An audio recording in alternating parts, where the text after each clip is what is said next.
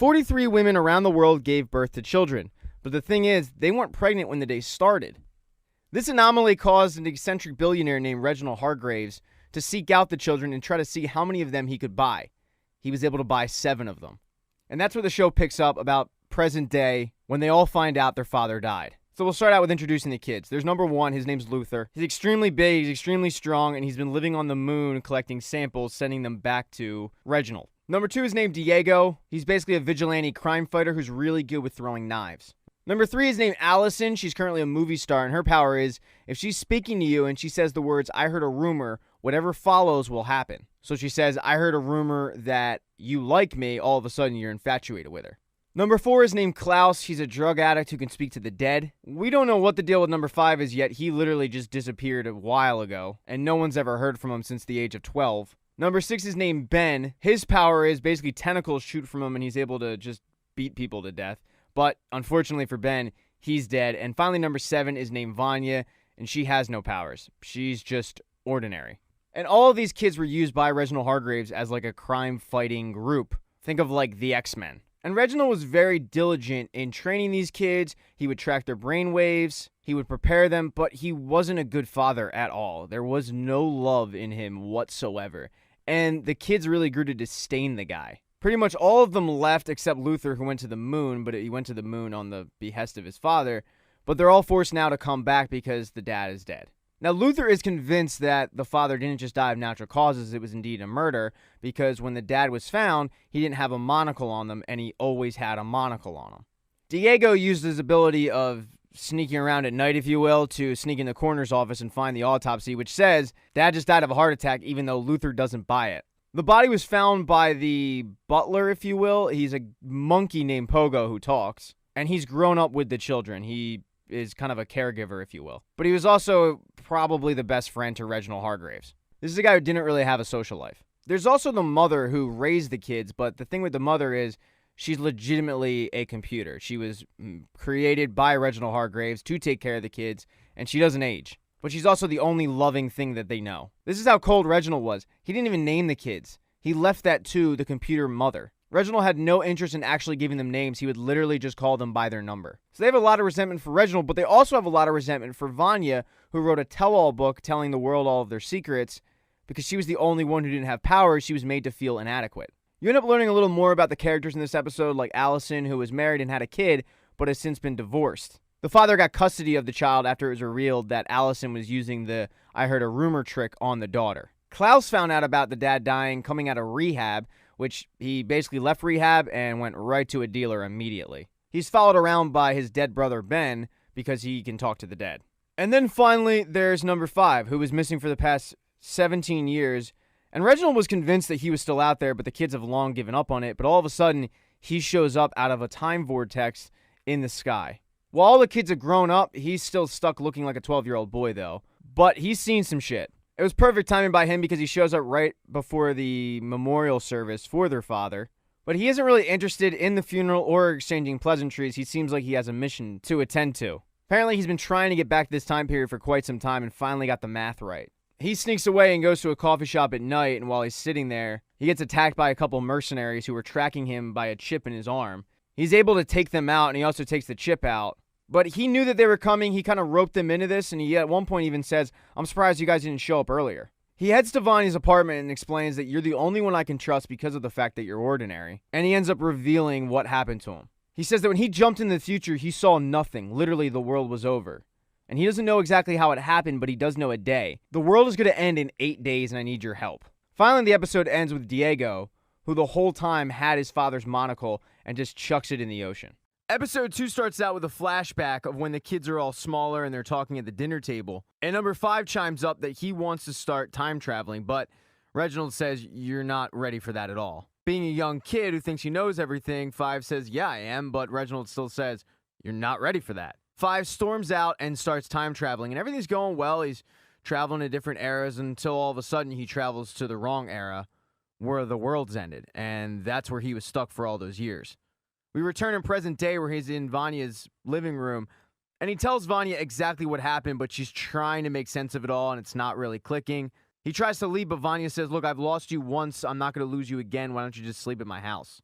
He agrees, but he does end up leaving because he's being hunted by people. It's those same people from the diner, and they've shown up. They're two people named Hazel and Cha-Cha. They've got a briefcase and orders to get to number 5. They even say it's at one point, we've never had to hunt our own before. They check into a shitty motel, and it becomes evident that Hazel's not exactly a fan of his bosses and how cheap they've gotten recently. Now, they've located the tracking device that number 5 took out of his arm, and they did so before the cops could locate it. The cops have arrived at the donut shop and start asking questions to the woman that was working there that night, and she starts to explain everything, but then goes, do I have to explain this to you again? I mean, I already did this to the other cop. To which a female police officer says, what other cop? And that's when it clicks for Detective Patch, who ends up going around the back of the donut shop and catching Diego. She tells Diego that he can't keep doing this. He can't pretend to be a cop. It's obvious that these two know each other. Not only do they know each other, but they previously dated in some kind of capacity. Detective Patch ends up taking Diego down to the precinct where, through conversation, you learn that Diego was kicked out of the police academy. He basically lives and works as a vigilante now, trying to help the cops, but really just trying to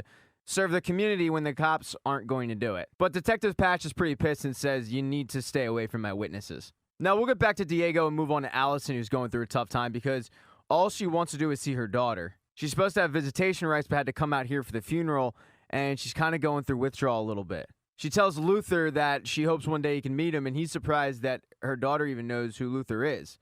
She says, of course, I always told my daughter about her uncle up in the moon. But the moon is the farthest thing from Luther's mind because he's still convinced that somebody murdered their dad because of the monocle, even though all of the brothers and sisters are saying, dude, his heart just gave out, give it a rest. But Luther definitely has his suspicions and heads out to find Diego. He ends up heading to where Diego lives, and Diego lives in a boxing gym. In the basement, he basically trades off janitor work for rent, but Diego's not there. Luther starts snooping around and sees a boxing poster that Diego participated in, and it basically exonerates him because it's the exact same day as their father's death. Now, the last brother we haven't talked about is Klaus, who's having a tough time because he can talk to the dead, including his dead brother Ben. He wakes up to find Pogo asking him if he knows anything about this missing box that is very important. It's obviously the box that he stole from Reginald's office and then sold at a pawn shop. But being a good junkie, he just denies everything. I have no idea what you're talking about. I don't know where this box could be. If you remember, he pawned the box but threw a book that was in the box in a dumpster. And that's really what Pogo wants, is the book. Pogo says the items in that box were very important and very valuable, and if someone were to bring that back, they would be forgiven for what they did. But of course, Klaus is like, yeah, I don't know anything about it. Now, we're going to get to Klaus in a second because he's going to end up helping 5, who has brought this eyeball back from the future, and he thinks it's of vital importance to figuring out how exactly to solve the apocalypse. He takes to the company that made it, but they're not giving him any information because number 5 looks like a 12-year-old boy. So he enlists Klaus to play his father in this role so they could get the information to find out who exactly this eye belonged to. The issue is when he heads over with Klaus, they still won't give him the medical information. But Klaus has a plan, and he says, I can't believe you hit my son, and then he punches number 5. And then he grabs a snow globe and bashes over her head and says, I can't believe you assaulted me too.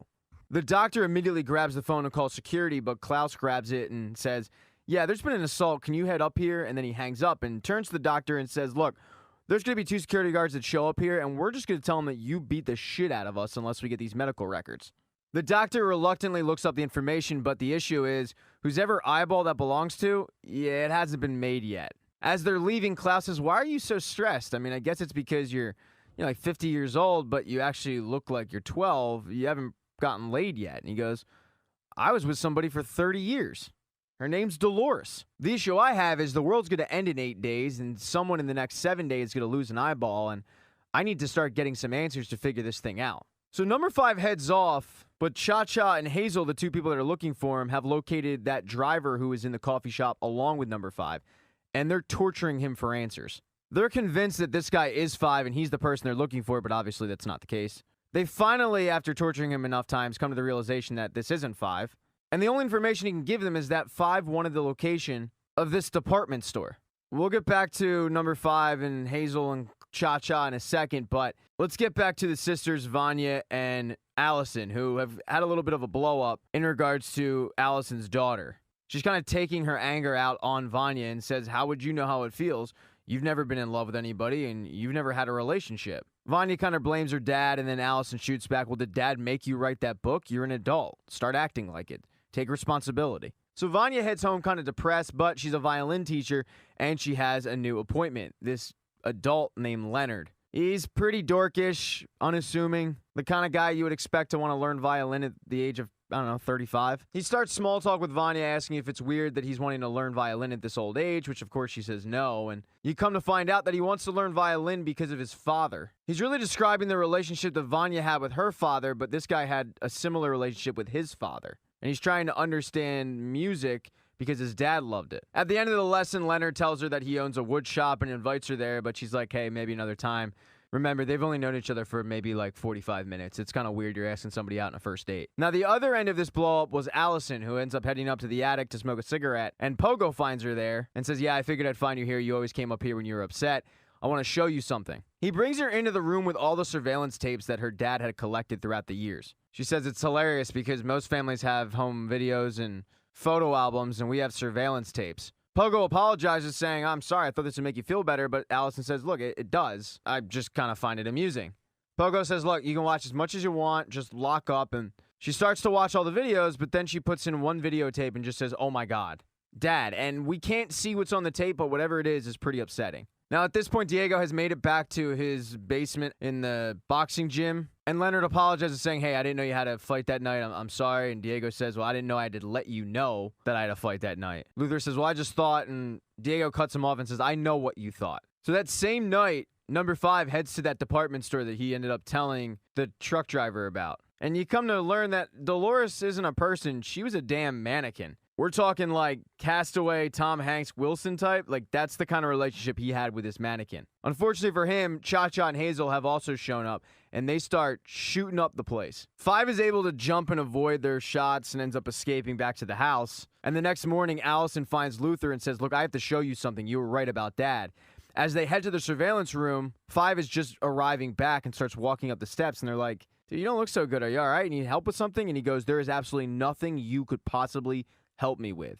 And then you get a flashback to when 5 jumped forward in time. That eyeball that he found, well, Luther was holding it. The issue was Luther was dead, and 5 had to find all of his brothers and sisters' bodies spewed out across the rubble. Episode 3 starts out with a flashback of Vanya writing her tell-all book. It started off as a hit, but quickly went to the bargain bin, and Vanya quickly went out of the spotlight back to reality, where she's in an orchestra, and she's basically the third chair, which is no different than being the third string. After the practice, she compliments the girl who is ahead of her, and the girl is just flat out rude to her and basically says, you know, you've been third chair all these years. Maybe it's time to find something new to do with your life because this clearly isn't it. It's another hit on Vanya's confidence, and she's feeling pretty down, so she decides to head to the woodworking place that Leonard works at. Leonard's pleasantly surprised to see her and starts showing her around and shows her all the things that he creates, including something that he stayed up all night making, which is a little violinist, which is obviously supposed to be for Vanya. He ends up asking her out to dinner, and she is kind of taken aback, but says, yeah, sure. Says, it's weird, like, I've only known you for a little bit of time, but it seems like I've known you my entire life. At that moment, Allison gets in touch with Vanya and says, we need you back at the house now.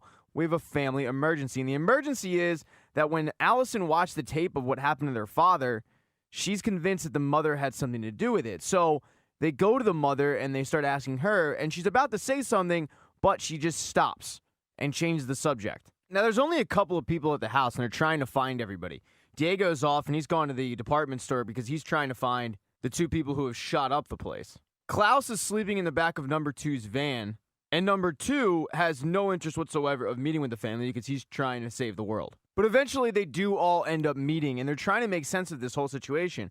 And finally, they go, it kind of makes sense because Dad created her, and he must have treated her like shit because he treated all of us like shit, and she must have snapped. The monocle keeps getting brought up over and over, and Diego finally gets tired of it and says, look, I had it. I found it in Mom's things, and I knew that if you, Luther, were to find it, you were going to just assume things and go off, so I took it. Now, Diego is very protective of the mother, and you find out why thanks to a flashback. Before one of the missions, the mom is helping all of the kids get ready, and you find out that Diego actually had a speech impediment when he was growing up, and he had a tough time getting over that, but thanks to the mother, he was able to overcome his speech impediment. So Diego is very close with the mom. Now, number 2 could not care less, so he's not at this meeting. He's actually staking out the Eye Institute and the doctor in there to try to figure out what the hell's going on with this guy. He's still trying to figure out how to save the world, and he's quickly running out of time to do so. But the issue is, Hazel and Cha-Cha are still after him, and they go to the donut shop and end up questioning the woman who owns it, and she says, well, he actually had a tattoo, and they're able to track him down to the Umbrella Academy. So they show up at his front door. They break in looking for number 2. Of course, he's not there, but everybody else is.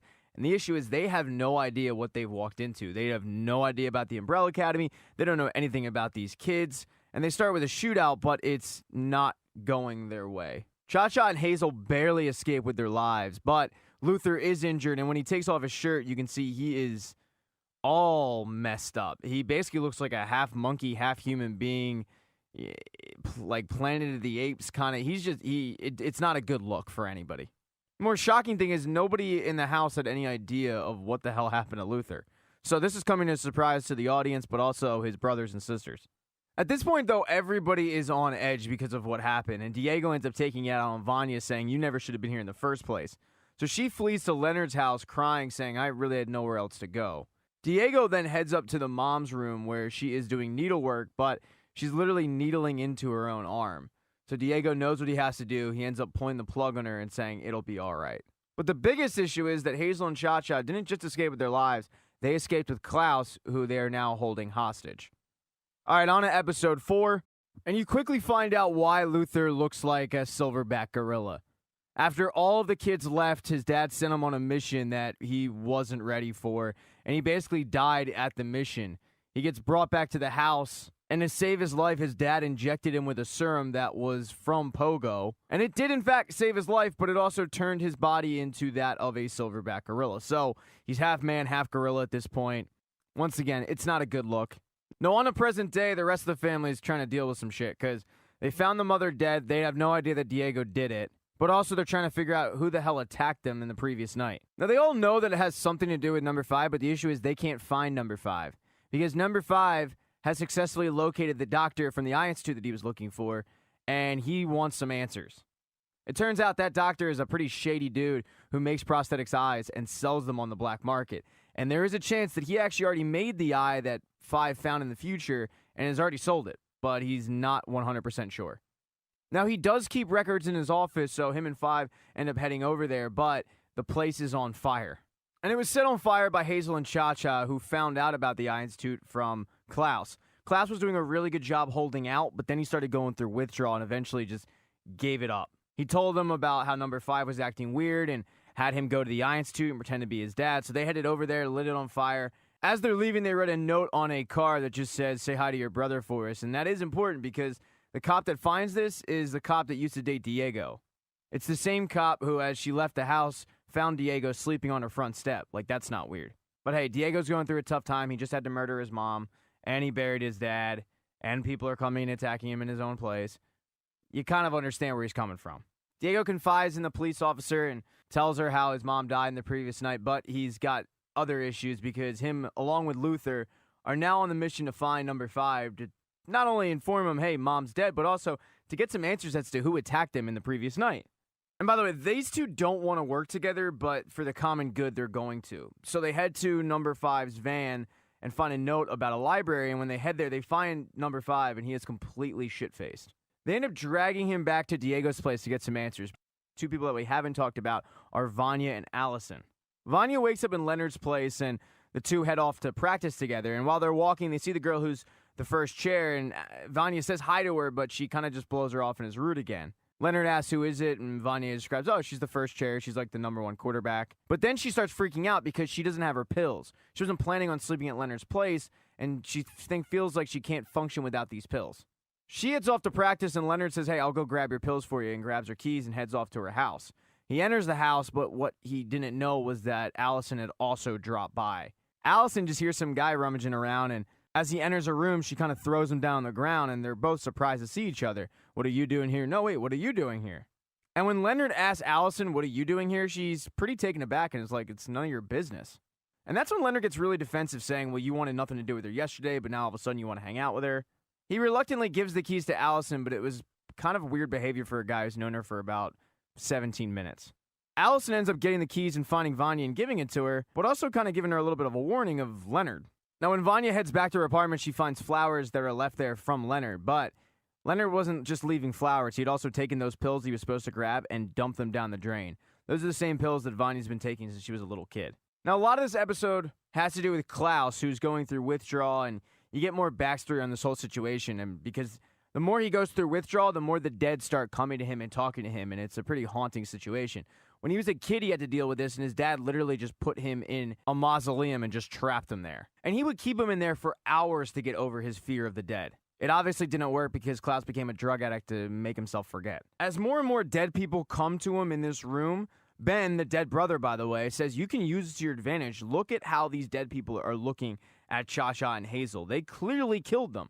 So why don't you use this information to freak them out and possibly escape? And when Klaus does this, it does indeed freak out Hazel and Cha-Cha. How does he know about this? How does he know about that? And while this is going on, Detective Patch has shown up at the shitty motel because she's tracked down Hazel and Cha-Cha. She also ends up calling Diego for backup after he said, hey, don't just go in there. Call me if you need me. But Diego's not at the gym, so she ends up heading in there anyway. When she enters the motel, she finds Klaus, and when she goes to free him, that's when she's kind of ambushed into a gunfight. She commands them to put down their weapons, but obviously they're not going to listen. As she tries to wait them out, Cha-Cha sneaks around back and ends up shooting her and killing her. Now, while all this is going on, Klaus was able to escape through an air vent, and it's the same air vent where they were keeping that briefcase that they're supposed to keep on themselves at all times. So he ends up taking the briefcase with him and escaping in the process. Klaus ends up taking the bus and opening up the briefcase looking to see if it's anything he can pawn, but it's not. It's a time machine, and Klaus just disappears. Diego eventually gets the message and heads to the motel, but it's too late. Detective Patch is dead, and he is pissed off. He does find a receipt from the donut place that they were eating at, and he heads there looking for answers. In episode 5, you find out exactly where 5 was during the whole apocalypse. He was traveling around kind of lost until a woman finally appears and offers him a proposition. She's from a company that keeps everything in order. So everything is supposed to happen for a reason. You've probably heard that, but in this reality, everything actually is supposed to happen for a reason. There are people that want to alter that reality, and then there are people from this company that keep everything in order. 5 says, well, why don't you just solve this? Why don't you just solve the apocalypse? She says, because this apocalypse was supposed to happen. Now, 5 accepts the proposition because the alternative is staying in the apocalypse, and he's really good at this job. The whole thing with this job is you have a 5-year contract, and then you have a pension. But the whole time, 5 is just trying to get the math right to get back before the apocalypse to try to save it. So he ends up breaking his pact and leaving before his 5 years are up. His last job was ironically killing JFK because he finally is able to get the math right, and that's what led him back to his brothers and sisters. And that is why Cha-Cha and Hazel are after him, because they're from the same company and they're hunting their own because 5 is trying to stop the apocalypse. And you can't screw with the space-time continuum. Now, speaking of Hazel and Cha-Cha, they're still searching for their briefcase, which helps them travel through time. And the person who has it is obviously Klaus, who just got back from 1968. During that time, Klaus joined the army, met friends, saw them die, and he is clearly affected by this. As soon as Klaus gets back from 1968, he destroys the briefcase and starts heading home, where 5 ends up running into him, and 5 can tell that he is going through the effects of time travel. So 5 wants to know where the briefcase is, and Klaus tells him, look, man, I destroyed it. And that doesn't sit well with 5 because he starts screaming at him, calling him an idiot, saying, I could have just kept going back in time to try to restart this thing until I figured it out, but now I have one shot at it because you destroyed the briefcase. Now, one of the people that's really pissed off at number 5 is Diego. Diego basically blames number 5 for the fact that his girlfriend died. Diego will deal with number 5 later, but he's on the hunt to find out exactly who did this and make them pay. At this point, Klaus just wants to get away from number 5. So he offers help to Diego to try to figure out who killed his girlfriend. They end up setting up shop in the donut place's parking lot and doing a little bit of a stakeout. And they end up seeing Hazel. And that's when Klaus goes, hey, that's the guy who tortured me. So Diego and Klaus end up following Hazel back to the motel/apartment area. But Hazel's on to them. He's not going to let Diego just sneak up behind him and make him pay. So him and Cha-Cha sneak out the back, shoot up their car, and leave them with nothing but an ice cream truck to drive. But they're not just fleeing an apartment, they actually have somewhere to go. Because 5 has left him a note saying, hey, I have your briefcase, meet me at this location. Obviously 5 doesn't have the briefcase, but he does want to meet with them. He ends up bringing Luther, who is just being Luther, nosy, needs to know everything, needs to be involved. And 5 has explained to him, look, we need these people. 5 has done some quick math and realizes that there's about 4 people in the world that if I kill these people, it'll alter the space-time continuum and it'll help save the world. And by the way, these people aren't politicians, they're literally everyday people. So as they're waiting for Hazel and Cha-Cha to show up, they finally do, and Fives goes, look, I need you to get me a face-to-face meeting with your superior. Hazel ends up going over and calling her superior and having a conversation, but out of nowhere, Diego and Klaus ruin everybody's plans and show up in the ice cream truck looking for vengeance. And of course, Hazel and Cha-Cha think this is a setup because they're all related. So all parties involved start getting into a firefight, and a little bit after the shit hit the fan, time just stops. And the woman who offered Five the deal way back in the apocalypse is back. She goes, look, you aren't going to be able to stop what's going to happen. What's going to happen is going to happen. But we're actually here to offer you a new contract. In this situation, you'd actually be management. So you're not going to be doing your old job. You'd be at the home base, and you would be a manager. He's a little bit hesitant, but Five agrees to it under one condition. You keep my family safe. So it looks like the apocalypse is still going to happen, but the family is going to remain okay. They shake on the agreement, and both of them disappear. When time starts back up, this allows Luther, Klaus, and Diego to escape, and Cha-Cha and Hazel are left with the shit end of the stick. And then there's the issue of Vanya and Allison. Vanya is still seeing Leonard, and there's something about that just kind of skeeves Allison off. So Allison does a little bit of digging, goes to the library, and starts trying to research him, and realizes there's absolutely nothing on this guy. There's an article, there's an address, but there is nothing else. She confronts Vanya about this, but Vanya is not wanting to hear any of it. She tells him, I like him, it's nothing. And Vanya's mind really isn't on Leonard because she's a tryout for first chair. Amazingly, the girl who was first chair has just disappeared. So she's pretty nervous. She has this big tryout. Her sister is telling her that her boyfriend is weird. And on top of it, she's doing all of this without her medication. But she says she's never felt better. And during the tryout, out of nowhere, something happens. This spirit kind of comes out of her. It changes the whole mood of the room, and she blows everybody away. Figuratively, not literally. Now, while Vanya dazzles the committee on her violin skills, Allison is not taking no for an answer and ends up breaking into Leonard's home. She's forced to leave early because Leonard comes home. So Allison is able to escape, and it's a pretty good thing, too, because later on, Vanya and Leonard end up meeting up. She tells him, hey, I got first chair. They end up hooking up, but above them in the attic is, of course, the former first chair, dead. So Leonard killed her. The episode doesn't end there, though. It ends with Pogo, who is fixing the mother. He says to the mother, do you remember what happened? She says, yes. And Pogo says, well, then you know that the children can never know. The mother kind of looks away uneasy, and Pogo says, do you understand? And she says, yes. And he says, good.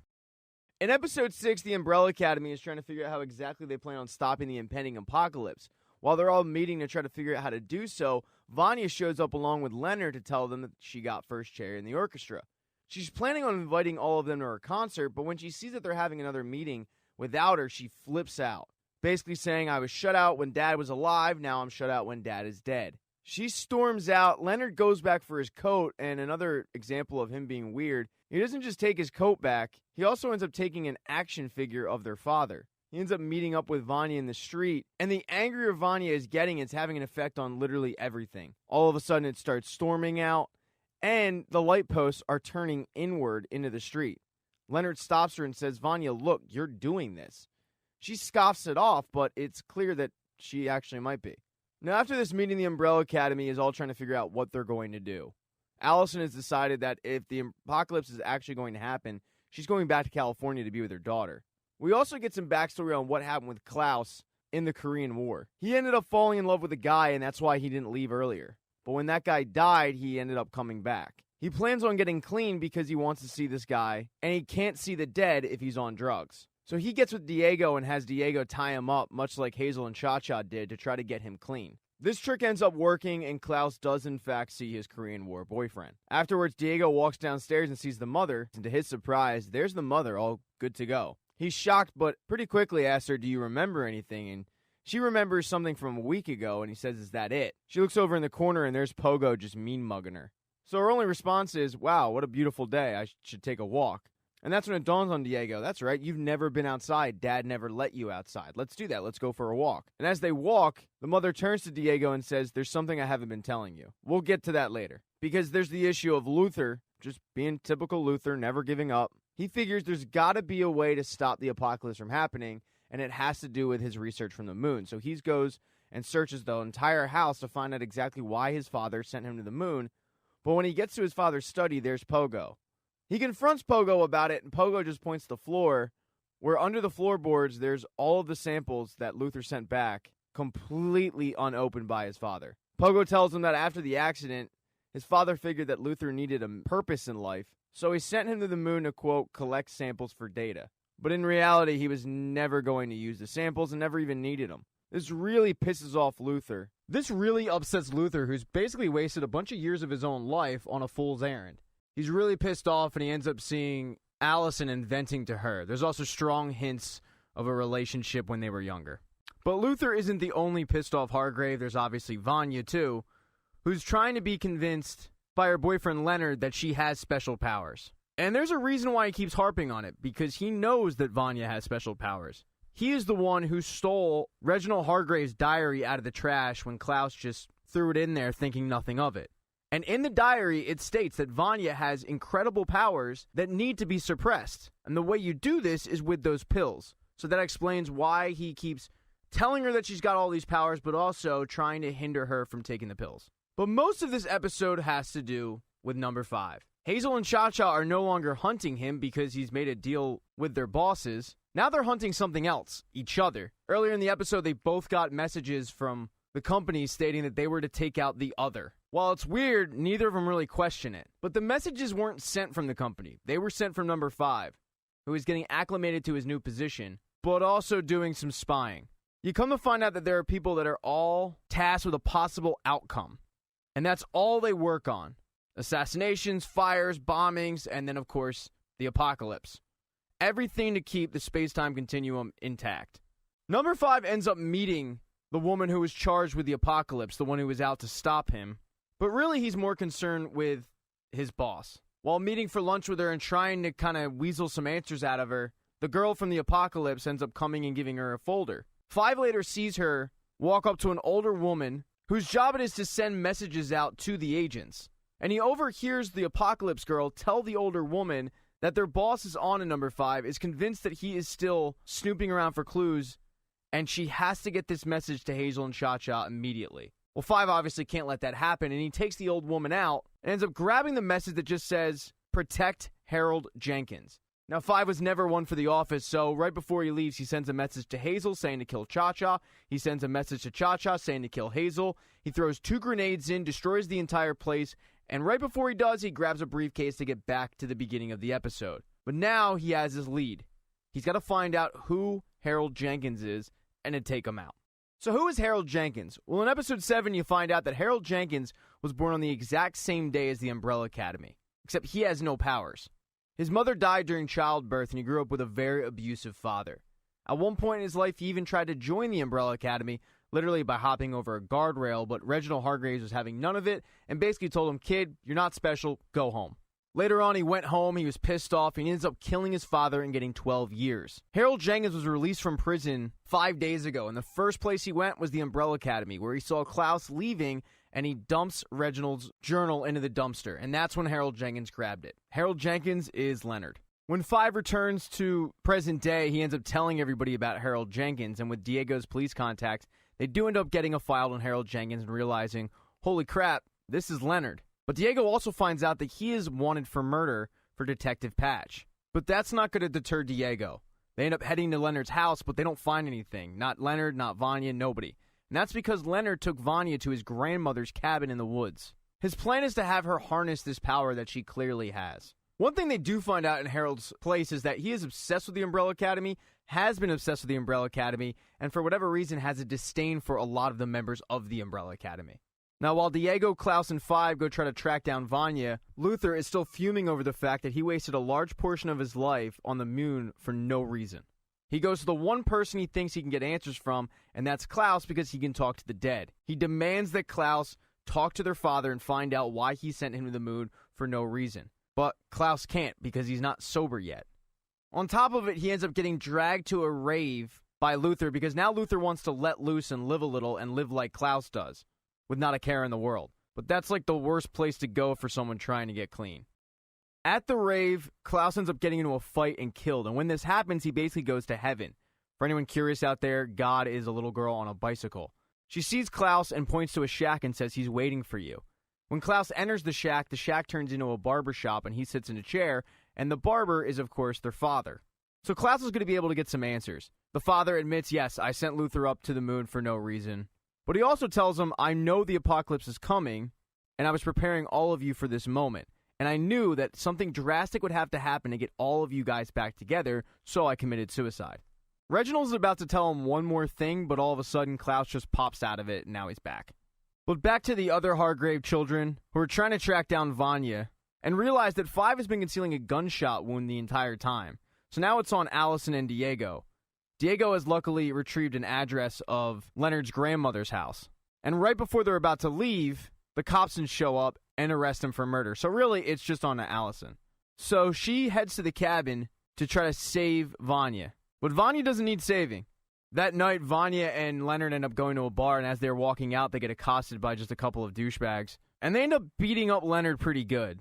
When this happens, Vanya freaks out, and the power ends up coming out of her, and she ends up messing these guys up. Leonard ends up getting taken to the hospital, where he's lost an eye in the fight. But don't worry, he gets replaced with a prosthetic eye, which is the eye that number 5 brought back from the apocalypse. Now, 2 people we have yet to talk about in this episode are Hazel and Cha-Cha. Hazel doesn't want to kill Cha-Cha. He just wants to go off with Agnes, who owns the donut shop, and live a life. But Cha-Cha doesn't really see it that way. Unfortunately for her, she's tied up, and Hazel's trying to make amends and say, look, just let me go, live my life.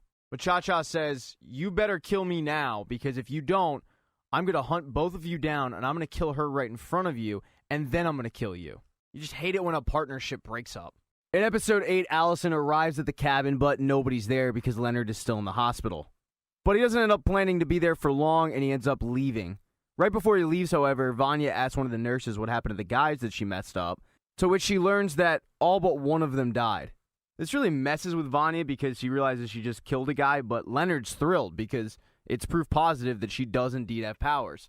So Leonard takes it upon himself to try to help Vanya harness these powers. In the middle of the woods, there's a lake, and they post up shop there. And he's telling her, just go back to how you felt when they were beating me up. While all this is going on, you're getting flashbacks of Vanya being trained by Hargreeves. When she was a child, she was able to focus and shatter a glass here, a glass there, but one day she just doesn't want to do it.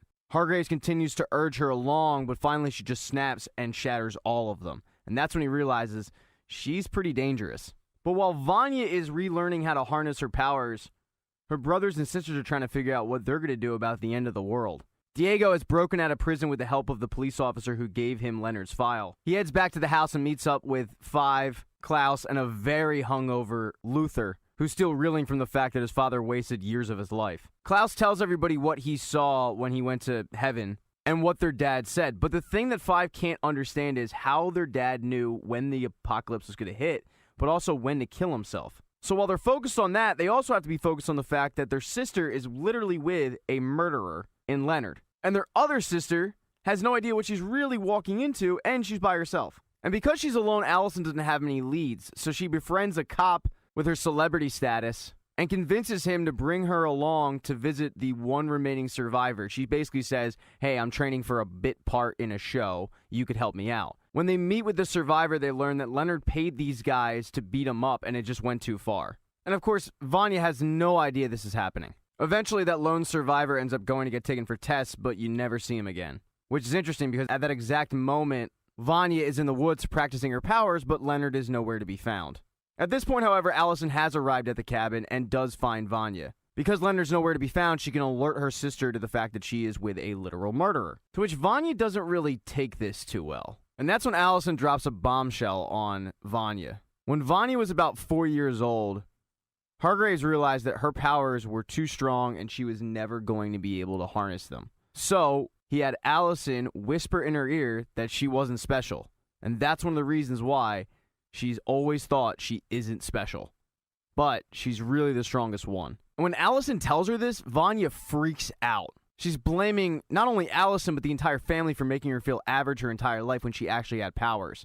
When this is going on, the room starts to shake and Allison gets kind of scared and says, don't make me do this, and starts to get the words out of, I heard a rumor, but Vanya stops her in her tracks by slashing her throat. As soon as this happens, Vanya immediately regrets it and starts freaking out. And that's when Leonard busts the door, sees what happens, and says, we gotta go, and ushers her out quickly, as Allison is literally gasping for life. And one of the reasons why Leonard wants to get the hell out of there is because he killed the lone survivor. A short while later, Diego, 5, and Klaus all arrive at the house to find Allison's body. Now, two people we haven't talked about are Hazel and Cha-Cha. Hazel has gone to a motel with Agnes and says, there's one more thing I gotta do. And he leaves her there because Cha-Cha has escaped and she's coming after them.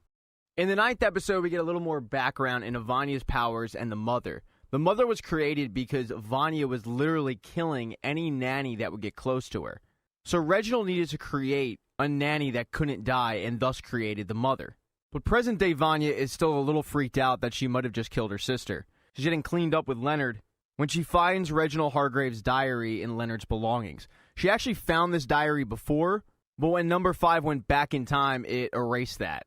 So she actually finds it for a second time and confronts Leonard about it. Leonard's trying to justify this by saying I was the only one there for you, they didn't care about you, but she's not really having it. She ends up killing Leonard in basically a tornado of objects found around the house. It's a pretty cool scene. After this, she leaves Leonard dead and heads on home. Shortly thereafter, 5 and Diego arrive and find Leonard's body and, of course, the eye and say, oh, well, that settles it. But 5 brings to the point that the note said to protect him, and obviously they didn't do that because he's dead. Someone must have killed him, so they need to find that out, having no idea that the person that killed them is actually their sister. While they try to figure that out, the rest of the group is tending to Allison, who has been saved, but she can't really talk. Her vocal cords are completely trashed. Eventually, she wakes up, and Luther is there, who hasn't left her side. She grabs a piece of paper and a pen and writes that Vanya has powers. This shocks everybody in the room, except for Pogo, who admits to everything. Shortly after this, Vanya arrives home, and the first person she sees is Luther. She's distraught, she's remorseful, and she asks, how is Allison? Luther just gives her a hug, but he won't let her go. He basically bear hugs her until she passes out, and shortly thereafter, he puts her in that tomb-like room that Reginald used to put her in years ago when she was a child. Luther says that we need to keep her in here as long as possible until we figure out exactly what her powers is, but Luther's the only one that wants her in this room. Even Allison, who comes downstairs, ends up writing on a piece of paper to let her go. This really puts a rift between Allison and Luther, but in the end, Vanya isn't going anywhere. Luther's going to get his way.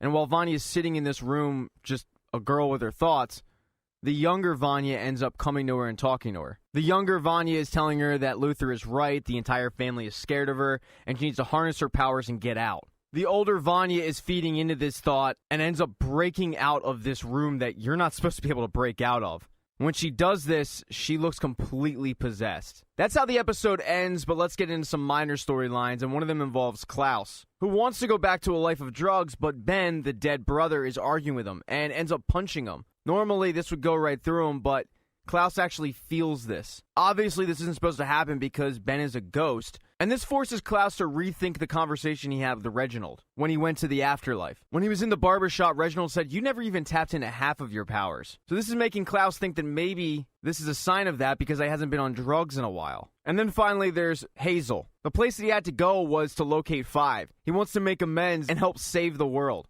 When he arrives at the house, he ends up talking to 5. Unfortunately for him, though, Diego notices him and then still blaming him for the death of Detective Patch. So those two get into a huge fight. Eventually, this fight ends after 5 knocks out Diego, so he can actually have a conversation with Hazel. After the conversation about helping save the world, he gives number 5 the guns of both Hazel and Cha-Cha, and that should help acquit Diego of the murder of Detective Patch. So Hazel heads back to the motel where Agnes is, but unfortunately, Agnes isn't the only one there, so is Cha-Cha, and she's ready to make true to her word and kill Agnes and then Hazel. They get in a little bit of a fight, but then all of a sudden time just stops. Their boss shows up and says, you guys have really made a mess of this. Alright, let's get into the season finale, episode 10. This episode starts out with a little backstory on where Reginald came from. He left a dying wife who was a violinist to make a new world in America. On his first day in the States, he ends up buying a struggling umbrella factory, which is where the name the Umbrella Academy comes from. Fortunately for Reginald, though, he's dead, and one person that's not dead is Vanya, who is tearing through his house, destroying room after room in a fit of rage. Vanya is taking this out on everybody, including Pogo, who she streams at, did you know, did you know? And Pogo admits, yeah, I did know. And she kills him. Now, this does allow everybody in the house to escape, but come on, you just killed Pogo. It's not cool. Now, Diego barely escapes. He gets knocked out from falling debris, and he thinks that Klaus is the one who saved him, but it's actually not. It's Ben, the dead ghost brother. Once again, giving credence to the fact that Klaus might never have tapped into his actual potential. But the Umbrella Academy is in shambles. The mother's dead, Pogo's dead, Allison can't talk, and Vanya's trying to kill all of them.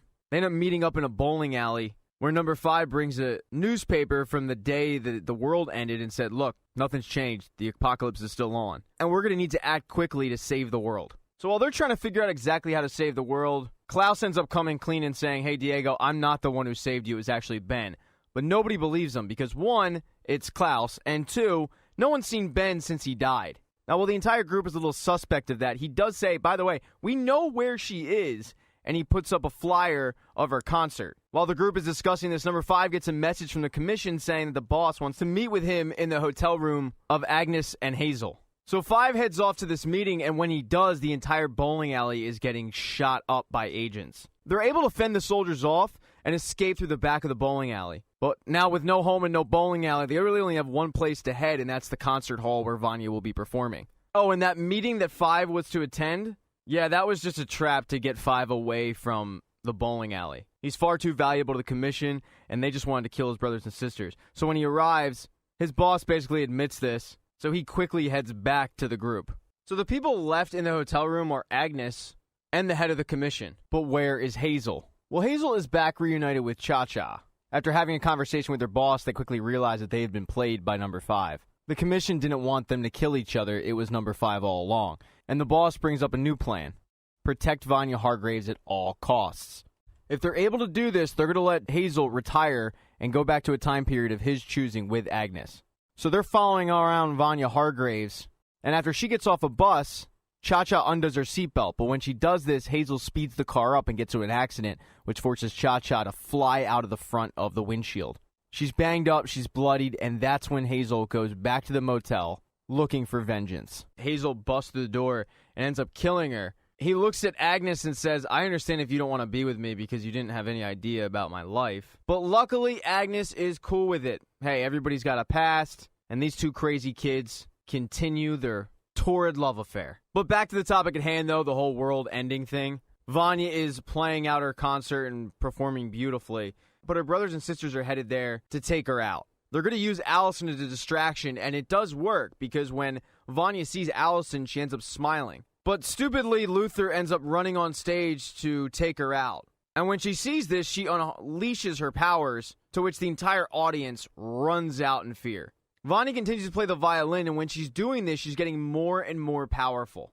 Now, while the group tries to formulate a new plan, Klaus was outside supposed to be playing lookout, but it's Klaus, and he wasn't doing a real good job, so he heads off to get a burrito. And when this happens, all those soldiers from the bowling alley show up at the concert hall. Klaus turns around to see this, but he also sees a very bloodied up Cha-Cha. So Klaus ends up running into the theater to alert his brothers and sisters that, hey, they're coming, but it's too late. They're already there. They're in a firefight, and this is when Klaus really harnesses his powers. And Ben ends up acting through Klaus and taking out all of the soldiers. At this point, Diego has seen Cha-Cha and heads on over to finally get vengeance for Detective Patch. But at the last second, he realizes this probably isn't what she wanted, so he lets Cha-Cha slide.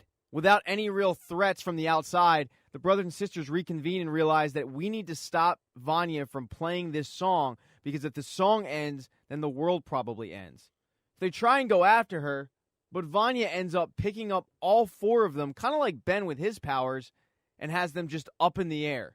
She's left her brothers immobile, but she forgot one person, and that's Allison. Allison has a gun right behind her head, but she decides not to blow her brains out and just shoot near her. When this happens, it kind of stops her powers, and Vanya just passes out. She's still breathing, but her brothers are no longer hanging in the air, immobilized. The issue is, when Vanya passed out, a very powerful beam shot out of the concert hall and hit the moon. And that beam broke off chunks of the moon that is now barreling towards Earth, and that's the apocalypse. And they don't have much time.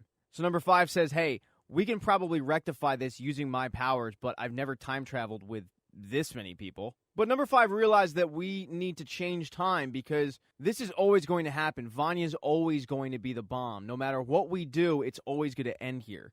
So we need to go deep back in time and change things. So he uses his powers to have them all travel back in time, and sure enough, it does work. Right before the world ends, the Umbrella Academy is able to escape. In episode 1 of season 2, all of the Hargreeves children are sent back in time to the same alley in Dallas, Texas, only they're sent back in different years. Klaus and Ben arrive in 1960, with Allison arriving in 1961, Luther arriving in 1962, Diego arriving in September of 1963, Vanya arriving in October of 1963, and then finally number 5 arrives in November of 1963. But he arrives to a very different alley, because the Soviets have invaded the United States and there is a war going on. And 5's first thought is, alright, what did we do now? But to his surprise, when he goes out to the streets, all of the Hargreeves children are fighting alongside each other, and fighting against the Soviets. Diego says to him, hey, it's about time you showed up. But then Hazel shows up and says, hey, if you want to live, come with me, because those things in the sky right there, those are nuclear weapons, and everybody here is about to get blown off the map. And 5, who realizes that he can't save his family if he's dead, goes with him. So Hazel and 5 travel back to the same location just 10 days earlier. And Hazel's not really interested in helping 5. He's really just fulfilling a promise to Agnes on her deathbed. Agnes died of cancer, but they had 20 good years. And as they're making small talk about the commission, all of a sudden these 3 albinos get off a bus and draw guns at both Hazel and 5. And Hazel slips something into 5's pocket, hands him the briefcase, and gets lit up. 5 is able to get away and evade these guys, but the briefcase is shot to bits. He then goes back to the alley that he arrived in and notices that there's a place that has a camera set up, filming and taking pictures of the alley. So he heads into there to find a conspiracy theorist. And this guy used to just sell TVs and radios in this place until 3 years ago when Klaus showed up. He tells 5 that 5 times in the past 3 years there's been an electrical anomaly, a blue light, and then someone appears in that alley, and he wasn't quite sure what was going on, but he's got pictures of aliens and newspaper clippings all typed up. So 5 is looking at the pictures, and sure enough, it's his brothers and sisters, and he asked the conspiracy theorist, a guy named Elliot, if he knows where any of these people are, and the only person's location that he knows of is Diego's, because there's a newspaper clipping about this crazy guy who was arrested and thrown in an insane asylum. And in that insane asylum, Diego's been locked up because he keeps talking about how somebody wants to kill the president in a few days and he needs to stop it. And they chalk it up to just a guy with a hero complex, which Diego kind of does have. So 5 goes to visit him to tell him that the world is once again going to end in 10 days. But all Diego can think about is getting out of there and saving the president's life. Even after 5 explains that Diego saving the president's life probably started a nuclear war, all Diego can focus on is the fact that he was able to do it. He was able to save Kennedy's life. And 5 doesn't want to let that happen. It's the butterfly effect. So he realized that he can't rely on Diego and tells the guards, hey, by the way, he's planning an escape so that they'll lock him up and he can't get out. Now, the other Hargreeves children are either in Dallas or slowly making their way back, like Klaus and Ben, who were out in California for a while, and Ben never wanted to leave California and is really being dragged against his will back to Dallas because, he's still dead. And they get into a fight about that and a fight about Klaus allowing their car to break down. So the two are forced to walk to this bar in the middle of nowhere and ask the bartender, hey, do you know when the next bus to Dallas is? And he says, yeah, tomorrow at 3 p.m. And Klaus is wearing this flamboyant outfit in the middle of Texas. So he's kind of getting some guff from the bar patrons who ask him, hey, do you want to play some poker? Thinking that he can be an easy mark. But Klaus is taking them for all their money. And one of the guys there is kind of sick of losing, so he's trying to bully Klaus out of a huge pot and offers to put up more than the money. He wants Klaus to put up his necklace. And Ben, who is behind this guy, tells Klaus, by the way, he's bluffing. So Klaus obliges and says, okay, well then put up the keys to your car, because that could be their way to Dallas. But when the guy puts his cards down, Ben screwed him over because the guy has a full house. And that was something that Klaus is shocked to learn of, but he still grabs the keys. The guys want to fight him and Klaus tries to harness the powers of Ben, but Ben says, no, I'm going to sit this one out, being petty. So it forces Klaus to run out of the bar, hop in the truck, and get the hell out of there. Although they're arrested for stealing the car shortly after they arrive over the Dallas border. Then there's Allison, who is married to a political activist named Raymond. And both Raymond and Allison are very active in the African-American community in Dallas. Shortly after Allison arrived, she saw the segregation firsthand when she entered a bar and it said whites only. And Raymond is really excited about President Kennedy and the future. And Allison, who knows what happens to Kennedy, tells him, I just don't want you to get your hopes up, because she still hasn't told him where she came from or about her powers. And Allison's doing pretty well for herself. She owns her own salon, where both her and Raymond hold community gatherings to talk about how to enact social change for their people. But one night, as they're having one of those meetings, this racist from across the street comes over and demands to know why they're having a gathering that late at night. And when Raymond basically touches his foot, he claims that he was assaulted, and that's when Allison actually jacks him up. And this future MAGA bro has to leave with his tail between his legs in a seersucker suit. Now, Vanya crawled out of that alley delirious and was hit by a car, and the family that hit her has taken her in because Vanya doesn't remember anything. And she's been staying with this family for about a month, taking care of their child named Harlan, who doesn't speak. And while the woman of the household, named Sissy, likes having Vanya around, the man of the household, named Carl, seems to want to get her out of there, constantly posting ads in the classifieds about a missing woman. And Carl is kind of a jackass. He's a salesman. And that night he heads out to meet with a client, saying that he would be back late. That same night, Vanya can't sleep and heads into the kitchen to find Sissy smoking, and the two go off to the barn to smoke outside and have a chat about how Carl and Sissy met at a young age, and how Sissy had to give up her dreams. Sissy also tells Vanya that she has a coffee can with a bunch of money squirreled away, but not to leave Carl. It's actually in preparation of Carl leaving her, either on his own or by death. And while she does like Carl, it doesn't really seem like she's that in love with him. And then finally there's Luther, who's working as a bodyguard for a club owner. He's also doing these underground fights for money. And one of the guys in the club that night just so happens to be Carl, Sissy's husband. And Carl is talking to the owner, Mr. Ruby, about a business opportunity, but he is drunk. And as Luther is talking to one of the waitresses, asking if that guy's a problem over there, she says, no, not yet. The person I'm actually worried about is the kid over there. And the kid is number 5. But Luther doesn't really want to have anything to do with 5 because he's still pissed off for leaving him in the 60s. But 5 tells him, we don't have time to squabble like this. We have 10 days to wrangle everybody up because the world ending followed us. It's gonna happen again. But Luther says, I don't really care, and walks off. But Luther should care, because Diego, who was locked up in the insane asylum in one of those padded rooms, has picked his way out. He ends up stumbling down the hallway and getting caught by an orderly, but the orderly is knocked out by a girl named Lyla. And Lyla and Diego have kind of formed a friendship in the asylum. But there are alarms going off. And it's not for Diego, it's because the 3 albinos have broken in there and are trying to track him down. Diego unlocks all of the doors, letting everybody out as to cause a distraction, and he is able to get away. Now, in episode 2, we'll start off in the bar where number 5 isn't taking no for an answer. He follows Luther, trying to pester him about the importance of saving the world, but Luther has carved out a nice life being this guy's bodyguard. And that's when 5 realizes who he's working for. He's working for Jack Ruby, aka the guy that shot Lee Harvey Oswald. And Ruby is still being pestered by Carl, while sitting behind Ruby are these guys with black suits and sunglasses on, at night in a bar. Just very shady looking people. But Luther wants to go take care of Carl because he's outworn his welcome, but 5 stops him saying, I get it. You got sent to the moon, you watched Pogo die, you saw the world explode, and then you get sent back to the 60s, and I'm sorry about that, I really am.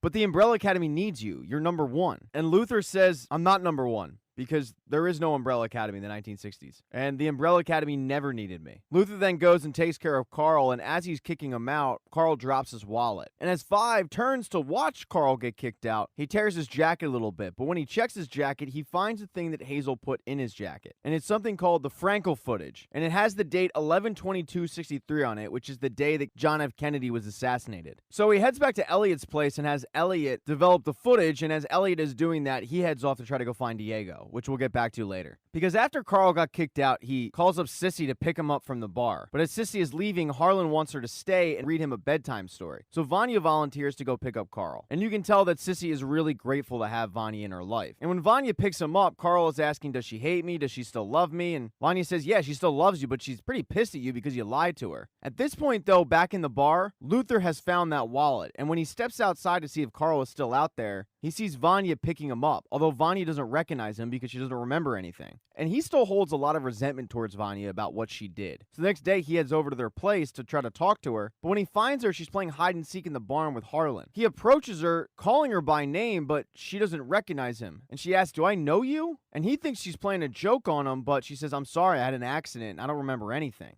And the innocent nature of the conversation kind of turns Luther, because Vanya apologizes if there's anything she did to this guy, and he says, no, I'm the one who's supposed to apologize. I wronged you, and instead of helping you, I did the opposite. And I don't know if you're just playing off not remembering, I don't know if you want to start a new life here, but just know that I really am sorry. She still has no idea what he's talking about. She's just relieved that somebody knows who she is. Although Sissy sneaks up behind him and has him at gunpoint, demanding to know why he's there, and he hands over Carl's wallet to her, saying that he dropped it in the club. That night, Sissy and Vanya are talking alone, and Vanya is saying how she wished she remembered. She wished she knew what this guy was talking about. And Sissy warns her to just stay away from him, because any guy who apologizes in that day and age, he must have done something really wrong to you. She then tries to read Vanya's palm, but you definitely get some lesbian vibes. That night, though, as she's sleeping, she has her first memory of her old life. And the memory is of her on stage holding up Luther with her powers. And she wakes up from this nightmare, grabs the keys to the car, and leaves in the middle of the night. Now, over at Allison's, she's sitting there with Raymond just watching TV when the cops burst in and arrest him for assaulting that guy. Even after Allison says he didn't do anything, it was me, they're still taking him in. She tries to do the rumor trick, which you can tell she hasn't done in a while, and she even has the one cop under her spell, but after Raymond says it's fine, she lets him go. The next day, she heads over to the police station and wants to see her husband, but the cops are giving her a hard time, saying that he's still being processed. And Raymond just so happens to be being held in the same jail as Klaus. And we get more of an idea what Klaus has been up to the last 3 years when a guy gets arrested for handing out pamphlets without a permit. This guy gets thrown in jail, but when he sees Klaus, he goes, "Dude, you changed my life. I saw you speak at Berkeley, and I quit my practice that day and have been spouting your teachings." Although Klaus doesn't want to talk to this guy. He actually goes on the opposite side of the cell and mentions how heavy is the head that wears the crown, and Raymond corrects him because Raymond used to teach Shakespeare before he got involved in politics. And they have a whole conversation about how Klaus no longer wants to be looked up to by these people. But Klaus ends up getting bailed out when the governor calls in a favor for him. That's how powerful Klaus has become. And as he's walking out, Raymond says, "Well, hey, if you really do have powerful friends, let them know that there are brothers in here who are being held without cause." And Klaus looks back at the cop and says, "Is that true?" And the cop says, "You're more than welcome to file a complaint." That night, Klaus heads to this big mansion that has been abandoned for a while because there's sheets all over the furniture, and lays down. But on the wall, there is a painting of Klaus, painted as kind of this god with the words hello written on one hand and goodbye on the other. Now, Allison didn't see Klaus get bailed out, but later that day, she is able to finally meet with Raymond, and she does the typical thing, apologizing for him being there when she should be there, vowing to get him out. But as she's leaving, she notices that pamphlet guy's hands, which say hello and goodbye. And she says, "Where did you get that?" And he says, "All the children of the prophet have them." And she says, "Well, does that prophet have a name?"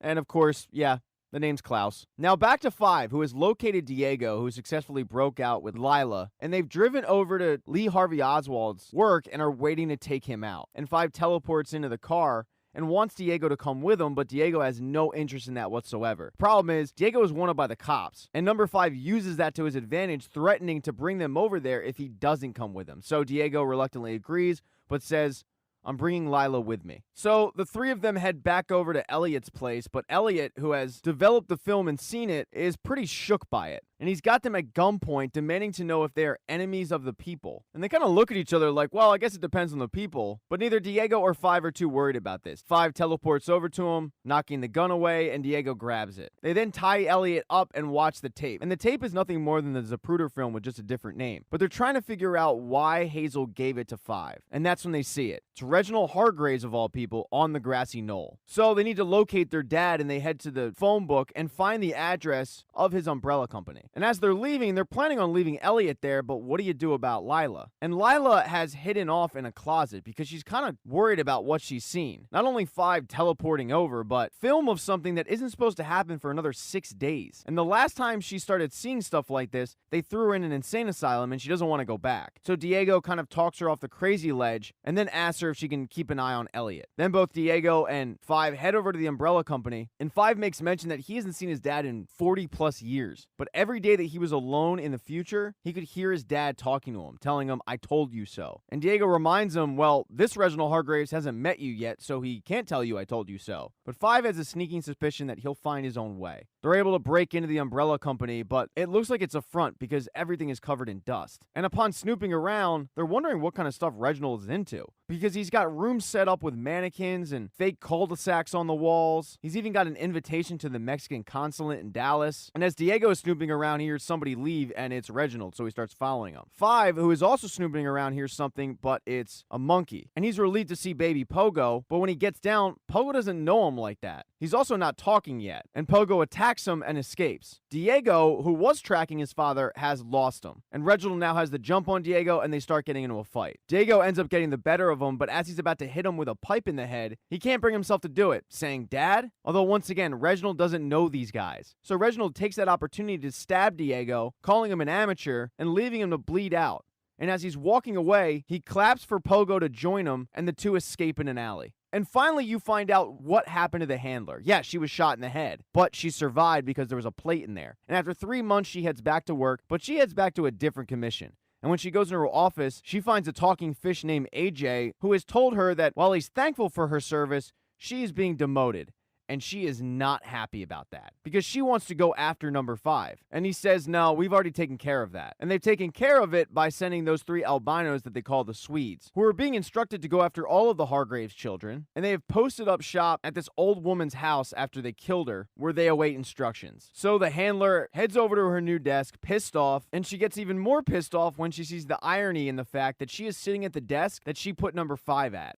So in episode 3, we get a better idea of what happened to Klaus. Upon arriving in the 60s, he got kicked out of a restaurant for not being able to pay his bill and ends up charming an old white rich woman. And she was the owner of the house that he was sleeping in. And Klaus uses his powers to fool these people into thinking that he's a god, having Ben pick him up. But to everybody else, it looks like he is levitating. In 1961, he travels to Baja, Mexico, and picks up some more followers.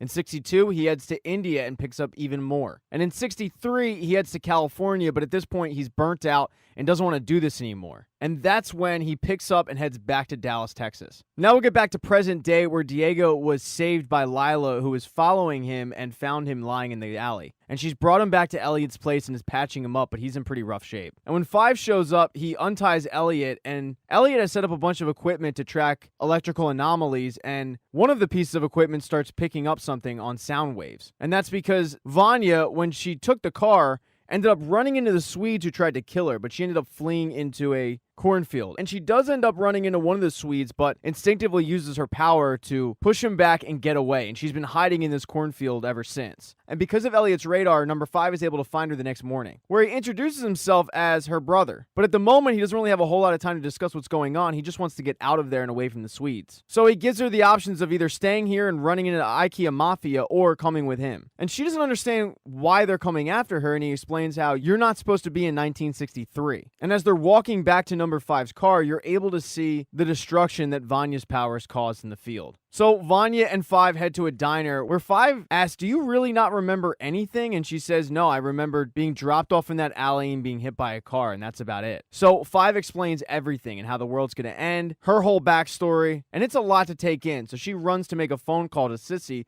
who is dealing with the fact that Harlan is having an episode after the record player broke. But Sissy is just relieved to be hearing from Vanya. Vanya apologizes for stealing the car, but explains how she ran into her younger brother. And that's when 5 hangs up the phone on her, and she's pissed at first, but 5 goes, we have 8 days to save the world. And those guys in the field, they're going to continue to come for us. So we need to stick together and find the rest of our brothers and sisters and find out how to stop the apocalypse. And while 5 was explaining to Vanya the severity of the situation, Diego wants to go after Reginald Hargreeves. He feels like Reginald is in the middle of what happened to Kennedy. But he's also pissed off because he feels like Reginald cheap-shotted him by shanking him like that. And Lyla reminds him, well, the good news is he doesn't know that he's your dad. He then asks Lyla, why were you following me? And she explains that she felt like he was leaving her because that's seemingly what everybody does. And when she found him lying in the alley, it reminded her of when she found her parents lying face down dead, and that was at the age of 4. That's something she's never told Diego before. And after this heart-to-heart, the two end up hooking up. Now, Luther woke up that day, and after finding out that Vanya was around, he's got Allison just running through his head. When he arrives at Jack's club that day, Jack reminds him that he has a big fight that night, and he's worried about him, wondering if he's going to be mentally ready for it. Because Jack is putting a lot of money on this fight, but Luther says, yeah, I'll be ready. By the way, you have those people that can find other people. Can you find somebody for me?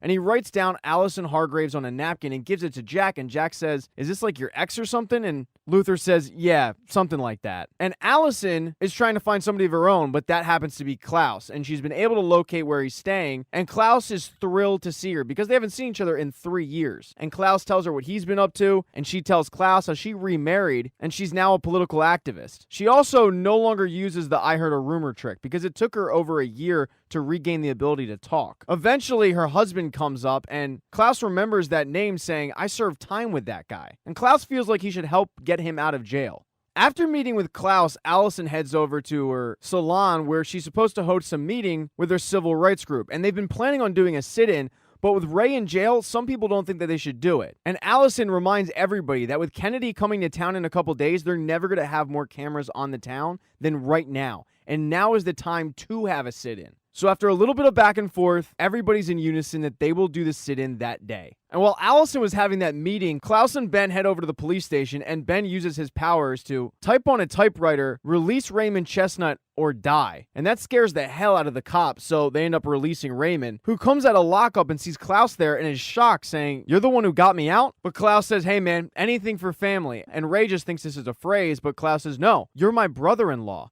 Yeah, family cookouts are about to get wild. Klaus and Ben then head over to a hardware store where Ben realizes why they went back to Dallas, and that's because of Dave. Dave was Klaus's Vietnam lover, and even though this young version of Dave has no idea who Klaus is thrilled to see him after Dave died in his arms. But Ben thinks that this is very selfish, what he's doing. He thinks he's going to screw with Dave. And a stressed out Klaus snaps at Ben, saying that Dave told him he enlisted for the military the day that Kennedy got shot, and that's in a few days. So if he can somehow convince this kid not to enlist, maybe he can save his life. So Raymond heads home, but what he finds is Luther on his doorstep, because Luther has gotten the address from Jack Ruby's contacts. Although when he sees Raymond, he thinks that he's at the wrong house and says, "Yeah, I'm looking for Allison Hargreeves." And Raymond says, "No, her name's Allison Chestnut now.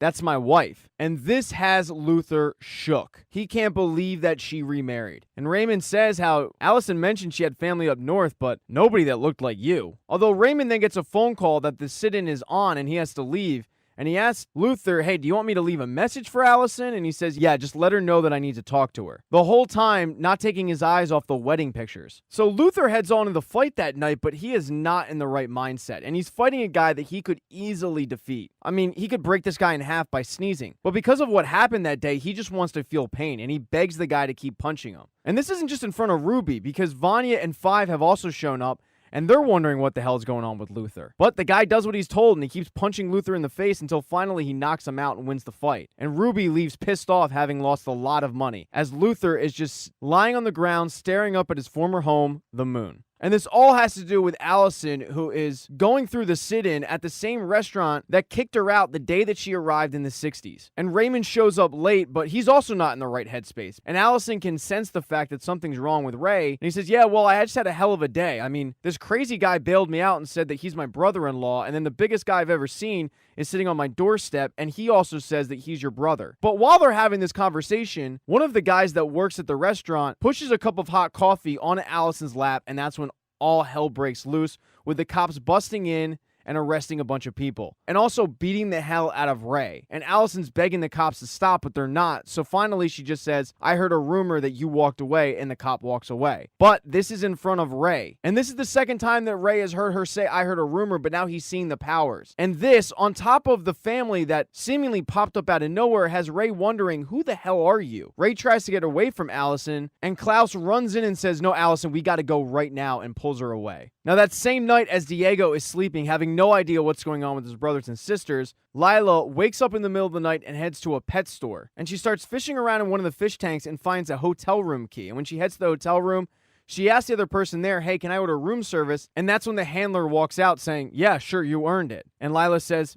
"Thanks, Mom." In episode 4, you get a better look into Lyla and the handler's relationship. In 1993 in England, the handler killed Lyla's parents, but then realized that there was a child in the house. So instead of killing the child, she took her in, raising her as her own, and training her like Hannah. And if you're not familiar with Hannah, I have a recap for seasons 1 and 2 of the Amazon Prime show. Very good. So we move back to the present day, where the handler informs her that she has to protect number 5 at all costs. And Lyla doesn't understand this because the handler got demoted because of number 5. But the handler says, "Well, he's worth more to me alive than dead, so protect him." They then move on to the Swedes, and Lila's very surprised to find out that the handler knows who they are. The handler's surprised to find out that they were there, but Lila's pissed because they were coming after her and she could have died. The handler says, "Well, if they wanted you dead, you would have already been dead." She then reassures her that nobody is trying to kill her. Now, over on the other side of town, Luther wakes up pretty banged and bruised, but he's got a visitor, Vanya. And Vanya found out where he lived from Five, and the two have a conversation about how much of an asshole Five is, but also how much Five filled her in. But the one thing she wants to know is what caused the apocalypse, and Luther says, "Well, you did. But just to let you know, I was a part of it." The whole time, Luther is trying to justify it, but this is shocking news to Vanya. And she can't figure out how she did it or why she did it, and Luther says, "Well, you just got angry. You blew up the moon." The two are interrupted, though, when Jack Ruby bursts through the door because he is pissed off at Luther.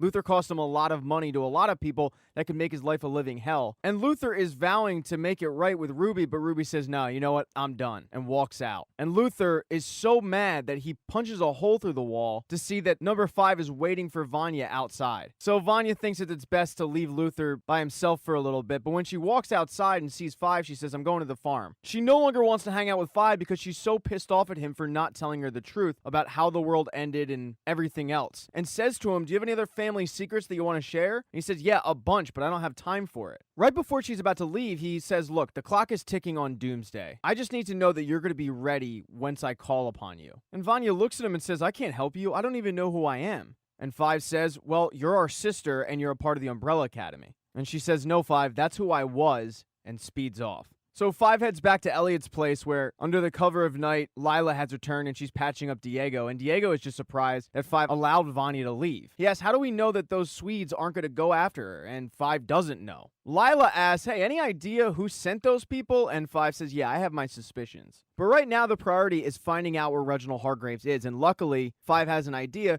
because of that invitation to the Mexican consulate. And that party is that night. And as Diego is reading off the invitation, Elliot recognizes one of the names because he's a conspiracy theorist. And that guy is a part of this group called the Majestic 12. It's the secret committee of scientists and military folk, a deep state organization that Kennedy has been pushing their members into the light. And Elliot even has a picture of most of them, 11 of them, all but one. And that's when the group realized that the 12th member is probably Reginald Hargreeves. So they know where they're going to be that night. Now, Klaus is just starting his day waking up on Allison's couch, and Allison is frantically calling hospitals because Raymond didn't come home that night, and it's very unlike him. And the two start having a conversation with Allison beating herself up over using the I heard a rumor trick. And Klaus the whole time is trying to make her feel better about the situation, but it's not really working. The two end up going their separate ways, with Klaus going to track down David, and he finds him in a diner having lunch with one of his uncles. And when his uncle gets up to use the bathroom, that's when Klaus slips in and starts talking to him about the Vietnam War, trying to convince him not to enlist. Eventually, though, the uncle comes back, and the uncle is a raging homophobe, and he's instructing David to punch Klaus in the face. Klaus, meanwhile, is telling David that he doesn't need to enlist in the military, he can be his own man. But at the behest of his uncle, David stands up and clocks Klaus. And Klaus is so upset that he heads to a liquor store. And this is the first time he's using drugs or alcohol in 3 years. But the guy wants to go on a bender, and he does. And when he heads back to the mansion that day, unfortunately for him, his followers have found him, so he has to flee back to Allison's couch. Although Allison has located somebody of her own, and it's Raymond. But she's pretty mad at Raymond because he's holding a meeting in the salon without her. So the two get into it on the side of the street, and she's pissed off at him for not calling. But it's all because he feels like he's been played. He feels like that she has been planted there by somebody. He doesn't know who, but by somebody, because it's really weird. All of a sudden, she shows up. She's reading his pamphlets. She wants to join the group. He feels like he's been infiltrated, but she can't believe she's being accused of this. Ray says, all right, well then what did you say to the cop? And she says, I just asked him to stop beating on you, and he doesn't believe that. He asked her to explain because she did say, I can explain, but she doesn't say a word, and Ray just heads back into the salon with Allison left on the sidewalk. She's then just walking around town when she ends up seeing Luther shoveling barbecue in his mouth, getting drunk. And this is the first time that they've seen each other in 3 years, and Luther is relieved. And after Luther explains why his face is all beat up, he explains how he met her husband. And she doesn't want to talk about her husband at the moment because her kind of boyfriend is in front of her, and her husband are fighting, but he says, no, I'm just happy this whole time you weren't alone. She reassures him that she didn't forget about him. In fact, she didn't forget about any of them. And she figured that 5 would be back. But the last time 5 time jumped, he was gone for a long time. They then start talking about what the others are up to because each of them knows a little bit. And Luther mentions how 5 was the last one to show up a few days ago. And Allison says, well, that's usually when things go sideways. And Luther realizes she has no idea. So he says, yeah, about that. We did it again. The whole end of the world thing. Yeah, it's going to happen in like 7 days. The two then go their separate ways, and Luther goes home, but he's kicked out of his house for breaking the wall. So he goes to meet up with 5. But 5 isn't at Elliot's place. Although Elliot asks Luther, hey, do you want to get high in a nitrous tank? And the two are laughing off their sad lives, where you learn that Elliot's dad was a dentist. That's one of the reasons why he has the nitrous tanks. And he left him that building in his will. He also only leaves the house for an hour every single day because he, quote, has his reasons. And his wife left him on their 10-year wedding anniversary for his best friend. And Luther can commiserate because He just lost his job, his house, and the woman he loves is married to somebody else. But they're having the time of their life, as Luther mentions. It doesn't matter anyway, everyone's going to die in 7 days. Now, the last Hargreeves kid that we need to touch on is Vanya, who got back to Sissy's farm and tells her how the Swedes are after her, and unfortunately, it's no longer safe for her to be there because she's putting Harlan and Sissy in danger. But Sissy doesn't want her to leave, and she says, well, we can go somewhere. I mean, we can go somewhere for a few days. We don't even have to tell Carl. The issue is Harlan heard all of this and goes bolting out of the house. So Sissy and Vanya go looking after him, and Vanya finds him after he fell into a lake. So Vanya, knowing that time is of the essence, uses her powers to literally part the lake, grab Harlan, and bring him back to shore. And as she's trying to use CPR, she really brings him back to life with her powers. That night, Vanya and Sissy are having a conversation, and Sissy says, yeah, we're not going to tell Carl about this. But Sissy is visibly upset. She says, do you know what it's like to have a man who doesn't see you and a son who doesn't talk to you? You don't even realize the box you're in until somebody comes along and lets you out. And that person, obviously, is Vanya. And the two end up hooking up for the first time that night. And then lastly, there's Five, Diego, and Lyla, who are about to go into the party when Five tells Lyla, look, I don't trust you at all. Diego might fall for your shtick, but I see right through it. They do then end up getting into the party where Diego asks her, hey, where did you go last night? And Lyla lies to him saying, well, I had to go get you gauze. The two start dancing and they're having a good time until something catches Diego's eye, and that person is his mother, or so he thinks. Because when he walks up to her, he says mom, but the woman is real. And he is shocked. He asks, do you know anyone named Reginald Hargreeves? And she says, yeah, he's my date tonight. And now he knows who the inspiration for his mother is. But Reginald at that time was meeting with the Majestic 12, and they're talking about Kennedy's arrival and how they're going to take him out. All the while, number 5 is sitting in the closet listening to this all go down, but he makes a sound, and Reginald hears it. So 5 has to teleport out of the closet, but when he does that, he ends up standing right in front of one of the Swedes who were acting like waiters that night.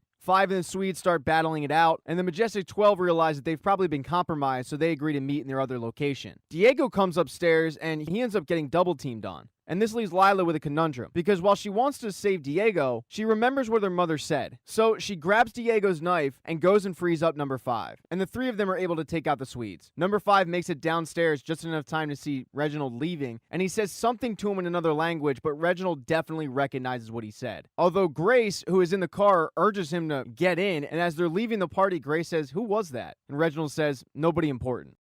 In episode 5, you get a look at Grace, Reginald, and Pogo's relationship. Grace was a scientist with NASA, and Pogo was one of the test monkeys. Pogo was sent up into space, and everything was going great until he was coming back into Earth, and he got burnt up. Grace was frantically trying to save his life, so Reginald came in and gave Pogo the same serum that he gave Luther. And together, both Grace and Reginald ended up nursing Pogo back to health and kind of raising him as their own. So back to present day where Lyla, 5, and Diego are at that party, but Diego and 5 are a little bit perplexed at how Lyla knows how to take care of herself that well. All of that on top of the fact that she asks a lot of questions and knows a lot leaves Diego and 5 kicking her to the curb. So she runs back to the handler wondering if the handler set her up, because the Swedes were clearly going after her. What all the handler cares about is whether or not she was able to get Diego's knife, which she was. As she's patching Lyla up, she tells her that you're right. The commission has no idea that we're here. I'm here to fix a wrong that's been wrong for a long time. Lyla reveals that number 5 and Diego kicked her to the curb, and the handler says, oh, that's not a problem. I've got a busy day planned. So both her and Lyla walk over to the house that the Swedes are staying in,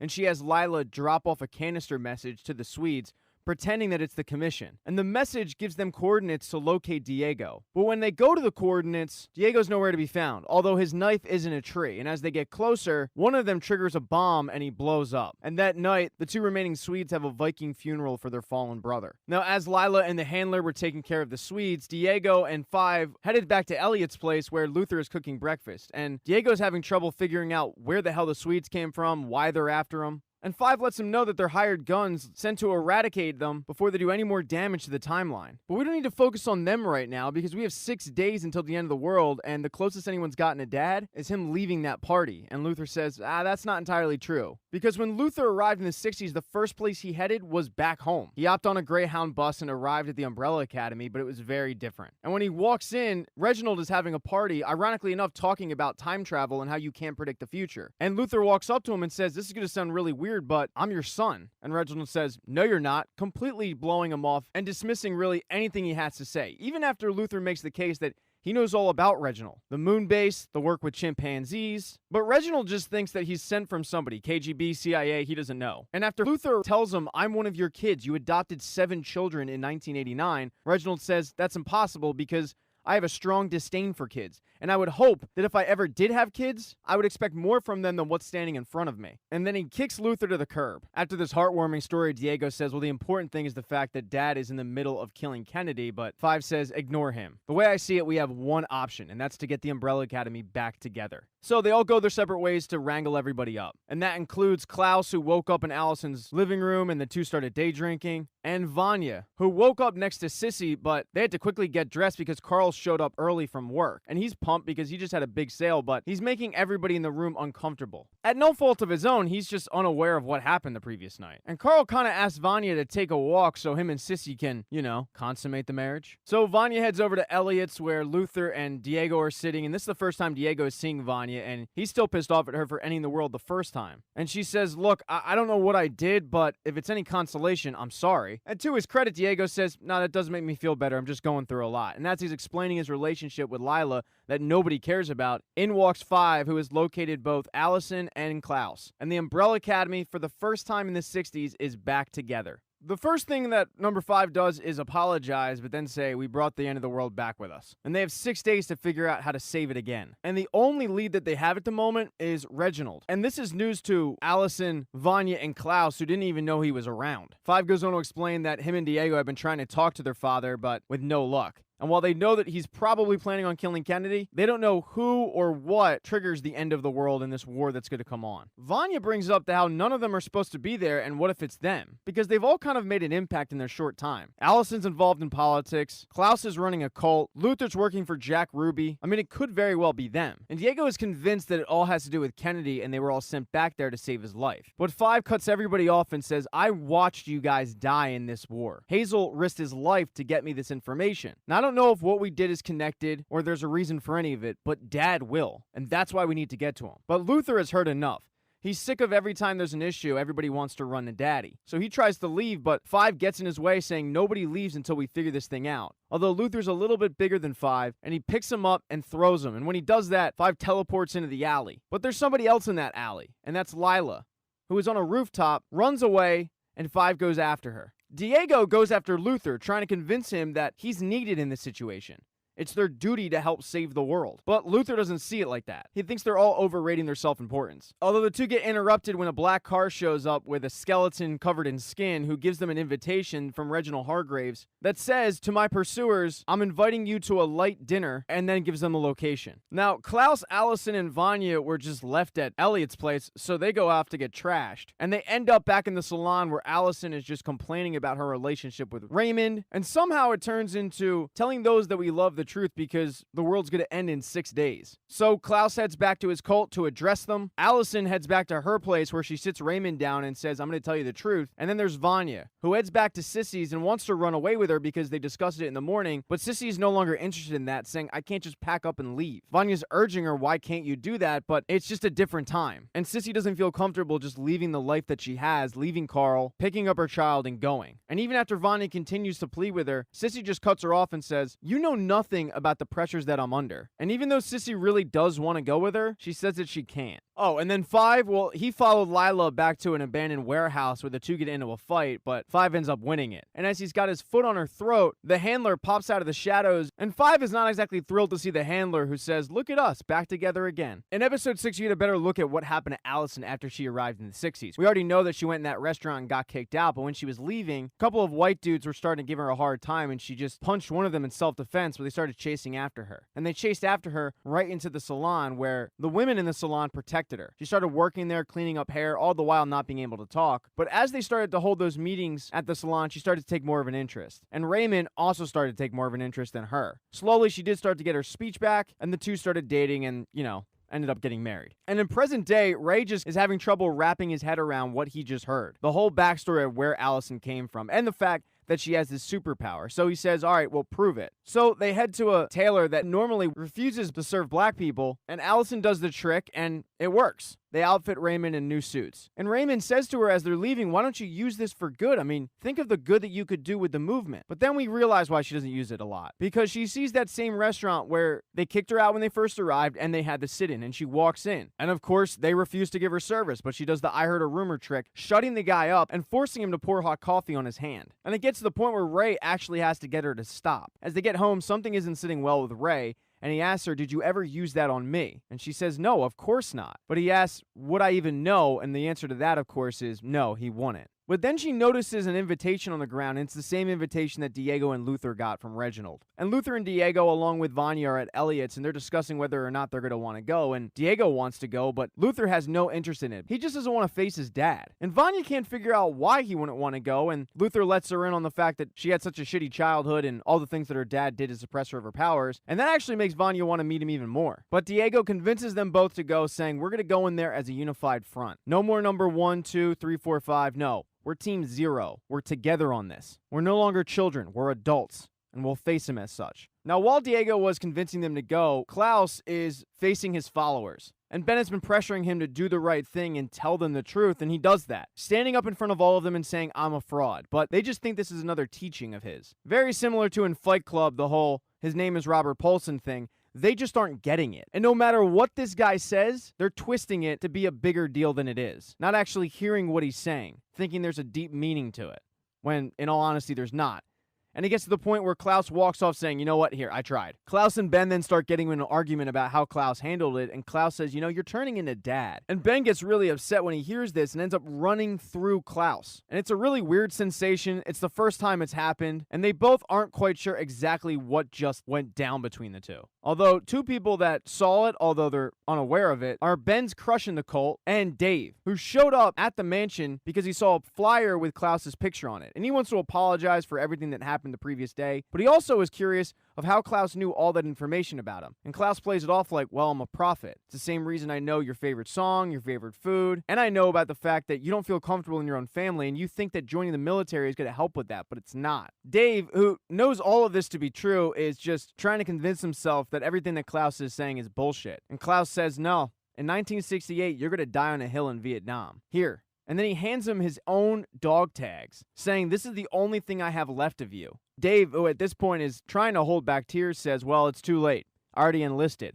After our little lunch meeting, my uncle took me down to the recruitment office and signed me up, and I leave next week. And that wasn't supposed to happen. Dave was supposed to sign up for the military after Kennedy was shot. And Klaus is really upset because Dave just told him that it was actually Klaus who kind of pushed him into the military. And as Klaus is trying to process what just happened, one of the followers comes up and hands him the invitation for Reginald. Now, one person who hasn't gotten an invite yet is number 5, who takes his foot off of Lyla's neck after the handler reveals that she's her daughter. And the handler has lured number 5 to the warehouse because she has a proposition for him. If he takes out the commission's board of directors, then she will make sure to get his entire family back to 2019. She wants to be the leader of the commission. She doesn't like the direction that it's headed. The thing about the board is nobody knows who the members are, and while they meet quarterly, it's never in the same location. However, she knows who they are and knows where they're going to be. But 5 brings up a good point. What about the apocalypse is going to happen in 6 days? And she says, oh, that's not going to happen anymore. And 5 says, okay, well, what about the apocalypse in 2019? Because I remember you saying that that apocalypse had to happen. But the handler claims that she was just towing the company line and it doesn't have to happen. And if she's in charge of the commission, then they can freestyle more, not having to stick to the strict directives of the commission. So number 5 asks for some more time to think about it and gets out of there. The handler, however, heads over to the Swedes, who are enjoying a Svitz, and they have no idea who she is, but she gives them the location of Diego, saying that he's the one who obviously killed their brother, and if they want vengeance, to go after him. And the whole reason that she wants Diego gone is because he's having sex with her daughter. She does, however, give them directions to keep number 5 alive. So they head over to try to find Diego, who has already left for the dinner with Reginald, but they don't find Diego, they find Elliot. And they end up torturing him with his own dentist equipment and leaving a message on the ground in Swedish that reads an eye for an eye. Now, all of the kids have gotten to the location of the dinner, and they're all planning on who's going to talk first, how they're going to approach this thing, what to bring up first to Reginald, but all of that gets thrown out the window when Reginald bursts the door, and he wants some answers.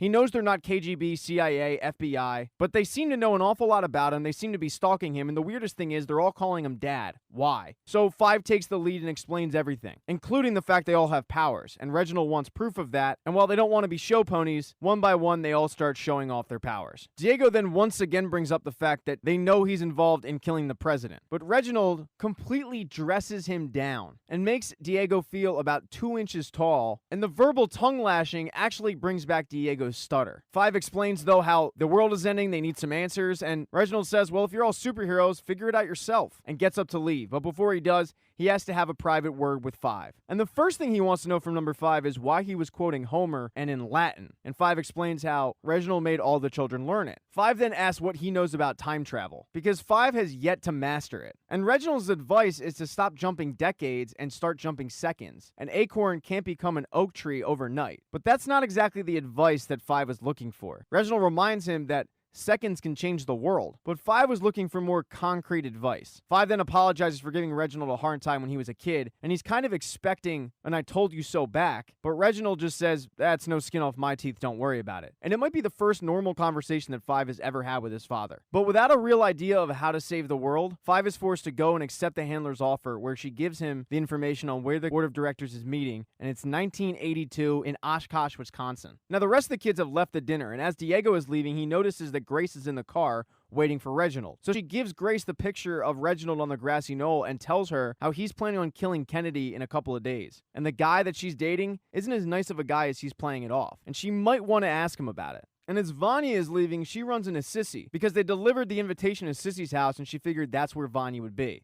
And Sissy apologizes for everything she said to Vanya, but she explains how while she wants to go off with her, she can't. They still live in 60s Texas. But Vanya keeps urging her to go with her, run away, leave Carl, and finally Sissy says, you know what, you're right, let's do it. But we can't let Carl know because his brother works for the state troopers, and if he finds out that I've left, he's gonna hunt me down. The two end up hooking up in the car, but they're completely unaware of the fact that Carl is watching all of this go down from a distance. So in episode 7, 5 has arrived in 1982 Oshkosh, Wisconsin, and goes to the hotel that the commission is meeting at. He grabs an axe and barges into the meeting where AJ is at the head of the table and he just starts chopping everybody up to bits. AJ tries to get away, but 5 cuts him off and smashes that fishbowl head of his. He then grabs the fish and heads back to the alleyway to meet with the handler and hands over AJ but says, all this killing, I'm done. I only did this for my family. And the handler hands him a briefcase and says, okay, well, this will get you back to 2019. By the way, you have 90 minutes to wrangle everybody up. And there was never a time limit discussed, so this really pisses off number 5, but he doesn't really have any other option. He's running out of time to grab everybody without cell phones as they're scattered across Dallas. The handler then goes to address everybody in the commission, saying that it's awful how everybody was killed, but vowing to find out who did this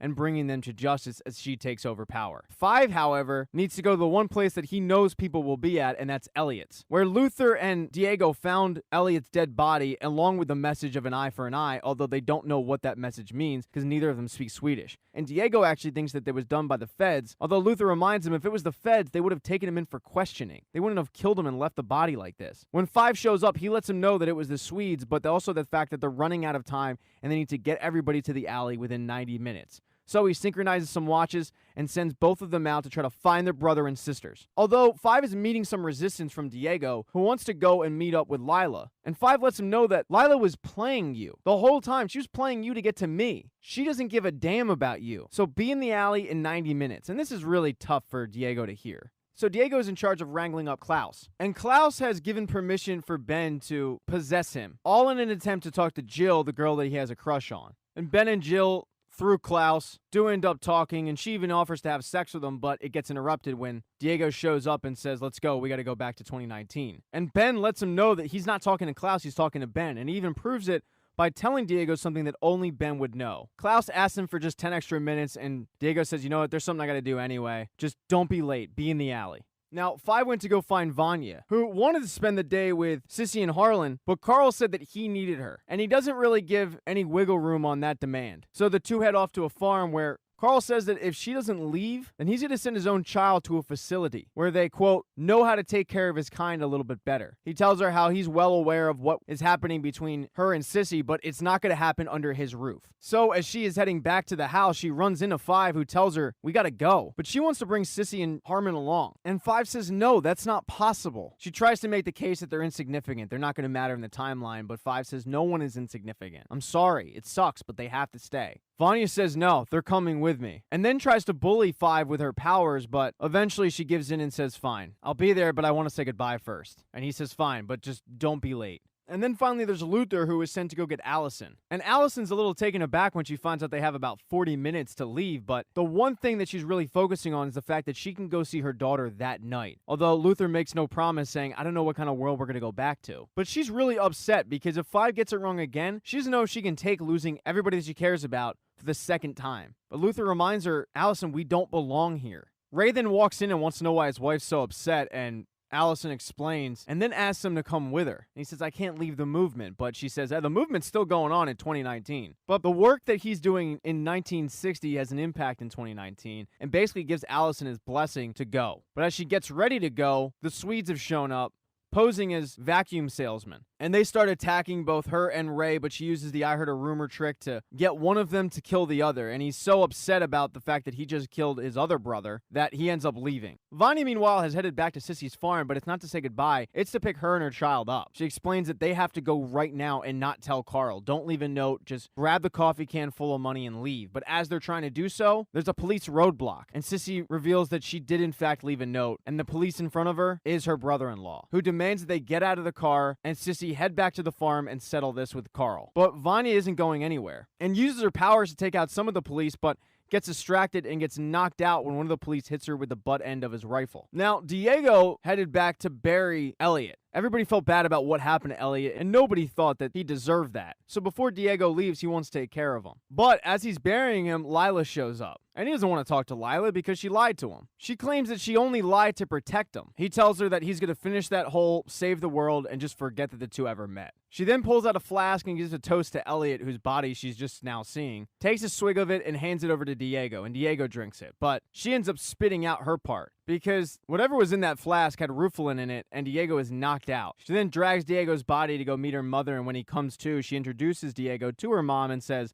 this is my boyfriend. So with Diego being drugged, Vanya being knocked out, and Allison having to fight off the Swedes, all three of them miss the meetup. And it's just Klaus, number 5, Luther, and Ben. And number 5 cannot believe that they screwed up this golden opportunity to save the world. They basically had one job to do: get to an alley, and they all knew it. And he ends up having to throw the briefcase as it disappears back to 2019, knowing that they just screwed up their one opportunity to get back. In episode 8, after the group screwed up their chance to go home, 5 says, you know what, screw this, we're all on our own. Luther knows that something must have happened to the group, so he sends Klaus to go find out if everybody's okay, while he tries to work on 5. And 5 has a backup plan, although it's really risky. He knows that his assassin self is going to show up to kill Kennedy, and when that happens, he's going to be armed with a briefcase. But the issue is, you're not supposed to go and talk to yourself. And when this happens and you get too close, you go through the 7 stages of paradox psychosis. And those 7 stages are, number 1, denial. Number 2, itching. Number 3, extreme thirst and urination. Number 4 is excessive gas. Number 5 is acute paranoia. Number 6 is uncontrolled perspiration. And then finally, homicidal rage. And even though it's a Hail Mary, 5 knows that he needs to try. And he wants Luther to come along as a spotter, telling him no matter what I do or say, we need that briefcase. So the two head off to the bar where they know that older 5 is going to be. And Luther says, why don't we just run up and grab the briefcase? But 5 says, you idiot. We're trained to protect those things with our lives. We can't do that. I think the best method is just to go up and talk to the guy. So Luther volunteers to go up first, saying that it's going to be a little weird if your mini-me walks up to you in a bar, so let me just warm him up a bit. So Luther walks up to the older 5 and mentions how he's number 1. He's calling 5 by name, and then finally it clicks with the older 5 that, oh my god, Luther is standing in front of me. What are you doing here? But Luther can also tell that the older 5 is a little freaked out because he's got his hand on the briefcase and he's ready to jet out of the bar. So Luther says, whoa, wait, before you go, I have someone you have to meet and talk to. And that's when 5 reveals himself to the older 5. So the 3 sit down to have a beer, and older 5 wants to know why exactly he's talking to his younger self. And 5 explains how in an hour on the grassy knoll, he's going to break his contract with the commission. He's already thought about doing it, but he actually goes through with it. However, when he portals back to 2019, he gets the math wrong and he's stuck in a prepubescent prepubescent boy's body. Luckily for the older 5, however, younger 5 has fixed the math. Here's the thing though, 5 needs the older 5 to jump, because if he doesn't, then 5 ceases to exist. But when he jumps, he's going to leave a briefcase behind, and that's what they need. So it seems like a win-win. 5 is going to give the older 5 the good math so he's not stuck in the body of a 12-year-old, and in exchange, they're going to get the briefcase that he's going to leave behind anyway. But instead of getting an answer, older 5 just gets up to use the bathroom, which is one of the signs in paradox psychosis. And when he does that, 5 turns to Luther and says, I don't like this, something's off. So they both are going through some of the symptoms. So Luther follows older 5 into the bathroom, and when he does that, he sees that he's looking at the eyeball, and Luther explains that the eyeball is inconsequential, and the whole backstory with Vanya, how she actually is the most powerful one. When Luther's done going to the bathroom, older 5 says, look, why don't we just ditch that guy? Me and you will travel back to 2019 with the good math, and we'll save the world. We'll just be nice to Vanya, apologize for everything. But Luther's worried about 5, and older 5 explains how it's not like he's actually killing 5. He'll still be alive. They're really just killing that mutant 12-year-old that's pretending to be 5. And somehow this is making sense to Luther. Luther is concerned, though, that older 5 is going through paradox psychosis, but older 5 reassures him that he's never felt better, which is denial. When older 5 comes out of the bathroom, though, he tells younger 5 that he has a deal, but he wants to get to Dealey Plaza. And they both are paranoid, scratching themselves, sweating profusely. They're both going through it. And Luther never brings up the fact that older 5 just conspired against 5. Now, during this time, Klaus is trying to find Diego, Vanya, and Allison, and Diego was brought in front of the handler because Lyla wants to hire him. She wants to recruit him to work for the commission. Lyla tells the handler that Diego can handle himself in the field and he'd be a great addition. And maybe more importantly, there aren't a lot of people that like the handler right now, and it would be in her best interest to hire some new blood that might be loyal to her. So after a little more convincing, the handler finally agrees, okay, fine, take him to orientation, but if he screws up, you have to kill him. So the two head off to orientation, where Lyla describes to Diego how the commission works and how they keep the timeline in order. She then drops Diego off at orientation, and he just waits for the video to start. Now, Vanya was taken in by the FBI in question because they're pretty convinced that she's a Russian spy. She seemingly popped up out of nowhere with no identification, a Russian name, and it doesn't help the fact that when they speak to her in Russian, she responds in Russian. They're definitely not buying the fact that she doesn't really remember anything. But she gets tired of it and tries to use her powers to get out of there, although another person in the room uses a chloroform rag to just knock her out. So when she comes to, she's chained up to an electric chair with her feet in water, about to be tortured for information that she doesn't have. And to coerce her into talking, they give her some eye drops that might be LSD, might be a truth serum, but whatever it is, it has Vanya tripping hard. And when this happens, she goes kind of to a sunken place at the Umbrella Academy with all of her brothers and sisters and Reginald Hargreeves. And she's the last one to arrive at this table. And when she arrives, Reginald is asking her for the answer, but she doesn't understand. And Ben is really the only one to stick up for her, saying it's not her fault, she wasn't prepared.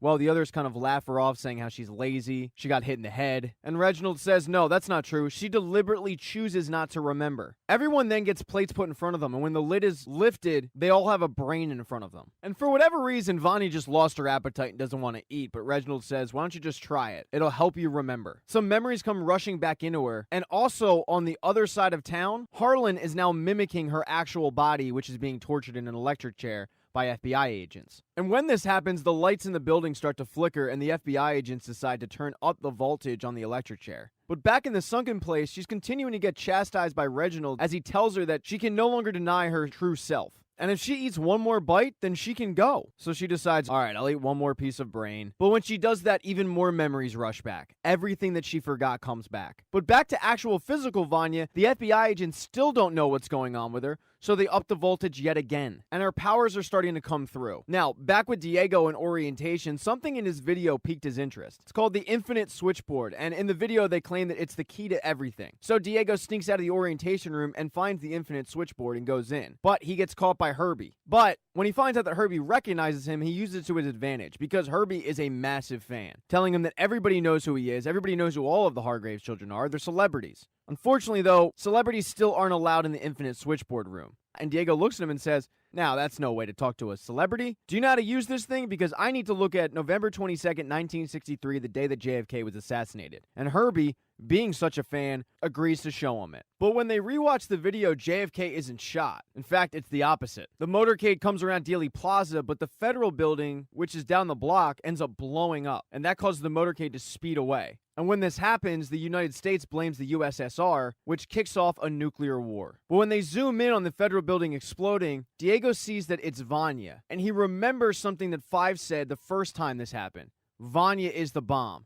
and he realizes that Vanya is always going to be the bomb. So he tells Herbie, I gotta get back to Dallas and save my family. And that's when Herbie enlists the Resistance. And while they're not much to look at, they are able to get Diego back to 1963. Diego and Herbie teleport into Allison and Ray's living room, and Ray has had quite a day. He's got a dead Swede in his living room. Klaus just showed up, and then some new guy just teleported into his living room claiming that he is yet another one of Allison's brothers. It's just a lot to take in for Ray. And Diego pulls Klaus and Allison aside and explains how Allison is going to blow up the federal building, and they have to head over and stop her. But before Allison does that, she needs to have a talk with Ray. And Allison tells Ray that she loves him, and she knows it's a lot to take in right now and process, but unfortunately, she has to go. And Ray understands. So, Allison, Klaus, and Diego head over to the federal building, but they're seemingly too late, because as they're taking the elevator up, they can tell that Vanya's powers are encompassing the building. And when they get to the floor that Vanya is held at, they can barely get off the elevator. That's how powerful she is. And Klaus says to Diego and Allison, yeah, we're here to help her from the federal agents, yet all of the federal agents are dead right now, so why hasn't she stopped? And it's because Vanya is still in that sunken place. And Vanya, who somehow is connected to Harlan as well, opens up her eyes, and when she does that, Harlan does that. And they both have the same eye color.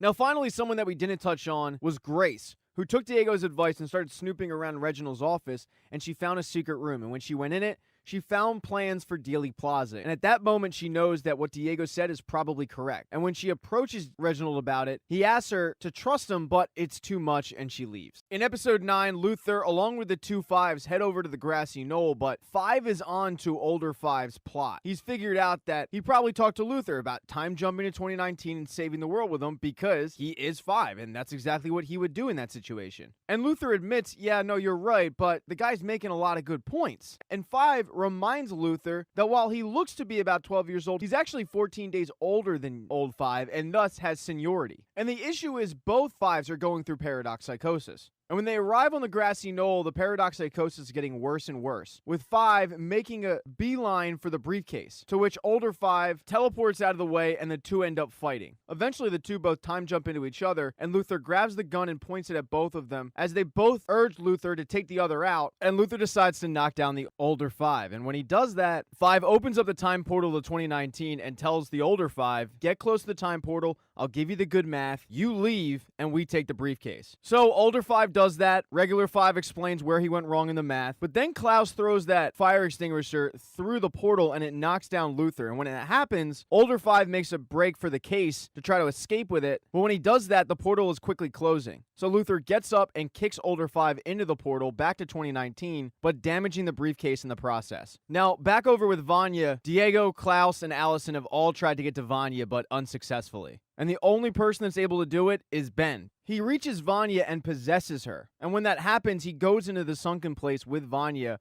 where she is crying, mortified at what she did to end the world the first time. She now remembers it all and she's disgusted and doesn't feel like she should live. And Ben goes, no, that's ridiculous. You're not a monster, you're my sister. Reginald was so scared of your power, he never taught you how to use it. He just drugged you, and that's not right. Dad treated you like a bomb before you ever were one. But there's still time to fix it, because you have your family out there trying to save your life. You're no longer alone at the table anymore. You can do this. But then Ben starts to disintegrate, and Vanya wants to know what's going on, and Ben reveals that he can't go back. Immediately, Vanya feels terrible about this, but he says it's fine. I've been holding on for far too long. I died 17 years ago, and the rest of this, it's been gravy. Ben then asks Vanya if she can give him a hug as he's going, and she gladly does that. And then he whispers something in her ear to tell Klaus. Vanya then wakes up in the FBI building, surrounded by all of the dead people that she just killed, and finds Diego, Allison, and Klaus out in the hallway. And they're relieved to see Vanya alive, but they're also relieved because she didn't blow up the building, which means that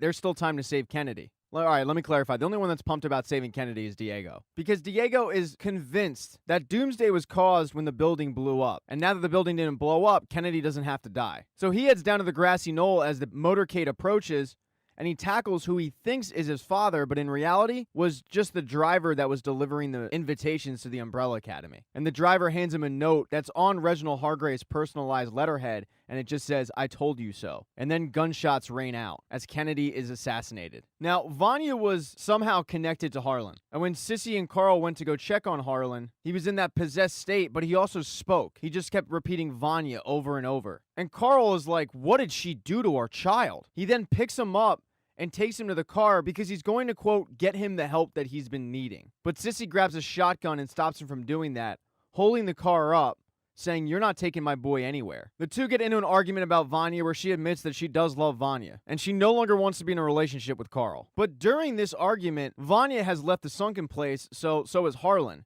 And he gets out of the car and goes near his mom, and when he does that, Carl makes a break for the gun. But the gun ends up going off and the bullet goes towards Harlan, but now he has Vanya's powers, and he ricochets the bullet away from him and ends up killing his father in the process. Harlan then goes in the barn where he's having one of those electrical anomalies that Vanya was having in the FBI building. And that's something that's definitely going to get the attention of the commission, but with the commission, Lyla heads in to go talk to her mother, who's getting outfitted to address everybody as the new leader of the commission, when they have a conversation about how Diego only lasted 10 minutes in orientation. And the handler says, okay, as per our agreement, you have to go kill Diego. But Lyla doesn't want to do that, and she realizes that her mom kind of set her up knowing that this would happen, knowing that she would have to go kill Diego. The handler then orders Herb to come in and tell Lyla what happened with Diego, and Herb says how Diego stole a briefcase and headed back. But as the handler and Lyla are arguing, Herb notices that AJ, who is sitting on the handler's desk, is trying to get his attention in his fishbowl. And when Herb goes over, he sees the number 743. So Herb heads over to the records and finds file 743.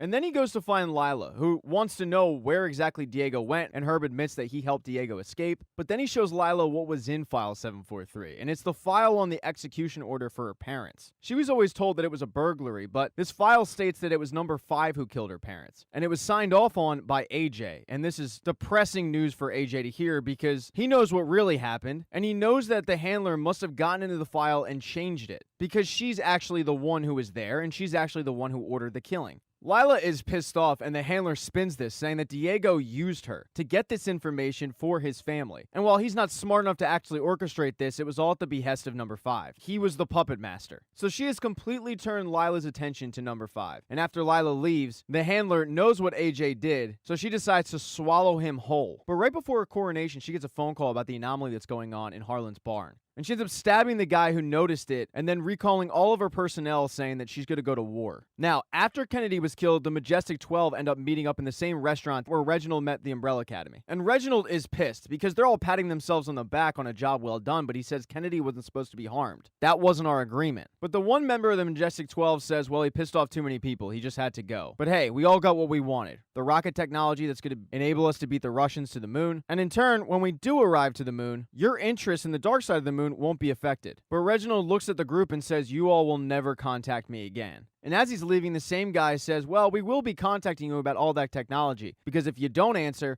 we're just going to tell the world who you really are. And that's when Reginald shows them who he really is, taking off the mask that he wears and revealing himself to be an alien as he slaughters the entire room. In the season finale, you get a better look at how Ben was connected to Klaus. After they had that quick memorial for Ben appeared to Klaus but said, hey, I gotta go. There's some guy waiting for me in the light. And Klaus urged him not to go, saying, you can go whenever. And then the two were connected. Now, back in present day, they all head back to Elliot's and turn on the television to find out that they're all wanted in connection with the Kennedy assassination. They're making Diego out to be a Cuban immigrant, Vanya out to be a Russian spy, Luther working as a boxer, Allison as a social rights activist, and Klaus as a cult leader. Even number 5 is wanted in connection with this because I think he was kidnapped because he looks like a kid. They start talking about what they're going to do, and a lot of them want to go on the run, but 5 says, no, you can't do that because the commission will hunt us down. We'll never get away. Diego then concurs with that, and 5 asks, how do you know about the commission? And Diego tells him how they headhunted him. But 5 can't believe that, saying that Diego is not exactly commission material. And the two start bickering about whether or not Diego is in fact commission material. Vanya doesn't want to listen to this, and she heads upstairs to go call Sissy, but then she gets that feeling that something has happened to Harlan. She gets a memory flashback of touching Harlan when she tried to bring him back to life after he drowned, and she knows the two are connected and she needs to help. So she heads back downstairs and tells her brothers and sisters that she's gonna have to go. Something happened to Harlan and she knows that she's the cause of it. But she wants their help. She wants them to come with her because she doesn't want to do it alone. But just like in the past, they tell her no, saying that they have other priorities and best of luck. So she sulks to the car, but when she gets in the driver's seat, Klaus joins her. And he asks, hey, did Ben say anything to you about me? And she says, yeah, he did. Ben told me to tell you. He was just scared of going in the light. You never kept him here. Which is a big relief off Klaus's back because he felt like he was keeping Ben from something. But one by one, they all start getting in the car, saying that they're not really worried about the commission at this point. They'd like to do some good before they leave. And they also want to be there for Vanya because she's family. And Vanya has a big smile on her face. But when they get to the farm in the middle of Texas, the farm is under a snowstorm. And Sissy comes out with a shotgun demanding to know what Vanya did to her son. She also wants to know if Vanya was lying the whole time about being a Russian spy. But Vanya says, no, I'm not a Russian spy. We didn't kill Kennedy. We're the good guys. And in fact, I'm the only one who can save your son right now. So why don't you step aside? So they all head in the barn, and Vanya is trying to make contact with Harlan, who is in the middle of this kind of tornado-like state, when Klaus notices that somebody is outside in the field. And when he calls over Diego and Five, they say, oh, that's the handler and Diego's girlfriend. So Diego and Five head out to see what they want, and the handler says how she wants to get vengeance for the person who took out the commission's board of directors. And Diego has no idea what she's talking about, and Five says, no, that was me. But I did it to get you guys back to 2019. Diego turns to Five and says, I can't believe you killed the board of directors. You have no idea how messed up the commission is right now. And the handler takes umbrage with this, saying, what do you mean? And Diego tells her how everybody hates her at the moment, and even the janitors think that the commission is going to shit. But they want to end this conversation, so Diego and Five say, look, you have 2, we have 7, we like our odds. And that's when the handler reveals that she has more than 2, because she recalled all of her agents, and she has an army, and they are way outnumbered. So Diego and Five end up trying to run back to the farm, and amazingly, even though they're outnumbered probably 100-2, and the 100 have guns, and they're shooting at them, no one's hit. I just think the commission needs to head to a shooting range. Five tries to jump to safety, but he ends up running out of energy, and the 2 are pinned down. So Diego uses his powers to kind of stop the bullets from hitting Five, as Five makes a break for the house. And Five is able to arrive in the house, but they're all pinned down. It looks like they're cooked. And the shooting even caused Harlan to fly into the basement. And when that happens, Vanya says, all right, enough of this. I'm going to take care of him. She floats out of the barn and uses her powers to wipe out everybody. Everybody except for the handler and Lyla, because they were protected by this energy field. And that's when you find out that Lyla has the same powers that Vanya has. And Lyla does the same thing that Vanya did, floating up and saying, okay, now it's my turn, and throwing every one of the Umbrella Academy members back. And when this happens, Allison lands in a pile of hay. Klaus is caught by 2 cowboy ghosts. Diego hits the ground, and then a tractor pins his leg down so he can't move. Vanya getting smacked against the barn and being knocked out, and Luther ends up landing in the house that Five was at. As the dust is settling, though, the fireplace ends up caving in, and Five pushes Luther out of the way to save him, with all of the bricks landing on Five. And that's when Lyla shows up and reveals to Luther that she also has superhuman strength, and she ends up throwing him out of the house. Allison tries to come to Luther's aid, and then Allison and Lyla get into a fight, with Allison trying to pull the I heard a rumor trick, but Lyla spins it on her. Lyla says, I heard a rumor, and then Allison throws it back at her and says that you can't breathe, and all of a sudden Allison is gasping for air. As Luther is giving her mouth-to-mouth, trying to bring her back, Five has gotten out of the rubble and tells Lyla, hey, I heard you were looking for me. As Five is distracting Lyla, Luther, Allison, and Klaus go save Diego. And they're all discussing how it seems like she has all of their powers. And Vanya says, well, if she can do everything that we can do, she's probably one of us. Klaus says, there was only 7 of us. And Vanya shoots back, well, maybe it's time we consider that there's more of us out there. And Allison thinks this makes sense because Reginald never really told them the whole story anyway. So they all head to the barn and have a conversation with her as she's explaining to Five why she desperately wants to kill him. And Five remembers that murder, but he tells her that that murder was ordered by the handler. And in fact, the handler was there that day, which is very uncommon. Five asks her, come on, think about it. Why did she pick you? Why did she raise you? She never cared about you. She never cared about your parents. She wasn't after anything in that house except for you. Because after seeing what you were able to do here today, it all makes sense. And that's when the rest of them have arrived and they say, it's because you're one of us. She's in a little bit of a state of denial, and Diego walks up to her and says, our father took us. The difference is our father didn't have our actual parents killed. Yours did. The handler doesn't care about you. You should come with us. We can be your family. And I get it. You're scared because you know that she's dangerous. That's why you dragged me to the commission. Because deep down, you know that she's obsessed with power. And that is it. And if you just let us, we really can be your family. The family that you deserve. But that's when the handler comes in the barn and shoots them all up. She had been down in the basement where she knocked out Sissy, claiming that she was Harlan's new mom and she was trying to convince Harlan to come with her. But after hearing this crap from Diego, she decided to just end them all. So she's killed everybody in the Umbrella Academy, and Lyla walks up to her and says, it's true, right?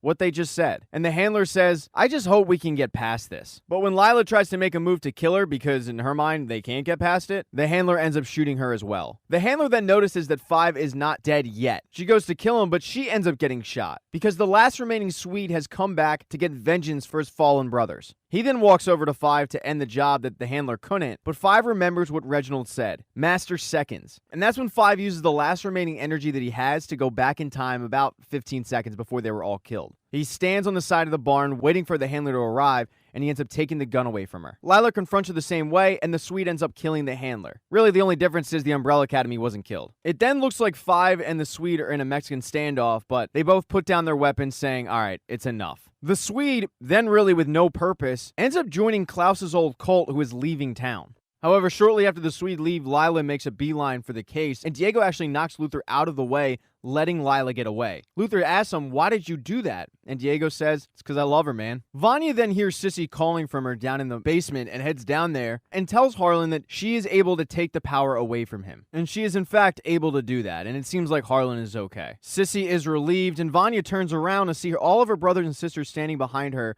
proud of her, and she finally feels a part of the group. 5 and Diego then walk out to the field where Herbie has shown up, and Herbie's overlooking the decimated agents, and the first thing that Diego does is reveal that the handler is actually dead. Herbie then tells him that he has been voted in as acting chairman as they await to vote in a new board of directors. 5 says, look man, the only thing we need from you is a case to get back to 2019. And Herbie, looking around at all of the dead agents who all had cases with them, says, take your pick. But before they leave, they'd all like to say goodbye to a couple of people. Vanya wants Sissy to come with her, but Sissy says that's crazy. I can't do that. I can't go to the future. So Vanya tells her to go to California with Harlan and forge a new life and be happy. But as Sissy is driving to California, you find out that Vanya wasn't able to take all of the powers away from Harlan, as he's gotten this wooden bird that's just floating over his hand.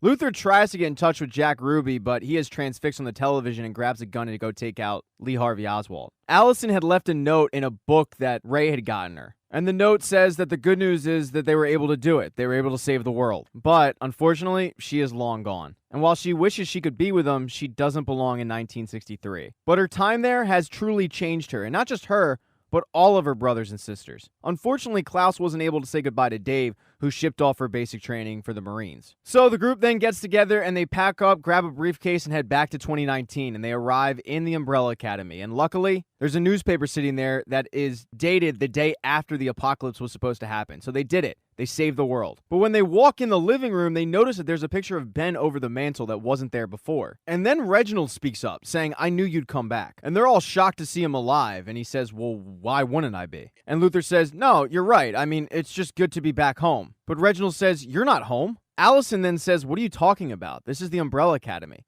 And Reginald says, wrong again. This is the Sparrow Academy. And then they turn around because on the second floor, there are 5 new kids and a floating orb. And then Ben shows up saying, Dad, who are these assholes? And that is how season 2 of the Umbrella Academy ends. I absolutely loved it. And what else I love is the fact that you actually made it to this point of the recap. I really appreciate it. Now, season 3 kicks off right where season 2 left off, with the Umbrella Academy staring at the Sparrow Academy. And Reginald Hargreeves got the Sparrow Academy the same way he got the Umbrella Academy. He bought the kids. After running into the Umbrella Academy in the 60s, he realized what a mistake he would have made. So he just bought different kids. And those kids are Marcus, who is number 1. His superhero ability is he's basically Luther. There's Ben. He's number 2. We know what his superhero ability is.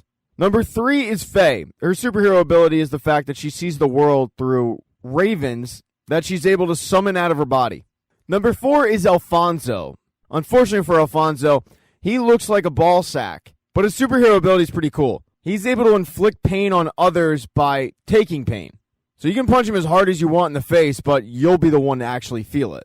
Number 5 is Sloane, and she can levitate, but also she can pick people up as well. Number 6 is Jamie. Her superhero ability is the fact that she's a great fighter. She looks like a poor man's Anne Hathaway, and she has the ability to shoot out a venom-like liquid from her mouth that if it hits you, you end up hallucinating quite a bit. And then number 7 is Christopher. And besides just being a floating cube, he also has the ability to have a fear inducement, paralysis inducement, cold inducement. He induces a lot of people. While the Umbrella Academy is thrilled to see Ben, he's not thrilled to see them because he has no idea who they are, especially while they're talking about him being dead. Both parties start yelling at each other about whose house it really is. And the Umbrella Academy is appalled when Reginald tells the Sparrow Academy, I met these people in Dallas. They claim to be my kids, but they're not.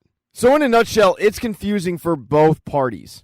Because the Umbrella Academy won't leave and insults start flying, everybody gets into a fight. And it doesn't end well for the Umbrella Academy. They get their ass beat pretty good. In fact, the only one that has any luck against them is Vanya. But even she got beat up quite a bit. As a last-ditch resort, Vanya unleashed her powers and it threw all of them back, and it allowed her to escape. But to make matters worse for them, during the fight, Grace ended up taking the briefcase. So they're left on the street, beat up, and no way back. And in this alternative timeline, the Sparrow Academy are celebrity stars. It's as if getting these new kids, Reginald was able to fix the mistakes he made with the Umbrella Academy and make the Sparrow Academy what he thought he could do with the Umbrella Academy. As they're kind of just miring in self-pity and collecting their bearings, they realize that the Sparrow Academy's probably going to come looking for him. After all, they did break into their house. They need some place where they can lay low. And Klaus knows just the place. It's called the Hotel Obsidian. It's perfect for people that are trying to keep a low profile. In her heyday, she was a big celebrity hotel, but now she's just kind of a place where people go not to be judged. Although, when they walk through the door, they get a lot of unwanted attention. But Klaus assures the group that this is the place they need to be if they're looking to hide. They end up heading over to the front desk, scaring the bellhop's dog, but securing a room when Luther trades his watch for 2 keys. As they're walking to the elevator, Five says, just meet in the bar in 2 hours and we'll go over a plan. Diego already has a plan, though. It's to break back into the Sparrow Academy's house, kick their ass, and make their dad admit that they're the better academy.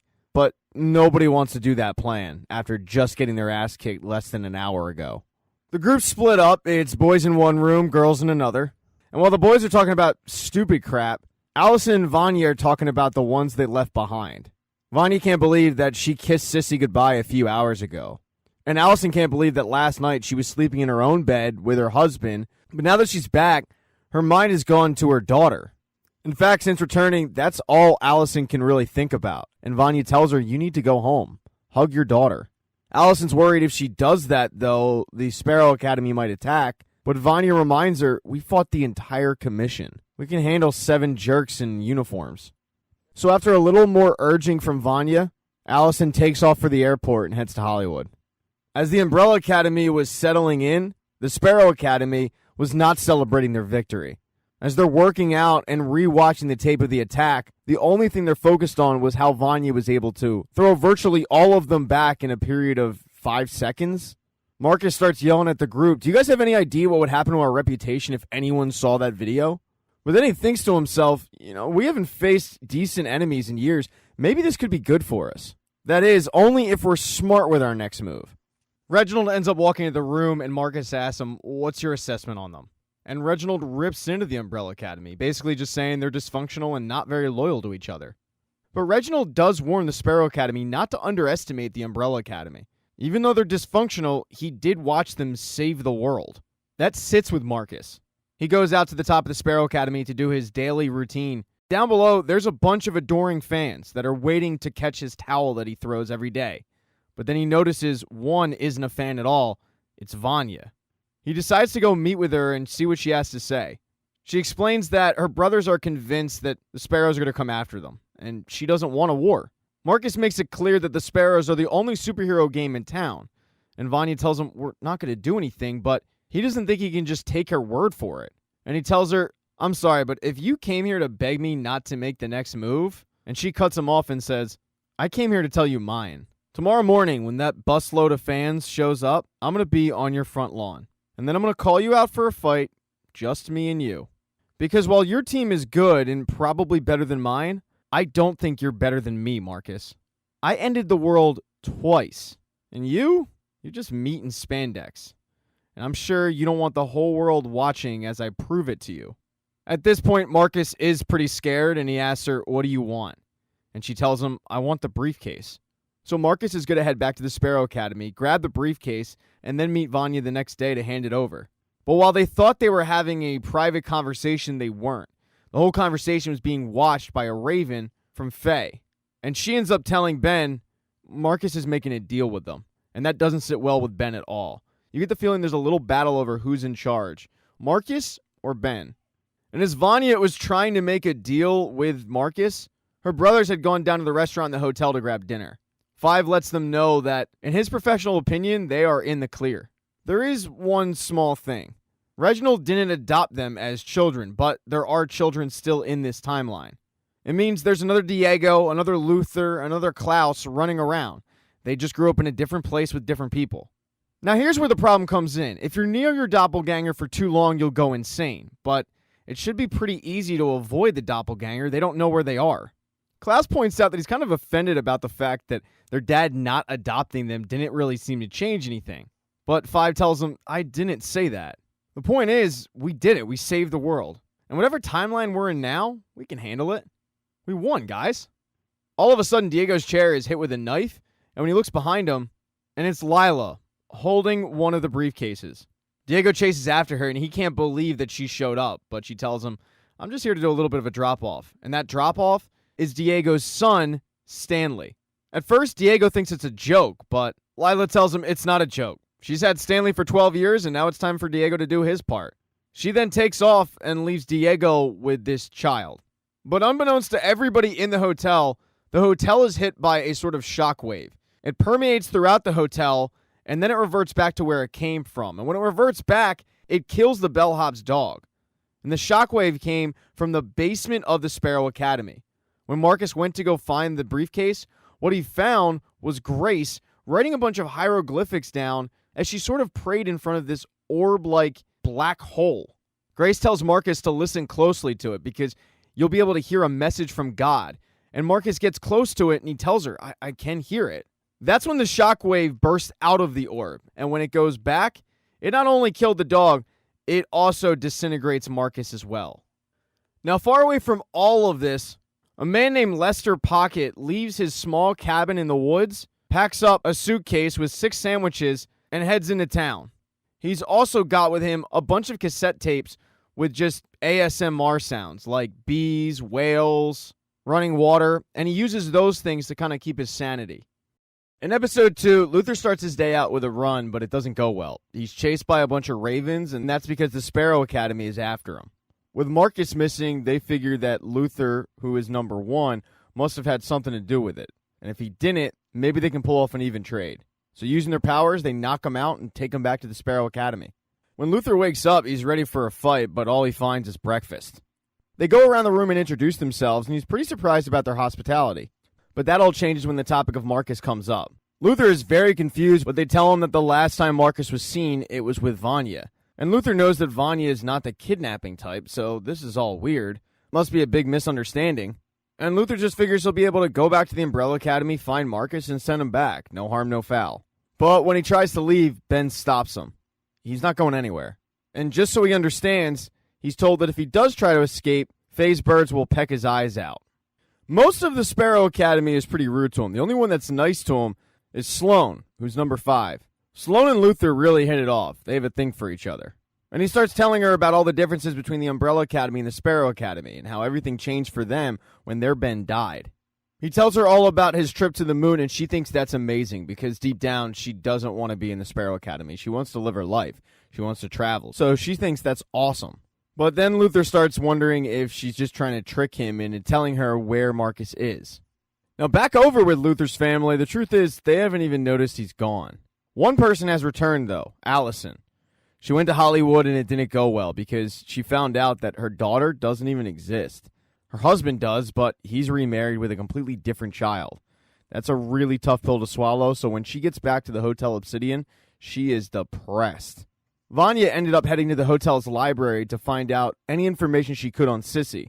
And there's a whole section about the Umbrella Academy in there, but they're dubbed the Kennedy Six. And unfortunately for Vanya, she finds out that Sissy died in Oakland, California in 1989. And this sucks for Vanya. Sissy was really the first person who saw her the way that she wanted to be. She remembered what Sissy told her about being stuck in a box until somebody lets you out. So Vanya decides she's no longer going to be stuck in that box. Her whole life, she's felt like she should be a man, so she decides to become a man, getting a haircut and changing her name to Victor. She rolls up on her brothers eating breakfast, And they're very surprised by her look, but when she tells them, this is the real me, I'm Victor, they're completely cool with it. Diego then reveals to the group that the kid in the corner is his son, and Lyla is running around somewhere, so now they have that to worry about. But Victor came with some good news. The trade-off with Marcus. She has no idea that Marcus is no more. And while Victor thinks this is the obvious move, get the briefcase back, get out of the timeline, Diego thinks that she's being played. But there's one member of the Umbrella Academy that doesn't want to leave, and that's number 5. He likes it there. He looks at it like, I'm retired now. He couldn't care less that they've been replaced. 5 then gets up to go get some breakfast, but the hotel is hit with another shockwave, and he notices that there were lobsters in the tank before, and now they're gone. He thinks it's weird, but Klaus walks up to him, pitching the idea of going on a road trip together. He does a pretty good job of it because 5 agrees to go. But while Klaus pitched this as just guys on the open road, there is an agenda. Klaus has the address of his birth mother. He wants to go meet her, find out why she gave him up for $3,000. And by the time 5 finds out about the true motive of this road trip, it's too late. While stopped off on the side of the road looking at the giant ball of yarn, Klaus tells 5 that one night while snooping in Reginald's office, he found the canceled checks from the purchase of all of the kids. He took his mother's information and he always kept it. The two then get back in the car, and when they get to the address, they find that it's in the Amish country. Klaus starts looking around and he finds a woman that would probably be the age of his mother, and he asks her, but she says, no, not me. When he starts asking her, do you know Rachel, which is his mother's name, a man comes out and starts yelling at him that there is no Rachel there and he needs to go away. But Klaus can tell the woman wants to give him some kind of information. So while he leaves, he doesn't go too far away. While Klaus was walking back to the car, yet another shockwave radiates out of the Sparrow Academy. This time, 5 notices it. And he definitely notices when the shockwave goes back, all of the cows that were in the meadow end up disappearing. Klaus, however, doesn't notice it. He needs to get this woman one-on-one to find out what she might know about his mother. He does that in the middle of the woods, and she tells him Rachel's been dead for 30 years. She died of a brain hemorrhage. Klaus then asks her, what about her son? What happened to him? But the woman's confused and says, what son? Klaus asks the woman, when did she die? What was the date? And the date was October 1st, 1989, which is all of the kids' birthdays. The conversation gets interrupted when the Amish men find Klaus talking to this woman, and they chase him out. Klaus gets to the car, but right before he leaves, the woman stops him and gives him a folder full of information. She tells Klaus Rachel's death was unusual, and she wasn't the only one. She then sends him on his way, and Klaus and 5 get the hell out of there before they get attacked by John Book and company. As they're speeding away, Klaus tells 5 that Rachel died before he was even born, and that is a complete shock to 5, who slams on the brakes because he's so surprised. Diego spent his day with Stanley, trying to bond with him, heading to the store to get some medicine for Stanley's disgusting ear problem, but they end up running into Alfonso and Jamie from the Sparrow Academy and getting into a bit of a fight. And it's a good thing for Diego that Stanley was there, or else he really would have gotten his ass kicked. Stanley, being all of 12, can actually handle himself pretty well. They end up knocking both Jamie and Alfonso down and pelting them with cans until they're finally able to flee. While all of the guys headed out, Vanya went to go check on her sister. She finds Allison in bed, just beating herself up over the decision she made to come back. Victor tells Allison about the plan to get 5's briefcase back, and that does end up boosting her spirits a little bit, at the very least getting her out of bed. They walk over to go meet up with Marcus to do the trade-off at a coffee shop, and as they're walking, they have a conversation about Vanya becoming Victor. Allison is super supportive of this. The two women have a seat, and they realize just how important getting this briefcase back is for both of them. For Victor to see Sissy again, for Allison to see her daughter again. But as time goes on, Marcus isn't showing up. As they're waiting around, the waitress pours some more coffee for Allison, but Allison freaks out because when she looks up, she doesn't see the waitress. She sees a guy from the 60s telling her that they don't allow her kind in there. She's pretty spooked by it, leaves the diner, and that's when she sees a really weird guy looking at her. And that weird guy is Lester Pocket. Allison tries to follow him, but she ends up losing him in an alley, and by that point, Victor has caught up to her. The two head off to the hotel bar to go meet with their brothers, and everyone's kind of drowning their sorrows a little bit. 5 and Klaus then return from their trip and tell everybody to gather around, and that's when they finally realize Luther isn't there. For the time being, though, they have bigger issues to worry about, and that's when 5 shows them what the Amish woman gave them. It's news clippings of their mothers, and they're all dead. And they all died before they were born. So when they jumped there, they created a time paradox. But not just any paradox, they created a grandfather paradox. As Five is explaining all of this to his brothers and sisters, his one brother is still stuck at the Sparrow Academy. After Alfonso and Jamie got their ass beat, they decide to just let Luther go. It's a gesture of goodwill, but they do want Luther to tell the family to let Marcus go.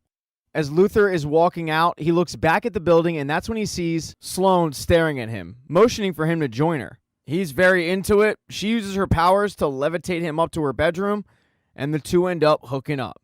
Good on you, Luther, because she's really attractive. I really like her. In episode 3, we get the full meaning of the grandfather paradox. The first guy that invented time travel, he hated his grandfather. So when he invented it, he wanted to do something about it. Go back in time and kill him. The problem is when he killed him, he didn't wait long enough for his mother to be born.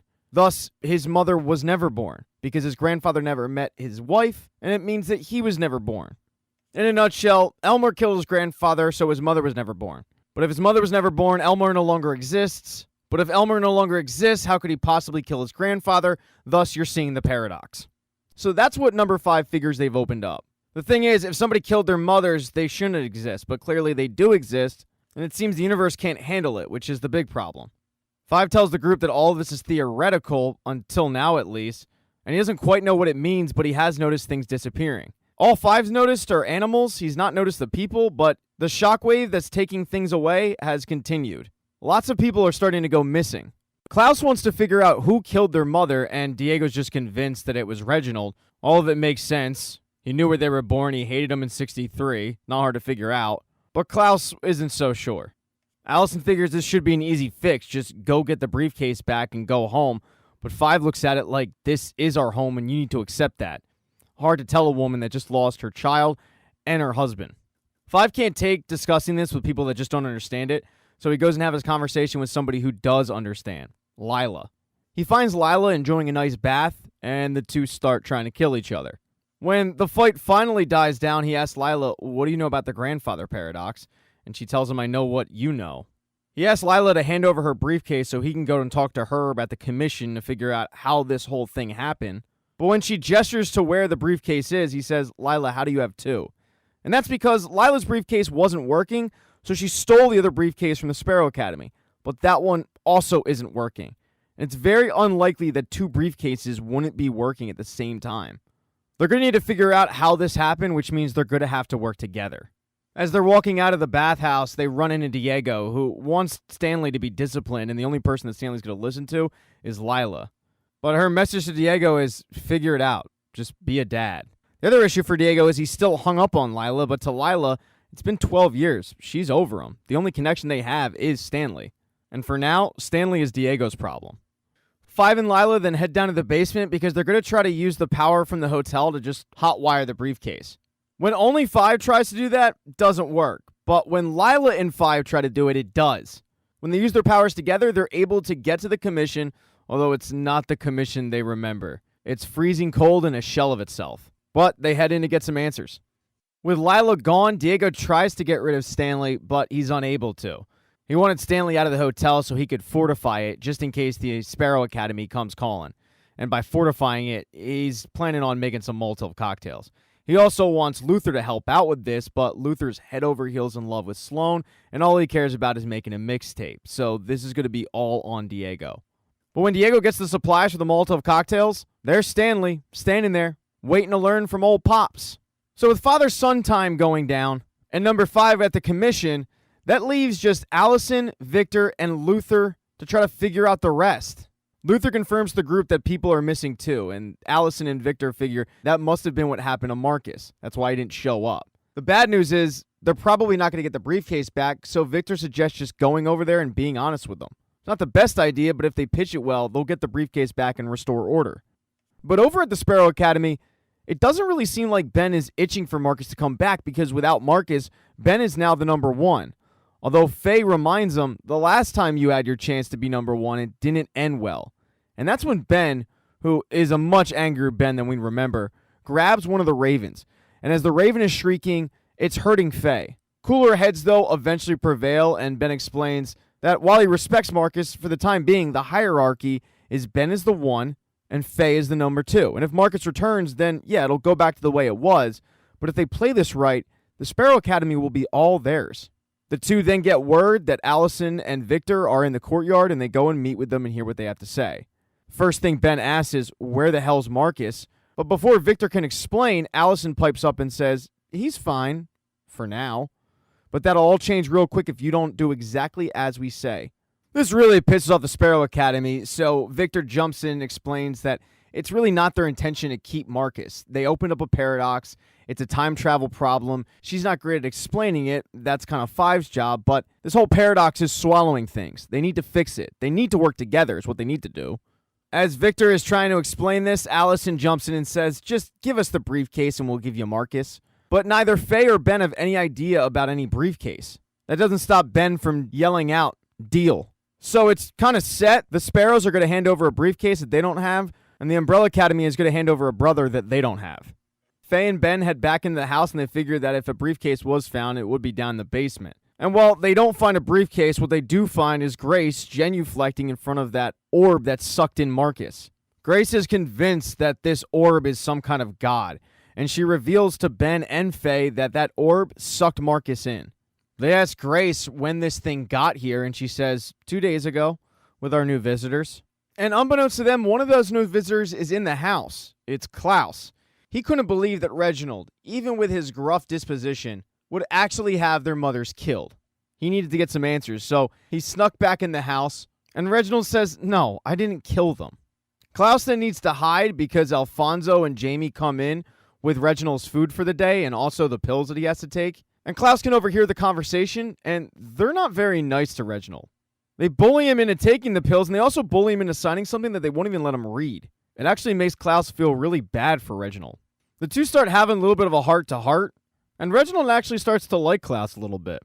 Klaus continues to stay with Reginald, eating ice cream, watching TV with him, but eventually Reginald falls asleep, and he groans one word, Oblivion. Klaus definitely thinks that's really interesting, but then he hears Grace singing. And when he follows the voice, he finds Grace down in the basement, praying until she starts speaking in tongues.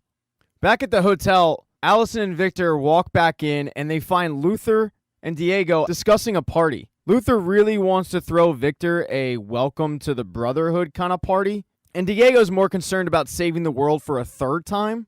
So when Victor walks in, Diego looks at him and says, you feel loved?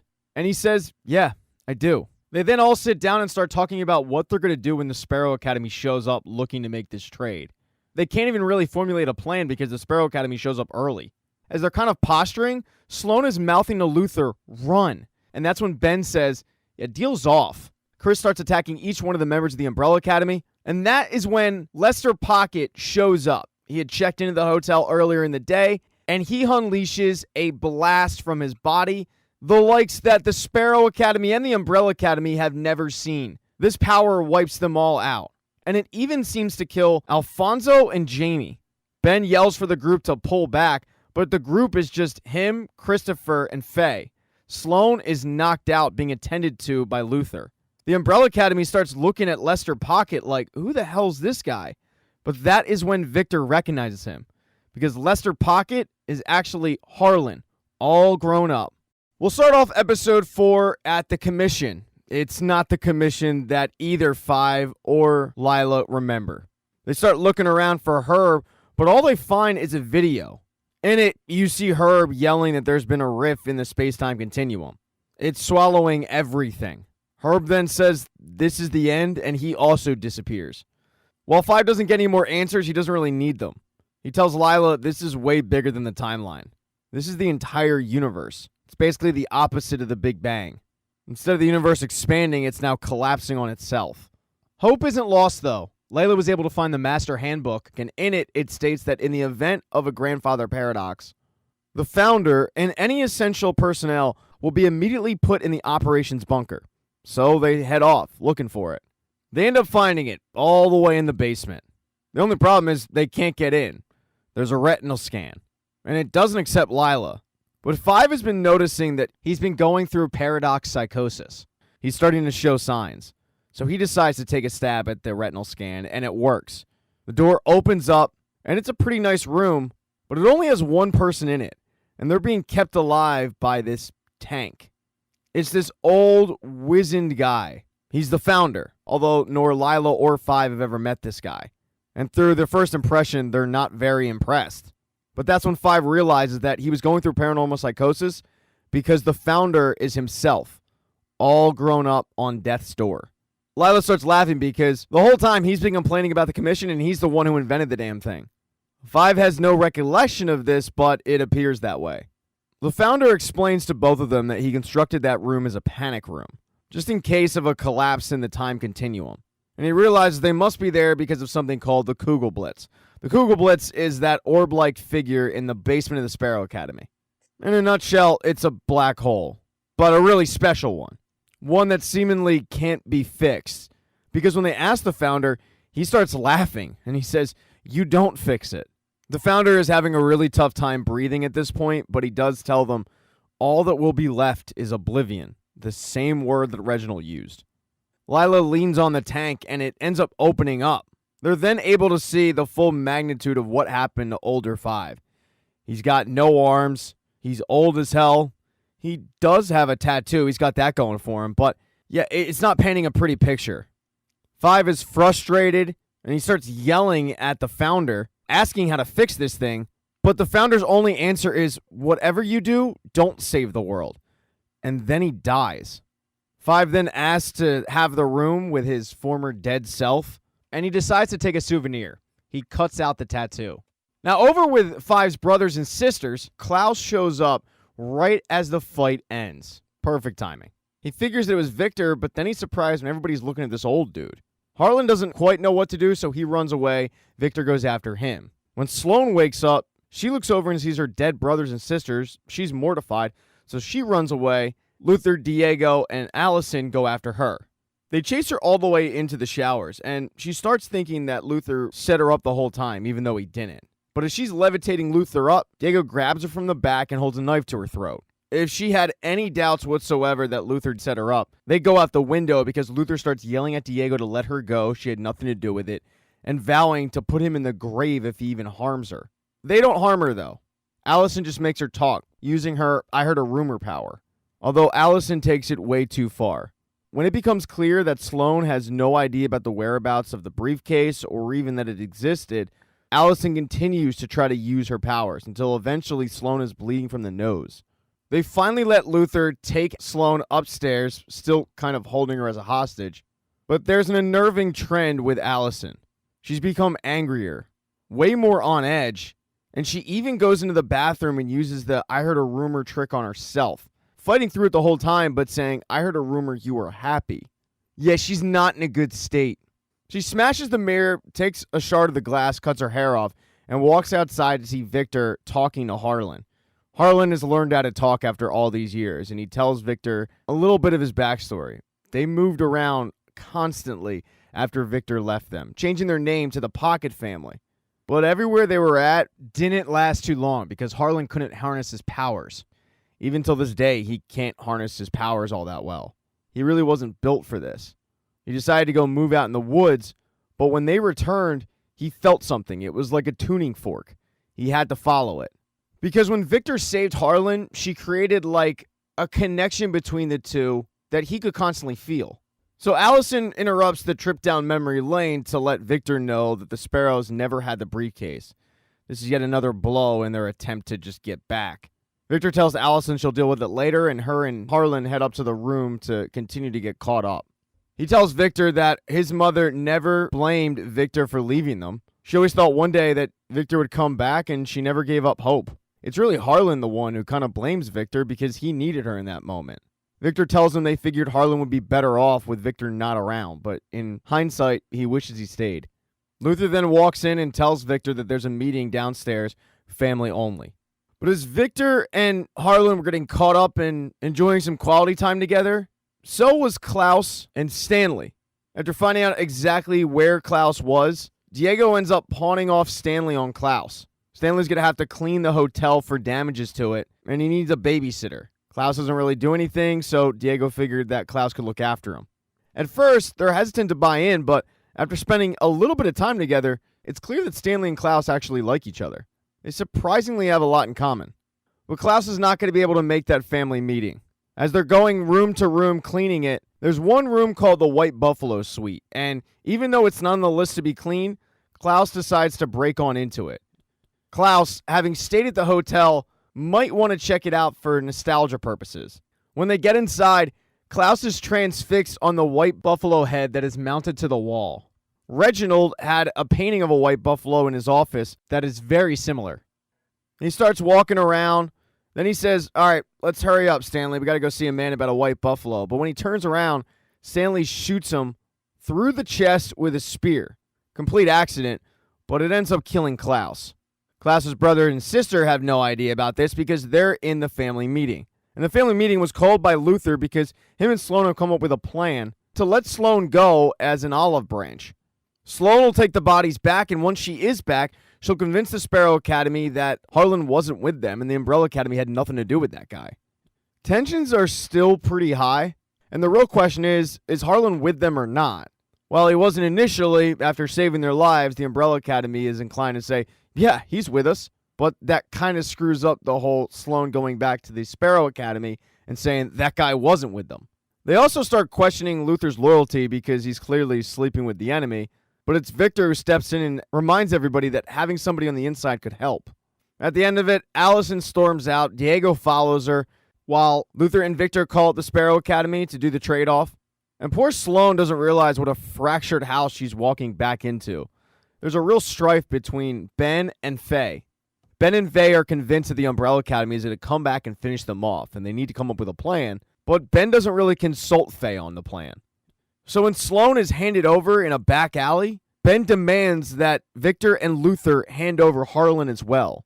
Victor yells, that's not a part of the deal, and even Sloan comes to their defense and says they have nothing to do with that guy. But Ben shoots back, well, if he wasn't working with them, they won't care about handing him over. He then looks right at Victor and Luther and says, this is simple. Bring us the man who killed our siblings, and this will all be over. If not, well, and then he gets in the car and heads back. Now, Alice and Diego, they weren't a part of the trade-off. Diego, recognizing that there's something going on with his sister, chased after her to find out what it is. Allison tells him that since losing Ray and Claire, her daughter, she doesn't really know where to put any of this anger she has, and it's festering. The two really have a nice heart-to-heart, but Diego finds a place for Allison to take out that pent-up frustration. It's a bar that is proudly supporting a Confederate flag, so they had it coming. Back at the hotel, with Victor gone, Harlan got bored in the room. He decided to leave and start looking for Victor, and he walks into Victor's room only to find all the newspaper clippings about their dead mom. And for whatever reason, he starts getting enraged about it. As he starts walking back to his room, Victor shows up and asks, what are you doing? And he shows Victor the news clippings and asks him, what are you doing with this? Victor asks him, do you know them? And then Harlan grabs Victor's shoulder, and since there is a connection between the two, he allows Victor to see the past. Turns out Sissy died the exact day the Umbrella Academy was supposed to be born, and the exact day all of their mothers died. And all of their mothers died because of Harlan. When Sissy passed away, he let out that scream, but it didn't just stay contained in the hospital. One by one, it picked off all of their mothers. In episode 5, Ben and Faye get into an argument about what's more important. Ben feeling like they should go after the guy who killed their brother and sister, and Faye thinking that they need to deal with whatever it is in the basement. Eventually, Faye kind of wins out. Ben decides that if they're going to beat this thing, they need to know what's on the other side of it. So he has Grace use her eyeball. He basically puts the eyeball inside of the orb, and Grace starts getting sucked in. Eventually, the eyeball gets snapped off inside, and it leaves Grace with just a wire sticking out from where the eyeball should be. And Grace tells Ben and Faye that basically a black hole. Faye reminds Ben that this is big. They're going to need help. But Ben says no. Harlan first, then we'll deal with this. Now, over at the hotel, Victor wants answers from Harlan, but Harlan kind of tries to run away. Instead of giving Victor an answer, the two end up getting into a pissing contest over who could destroy who. It doesn't really end great for both of them. They end up getting hurt. Not mortally, but, it's going to leave a bruise. Harlan finally explains to Victor that it was all an accident. He was angry, and on the day that his mother died, he felt Victor. It was that tuning fork that he had talked about earlier. But when he reached out, he realized it wasn't Victor at all. He had no idea that it was their mothers. He didn't mean for any of that to happen. He tried to break the connection, but it was too late. That was the moment that he decided to hide himself away just to be safe. Until now, that is. Harlan then says, I need to tell your family what I did to them. And Victor cuts him off and says, no, you can't. What you did has bigger consequences than you'll realize. A lot of people got hurt, so we're going to have to be very careful about how we tell them. Victor then heads down to the lobby, runs into Luther, and Luther notices that Victor has a cut on her face. He figures Harlan did it. Then Diego shows up, and Diego has a bruise on the back of his neck. Luther also figures Harlan did that as well.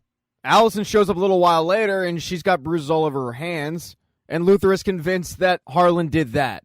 Even though Harlan didn't do any of it, this is enough for Luther to say, let's hand him over. But Victor isn't quick to do that. As they're all kind of standing around, Five and Lyla come through the portal. They're back. One problem, the briefcase they used to get back is destroyed, and it's the last briefcase on Earth. When Allison hears about the briefcase being the last one, she gets really pissed off because her hopes of going home are dashed. But the big surprise is Lyla. After hearing what she heard from the founder, she gives Diego a big hug, telling him, turns out there's less time to hold grudges than I had planned. Luther then pulls Diego aside and asks, did you and Allison get in some kind of fight last night? And Diego says, oh yeah. I mean, I saw her do things I've never seen her do before. She just needed to blow off some steam. And even though Diego says she's good, Luther does not believe it. He's as concerned for his sister as Diego was. Five then tries to call a family meeting, but Diego sees Stanley walking around with a cleaning supply, so he goes after him. He misses the family meeting, and he misses it when Five says, our family reunion here in this timeline has brought a Kugelblitz. Five tells him the best plan is to go back in time and destroy the paradox. That would stop the Kugelblitz before it starts, but they're not able to do that because of the briefcase situation. They need to start thinking about Plan B, and that's when Klaus and Diego join them. Klaus was dead. He went to the great beyond. He even talked to his mother, who gave him a message. She tells him he's spending all this time and energy running from the exact thing that he's chasing. He simply can't see what's right in front of him this whole time. And then when he looks down in his soup, the ingredients create a buffalo. He then comes back to life, just as Diego and Stanley are enjoying some father-son time by trying to get rid of a body. Klaus starts trying to get his bearings straight. Everybody's kind of thinking of a plan, and that's when the hotel gets hit with yet another Kugel wave. Although this time, it takes out more than just a few people. Five figures they have 4, maybe 5 days before the rest of existence is gone. Luther then tells the group that the Sparrows said if they just hand over Harlan, they can get past this, start working together to save the world. Victor, however, is continuing to protect Harlan at all costs. Luther asks Victor, why are you protecting this guy? It's clear he's got some kind of hold over you. And Victor just feels bad for Harlan. He tells the group, Harlan didn't ask for any of this. If we hadn't gone back to 1963 and I hadn't saved him. But Luther cuts him off and says he's the reason we're in this mess. And he's also our only way out of it. They start arguing amongst themselves. Victor saying, we'll just overpower the Sparrows. And most of the group saying, hand over Harlan. He's insignificant. We need access to the Kugelblitz. In the end, Victor's kind of guilt-tripped into agreeing with everybody. But she tells the group, I'll go get him. And when she goes upstairs, Harlan knows. The connection they have, Victor can't hide anything from him. She apologizes to Harlan that they couldn't fix things, but Harlan says, we never tried together. And Victor, who is open to just about any suggestion that doesn't involve handing over Harlan and the Sparrows, is all for trying. As Luther awaits Victor handing over Harlan downstairs, he sees Allison drinking by herself, and he asks, should I be worried about you? Allison then looks at him and says, I can't keep doing this. I can't keep losing people. It's not fair. Luther walks over and gives her a hug, but that hug turns into a kiss. Luther pulls away because he's got Sloane now, and when Luther even mentions that name, it sets Allison off. She yells at him, you're blowing me off for some knockoff you've known for 5 minutes? And Luther yells, what do you even want from me? If you had Ray or Claire back, would you even be here? Look, I get you need a distraction, but you can't use me for that. And she yells, I can if I want to. She then uses her I heard a rumor trick to say, I heard a rumor you want me. He walks over and kisses her, but he does it a little too aggressively. And Allison's wish kind of becomes a nightmare. She ends up having to push Luther off of her. When Luther eventually snaps out of it, they're both disgusted. Allison starts walking back up to her room, and that's when she catches Victor sneaking out Harlan. Victor tells Allison, I can still save him. I can take back his powers. I can get him out of town. After that, I can focus on the Sparrows or the Kugelblitz. Allison tries to tell Victor that's a bad idea, but Victor yells, look, I owe him this. Allison agrees to be the one to take Harlan somewhere safe, and Victor is very appreciative of that. Victor then walks in the hotel lobby where Klaus, Five, and Luther are waiting, and they notice she doesn't have Harlan, and they figure that she must have let him go. She explains that Harlan's death is not going to stop the Kugelblitz. It's just going to be another tragedy on top of another tragedy. Victor vows to find another way, but Luther's fed up and says, well, congrats, you destroyed everything. Again. Five and Klaus then decide to start having a drink, and Five is pretty broken up about seeing his future self die the way he did. He always kind of thought he'd be able to outrun death, but now seeing this wizened old man with no arms die with a bad tattoo didn't sit well with him. He throws the tattoo on the table, and Klaus recognizes the symbol. It's the symbol for a biker group called the Mothers of Agony. That's just the hint that Five needed. He goes, finds the Mothers of Agony clubhouse, walks all the way in the back where members are getting tattooed, and that's when he finds them. Pogo. So Five ended his night in a biker bar. Luther headed over to the Sparrow Academy because he ended his night with Sloane. Diego and Lyla ended their night together in bed, having sex. And I ended my night alone. In episode 6, Luther wakes up with Sloane, and they're trying to keep their relationship a secret, but they don't do a great job of it. Sloane's room is right next to Faye, and Sloane's bed is pretty creaky, so Faye knew that Luther was there. She knocks on the door in the morning and tells Luther, Ben wants to have a word with you. Ben asks Luther, all right, I need to know, what's with your family's weird fetish with me? And Luther explains that Ben was the best of all of them. He just died way too soon. And even though the version in front of him is kind of a jerk, he'll take it, because it means at least he's got his brother back. Ben tells him, I'm not him, you moron. And Luther says, yes, I'm aware. My Ben was selfless and kind. And when Luther tells him, maybe there's a little bit of my Ben inside of you, Ben just shoots that down saying, no, not at all. He then gets to the real reason of why he called the meeting. Without Marcus around, they need a big brooding force. Luther can be that. So he has Grace bring him Marcus's old uniform. He wants Luther to join the Sparrow Academy. At first, Luther says no. He's already got a family of his own. But Sloane slowly starts to convince him, and he starts to consider it. It is, by the way, a move that Faye completely disagrees with. Now, everybody is completely unaware of the fact that Luther isn't the only umbrella that is in the house, because Klaus has snuck back in. He needs answers on what is going on with the buffalo. Reginald really doesn't want to talk to Klaus very much, but Klaus forces him to, because as he tells him, everything is leading me back to you. The painting, the white buffalo suite, and Reginald cuts him off and says, you know about the white buffalo suite? And Klaus says, yeah, that's where I died. I just feel like there's something I'm supposed to be doing, and it's important, but no one's telling me what it is. And I'm scared that I'm going to miss out because I'm always screwing things up. And I'm tired of it. So I need you to help me understand certain things about who I am. Like, for example, why did you lock me in a mausoleum and slow down my heart rate until I came to in a pool of my own vomit? That's something that when he died, the girl on the bicycle showed him. Reginald has Klaus sit on the chair and start telling him exactly what he saw. And as Klaus is telling him, Reginald is drawing these really weird symbols. He finds it absolutely fascinating. And he tells Klaus that everything's been fascinating since he's been weaned off those pills. It's a trick that Klaus taught him. Because of that, he wants to return the favor and help Klaus understand who he really is.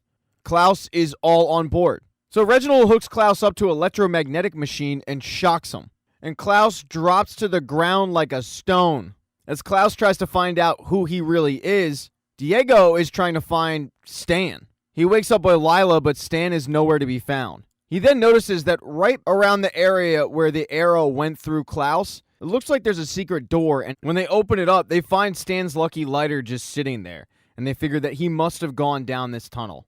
They start following it, but it looks like the Jamiroquai video for Virtual Insanity. There's a throwback for you, but a lot of mirrors, a lot of lights. And when they get to the end of the tunnel, they're in a very identical room to the one they just left.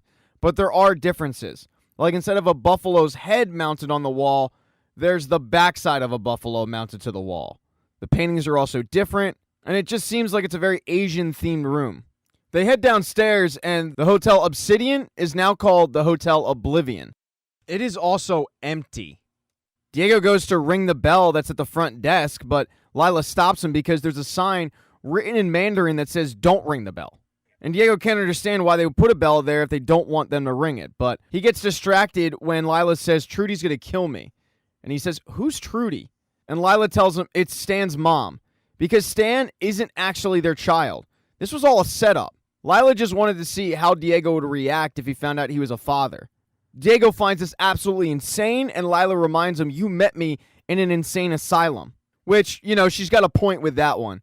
Stanley's also in on it, and Diego is so mad that he starts stuttering again. Now they both are completely stressed out because this isn't their kid, it's somebody else's. They have to find Stanley. Even though the sign says not to, Diego walks over to the front desk and rings the bell, and immediately he regrets it. The hotel starts getting dark. There's a lot of ominous vibes, and they hear something that is big, growling, and coming their way. They go to a part of the hotel where there's a little bit of light coming through, and they're waiting for this thing to show up. Diego grabs a knife, but before he can even throw it, a big axe comes his way and chops off 2 of his fingers. They then notice that there is a giant samurai figure walking towards them, and he doesn't look happy. They don't even grab the fingers. They quickly get the hell out of there, and they're able to go back through the tunnel and back to the Hotel Obsidian. And when they get to the other side, there's Stanley, drinking a slushie and eating a Slim Jim. But then Stanley disappears, because the hotel was hit by yet another Kugel wave, and now it seems like he is gone for good. Now, one person who is gone, at least for the time being, is Five. Pogo wanted nothing to do with him, so Five followed him to his trailer in the middle of the woods, and he was able to convince him to give him the full backstory. Pogo was training the Sparrow Academy just like he trained the Umbrella Academy, but he had a falling out with Reginald. Reginald flat out kicked Pogo out, and some of the kids were pretty heartbroken about it, like Marcus seemed upset, and Pogo gave him a box that was filled with a bunch of pills. Now he's a part of a biker gang and he does tattoos. Five is able to successfully convince him that they do actually know each other from another timeline. Five then slaps down the tattoo, and Pogo admits, "This does look like my work, but I haven't done it." And Five says, "Well, not yet, you haven't." He explains where he got the tattoo, and Pogo just says, "So it's happened." He opens up a notebook, and there are a bunch of symbols, and all of the symbols match up to at least a part of the tattoo. Pogo tells Five that Reginald was obsessed with those symbols. It's called a sigil. It's a symbol that's thought to have magical powers, which doesn't make sense to Five because their dad was always a very scientific man. He wouldn't believe in such a thing. But apparently the Reginald in this timeline does. Pogo tells him that Reginald referred to it as Project Oblivion. And that definitely catches the ear of Five because it was the last thing that older Five told current Five before he died. Pogo then goes into one of the reasons why he was kicked out. Reginald was training the kids for a kamikaze mission. Pogo didn't think it was safe. And that is why he gave the children the pills, the same pills that Reginald has since stopped taking because of the tip from Klaus. When Pogo finds out that Reginald is off the pills, he says to Five, "Project Oblivion is starting again, and you are all in danger." With that information, there's only one thing left to do. Get the tattoo. And even though Pogo said he wouldn't, he ends up tatting him anyway. And then finally, there's Harlan. He was taken to an old abandoned drive-in movie theater and kept safe by Allison. Not too long later, Victor shows up, and they know that they need to hurry this up because they're running out of time. So Victor and Harlan get to work. Problem is, they don't really know how to go about this whole thing. Harlan tells Victor, "Try what you did back in 1963. I know it didn't work, but I'm not a kid anymore." He then starts showing Victor what he means. He starts glowing, and then he asks Victor, "Did you hear it?" But Victor says, "No. I heard wind." And Harlan says, "No, deeper than that. Every living thing has an energy wave. It's a sound of its own. Listen for it." He then starts doing it again, but this time way more powerful than the first time, creating kind of like a force field around both of them. The whole while, Harlan is yelling at Victor, "You gotta listen." It's not like Victor isn't trying, but it's putting him in a lot of pain. Allison sees what's going on and tries to get Harlan to stop, but he won't. She then enters that kind of force field that Harlan had created, and she yells at Harlan, "Stop, it's too much." And her voice really carries, knocks Harlan off his game, and it does end up saving Victor. Although Harlan's pissed. He yells at Allison, "You had no right, we were making progress." But the way that Allison looked at it, Harlan was about to kill Victor. She also has no idea how she just did what she did. It was as if her powers were amplified. She then goes and checks on Victor, and Victor says, I'm fine. You don't have to be here if you don't want to watch. So Allison doesn't, going off and thinking about her previous life. Victor and Harlan continue to train. Harlan tells Victor that when he left, Harlan realized that he had this power inside of him. He had no idea what it was. He hoped he could use it for something good. The reality is he had no idea what it was, though. He called it Marigold. And he tells Victor, you gotta stop listening with your ears. Harlan then puts his headphones on Victor's ears, and the two create yet another force field, although this time they start levitating above the ground. It's super powerful. Allison is scared for her brother, but then all of a sudden, Harlan yells, and you literally see the power go from him and back inside Victor. When that happens, their bond is seemingly broken, and they drop to the ground. Victor's pretty wiped out. Allison goes to check on him, but all Victor cares about is Harlan, and Harlan confirms that the power is gone. They let Victor sleep it off because he's really wiped out. And Harlan asks Allison, what do I do now? She says, you go home and we clean up your mess. Harlan asks Allison, why don't you like me? Is it because of what I did to your mothers? But Allison has no idea what he's talking about. And it doesn't take more than a couple seconds for Allison to realize that it was him. Harlan was the one who did it. Harlan starts apologizing, saying that he couldn't stop himself. And you once again see that mean streak from Allison. As Harlan's trying to apologize, Allison yells at him, sorry is what you say when you spill a glass of milk, not obliterate somebody's child. She then decides to take matters into her own hands. She kills Harlan, putting him in the trunk of the car and telling the Sparrow Academy that she's coming over. When she arrives, she's got a welcome party waiting for her. Faye, Ben, and Reginald all standing outside, and that's when Allison shows them the body of Harlan in the trunk. She then starts making her way into the house so they can all figure out how to get rid of the Kugelblitz, but she notices there's another member there of the Sparrow Academy. It's Luther, wearing Marcus's uniform. And all Allison can do is shake her head and walk right by him. In episode 7, after Allison makes peace with the Sparrows, Reginald decided to leave the kids to it. He grabs the car and puts the dead body of Klaus inside, and he starts driving, until eventually Klaus starts banging to be let out. He tells Klaus, you were dead for 22 minutes. You were vulnerable. I could have done anything with your body. If the world is ending, you're running out of time to master your gifts. So they start training. They head to what is apparently the busiest road in the middle of nowhere, and Reginald starts throwing a ball, and Klaus goes and grabs it, but he gets hit by a car and dies. And Reginald just starts timing how long it takes him to come back to life. Slowly, Klaus starts improving his time until eventually it's like he never died at all. After he's mastered that, there's really only one thing left to do. Face his fear. They head to the cemetery. Klaus has no interest in going in a mausoleum whatsoever, and Reginald can't understand it. He asks him, why do you, of all people, have a fear of the dead? And Klaus once again reiterates, yeah, it's probably because you locked me in there as a little kid. And Reginald cuts him off and says, exactly. We can't change the past, but we can confront it. So Klaus tries, but the moment he sees a ghost, he takes off running. He runs up to Reginald, and Reginald says, what are you afraid of? I'll tell you, you're not afraid of those ghosts. You're afraid to even try. You'd rather quit than disappoint me. In any timeline, I'm simply too far brilliant of a teacher to have left you so untutored. This was no accident what I did to you kids. I made you feel small and confused about your own power so I could control you. Now, don't focus on that. We can focus on that later. But what I witnessed today, you're a warrior. It's these spirits that should fear you. Klaus asks him, how am I supposed to fight these? And Reginald tells him, I don't know, but I believe in my heart that you do. Go show them. So Klaus stands up, and as he's surrounded by the ghosts, he finds the power to wipe them all out. Now, back over at the Sparrow Academy, Ben calls a family meeting, both families. That means Victor and Sloan are going to have to go round up the troops. They find Diego, Lyla, and Five sitting in the Buffalo suite, arguing about how exactly they were able to get the tunnel open, and the fact is they just don't know. Five really wants to know because his older self said Oblivion. Then you've got Reginald's super secret mission called Oblivion, and this secret tunnel is leading to the Hotel Oblivion. He wants to follow it. But understandably, Lyla and Diego have no interest in that, especially after Diego lost his fingers. Five's going to have to wait because when Luther comes in and tells them about the family meeting, after a little bit of pushback, they give in and follow him over to the Sparrow Academy. Everybody arrives except Victor and Klaus. There's a lot of petty insults thrown back and forth, but eventually they get the meeting on track, what to do about the Kugelblitz.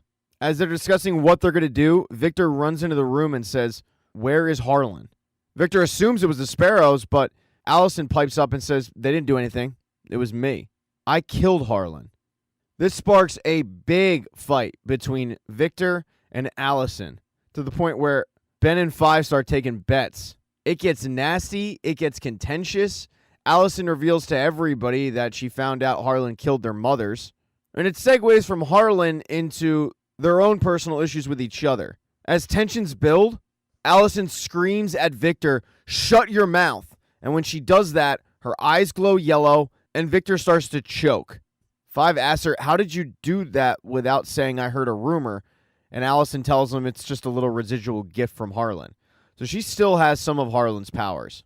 It finally ends when Allison tells Victor, "We should have left you in the basement," and Victor slaps the crap out of her. Victor then runs off to Ben's bedroom to hide, but she notices something interesting. Ben is drawing a picture of a woman, and it's the same woman, and her name is Jennifer. And in the Umbrella Academy's timeline, their Ben died in the Jennifer incident, so there might be some truth to what Luther said when he told Sparrow Academy Ben, "There's some of my Ben in you." The rest of the Academy then heads downstairs to the basement so everybody can get eyes on the Kugelblitz. Sloane is just about as smart as Five, if not smarter. And she's come up with a plan. It's to trap the Kugelblitz. Grace is tracking the Kugel waves, and there's another one in 3 hours. Sloane has run the math, and this could work. This is probably their best bet. But for this to work, they're going to need Sloane, Lyla, Christopher, and Victor. So Ben, of all people, goes upstairs to convince Victor to help, although he does it in a very unique way. When he enters the room, Victor tells him, "I have no interest in helping if Allison is still down there." And Ben starts to insult him.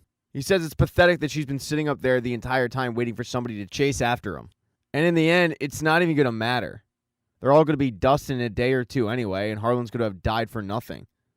As everybody kind of waits for Victor to join, downstairs, Lyla and Allison start bonding. Lyla wants to know from Allison if there's any tips or tricks to get Diego to accept her apology.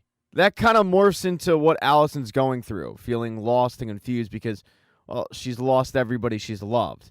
Lyla's suggestion is you got to pick a focus point, something concrete to lock onto no matter what changes around you. Allison asks Lyla, "What if I had one and I lost her?" And Lyla tells her, "Find another one, or you're going to fall down." Five then enters the room and tells everybody that they're ready to begin. All 4 of them start working together to shrink and trap the Kugelblitz. But that's when Grace tries to interrupt them. She's been so transfixed by the Kugelblitz, she really believes that it is her god. And now that these kids are downstairs trying to get rid of it, she can't let that happen. She grabs a flamethrower from the armory, and she comes downstairs and tries to stop them. Luckily, Five is able to get her from the basement to the living room and kill her. It allows the group to continue to try to get rid of the Kugelblitz. And it works. They're able to shrink it enough where Christopher is able to trap it in. And when the next wave is supposed to hit, it doesn't. Now it's party time. Everybody starts drinking, dancing, tearing it up, except Victor and Allison. They're the Debbie Downers in the corner. When the drinking and the partying settles down a little bit, Luther heads up to the roof because he's got a gift for Sloane. It's a travel guide to Italy, or at least what's left of it. But there's also an engagement ring inside. Luther proposes to Sloane. Sloane says yes, and the two are going to be married. That's not the only relationship that's up for conversation, because back inside the house, Lyla needs to have a serious conversation with Diego. We found out about the backstory of Lyla and Stanley. Lyla had no briefcase when she returned to the commission. They wouldn't allow her one. They were willing to send her anywhere in the world, so she asked to go to 1989 Berlin. She knew that her mother had hidden a briefcase in the Berlin Wall. So as teenagers were tearing it down, she found the exact spot and found it. But then she got into the act of tearing down the wall until a woman comes up and asks to borrow her sledgehammer. That woman was Stanley's mother. She was also the lead singer of a punk rock band, which Lyla eventually joined as the drummer. When Stanley's mom took off one week with a bassist, Lyla was kind of looking after him, but asked Stanley if he was up for heading back to the States to kind of torture one of her exes. That's how they got into this mess. She now kind of realizes, though, what a messed up thing that was. She tells Diego, I brought Stanley to you because I'm a coward. I wanted to drop a kid in your lap and see if you'd reject us and run. That felt safer than telling you the truth, because the truth is, I'm pregnant. Diego, of course, thinks this is yet another lie, but Lyla swears, no, I really am pregnant. What really upsets her is the fact that she knows that she wasn't going to be a good mother, but when she saw him with Stan, she knew that he would be a good dad. Now it looks like they might not even have to worry about that with the world ending. Diego asks, what do you want from me? And she says, I want a family, and I want it with you. He asks if he can think about it, and the two just sit there. Upstairs, Five decided to go visit Victor. He thinks that it's about Allison, and while Five is concerned about Allison, this conversation is going to be about Victor. Victor starts trying to explain his side of things, that she was just trying to do the right thing while Allison intentionally killed somebody, but Five reminds her, you know the reason we even survived the last apocalypse is because I slaughtered a boardroom full of people, right? Five wants Victor to forgive Allison, kind of get over it, but Victor's just not ready to do that quite yet. He also has a message for him. Don't go rogue again. If you ever need anything, I'm there for you, but if you lie to us again, I'll kill you myself. And murder isn't just on Five's mind, because all the way downstairs in the house, Faye tells Ben, we're going to kill them in the morning, right? But Ben says no. She can't quite figure out why, but Ben says, I'm not done yet. Me and Dad have a plan. They start once again fighting about Ben's crappy leadership, but then Christopher starts freaking out. They don't quite know what's wrong with him, and the Kugelblitz explodes out of him, killing him, sucking Faye in, and destroying the academy. In episode 8, the group that's left, which is Luther, Victor, Sloan, Ben, Five, Allison, Diego, and Lyla, they all get together and start discussing exactly what they're going to do, because obviously the last plan didn't work. This leads them to start arguing amongst themselves, whose plan is better, why the last plan didn't work out, until finally Five pipes up and says, we're not meant to save the world. We're just not. We have to face facts. He tells them all how he had a conversation with his 100-year-old self, and his 100-year-old self clearly said, do not save the world. So he's ready to just embrace the apocalypse. This takes everybody by surprise, because usually Five is the one with the plan, but he just says, not this time. If you guys have something on your bucket list, I'd do it fast. And Luther and Sloan certainly do. They tell everybody that they're getting married. And there's no time like the present, since the world is quickly ending. While Luther and Sloan are discussing their nuptials, Klaus and Reginald arrive at the hotel. And Klaus is very surprised when the bellhop greets Reginald, because they know each other. And that's because Reginald owns the hotel. Years ago, Reginald was searching through, at the time, just a field, when all of a sudden he felt like he had the right spot. He shot up a flare, and the flare revealed a sort of door. He decided to build the Hotel Obsidian right there, at that exact spot. And the door? Well, that's where he built the Buffalo Room. He knew something was on the other side, so he hired a group of mercenaries at the time to go in there and take care of whatever it is they'd find, but nobody returned alive, and Reginald just closed the door, figuring that one day his kids would do it. That is the Oblivion mission. Reginald and Klaus then go find the rest of the group, but they're not really welcome. Nobody really wants to see Reginald, except Ben. And in turn, Reginald can't believe that they're wasting time planning a wedding as the world is about to end. Although if Reginald had any ideas of going to that wedding, Luther squashes that pretty quickly by saying, yeah, space is limited and, you're not really invited. But Reginald is acting more like himself, which is something Sloan realizes, so she asks him, have you been taking your pills? And he admits, no, I haven't. And it's all because of this young man right here. And he points to Klaus. He says something that Klaus has been waiting to hear his entire life. Reginald tells all the kids, I wish you were more like this man. All of you could learn a thing or two from this impressive young man. While Reginald wants to get working on trying to save the universe, nobody other than Ben really seems interested in doing it. So Klaus ends up escorting Reginald up to the Buffalo Suite, and the two have a conversation about Reginald's bedside manner. It sucks, and Klaus tries to teach him that you catch more flies with honey than vinegar. The conversation then goes towards the wedding, and Reginald doesn't want to go, but Klaus says, oh, we're going. I know it seems like they don't want you there, but they just want you to earn being there. Try being a dad, not a boss. And trust me, you showing support for Luther, it's going to go a long way. But Reginald isn't the only one that's not thrilled about this wedding. Diego certainly is not happy about it. He doesn't even want to go. Lyla tells him, "You're going. You're my +1." And Diego can't understand why she wants to go because she's with their child.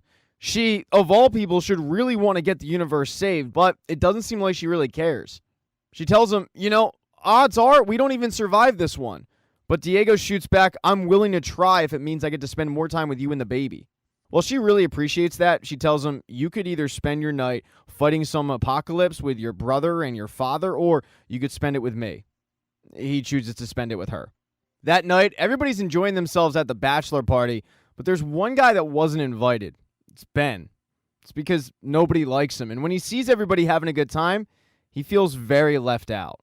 During a rousing rendition of karaoke, though, Luther goes up to his best man, Victor, and asks a favor. He wants Victor to make amends with Allison. Victor really doesn't seem like he's willing to do that because Allison just killed his friend. But as Luther puts it, if you want to compare body counts, it's not going to end well for you. She's always been good to you. Better than the rest of us. They then get called up to sing the absolute banger, "Time of My Life." While the Umbrella Academy is having fun downstairs, upstairs, Ben goes to vent to Sloane about why she's still going through with this wedding. He starts pushing the narrative that her going through this wedding, it's actually turning her back on the Sparrow Academy. She doesn't really care, though. He starts preaching that Reginald wants them to get back to training, but she doesn't care about that. She knows that his hatred for the wedding has to do with one thing. He wasn't invited to the bachelor party. He doesn't actually care about Faye or Christopher or Marcus or any of them dying. He doesn't care about the world. He cares about getting left out. He tries to act like she's crazy, but she says, "This isn't crazy. We've never been alone. It's always been the 7 of us. But now, it's just you. So congrats, Ben. You're finally #1. Everybody then gets ready for the wedding. And when Luther comes downstairs, he does so with Victor, and the first person they see is Allison. And Allison and Victor start trading insults, and Luther has to remind them, "This is my day. If you two could just get along for a couple hours, I'd really appreciate it." Sloane then comes down, and Klaus marries the two. During the reception, Klaus decides to start trying to go person to person and convince them to go along with Reginald's plan. 5, though, is a hard out.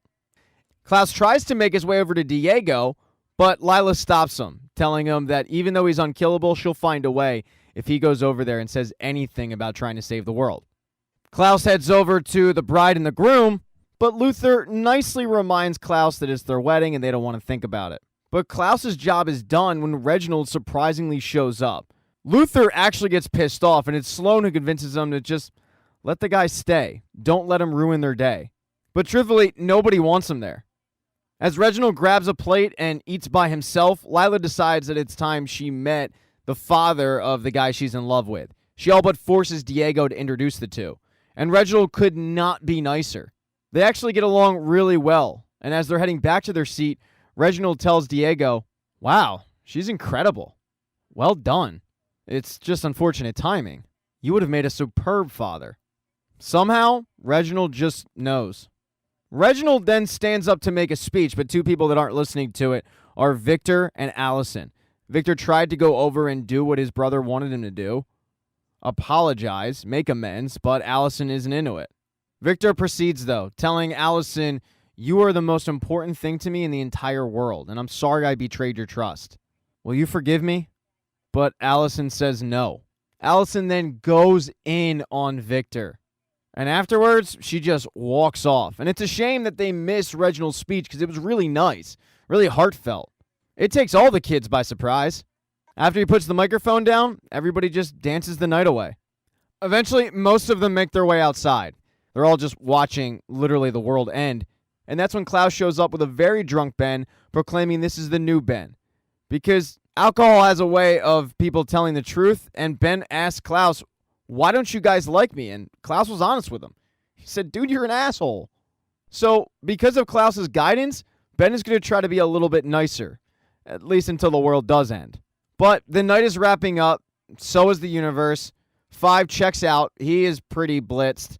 He starts heading back to his room, but he sees something super interesting. It's Reginald talking to somebody in the Buffalo Suite.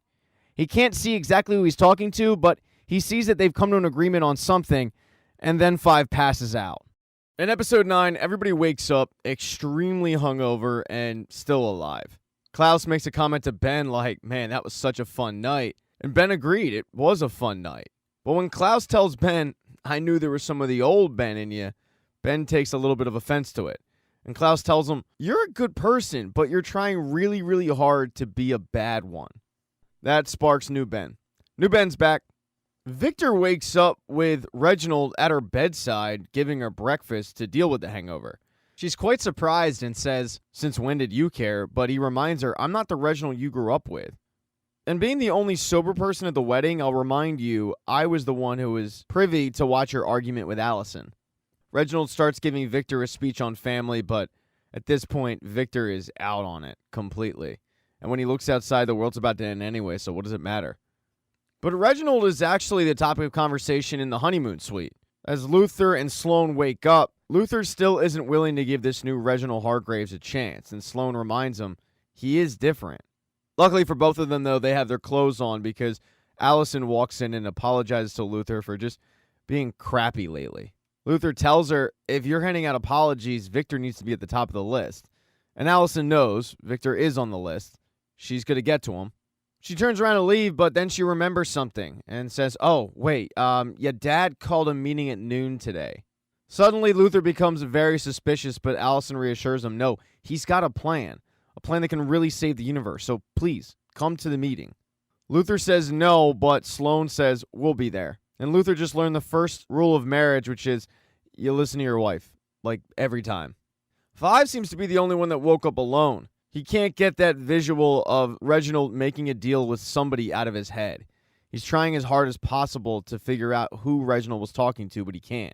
He decides to go to what literally is the edge of the world at this point, sit, have a drink, and think, and that's when he's approached by Reginald.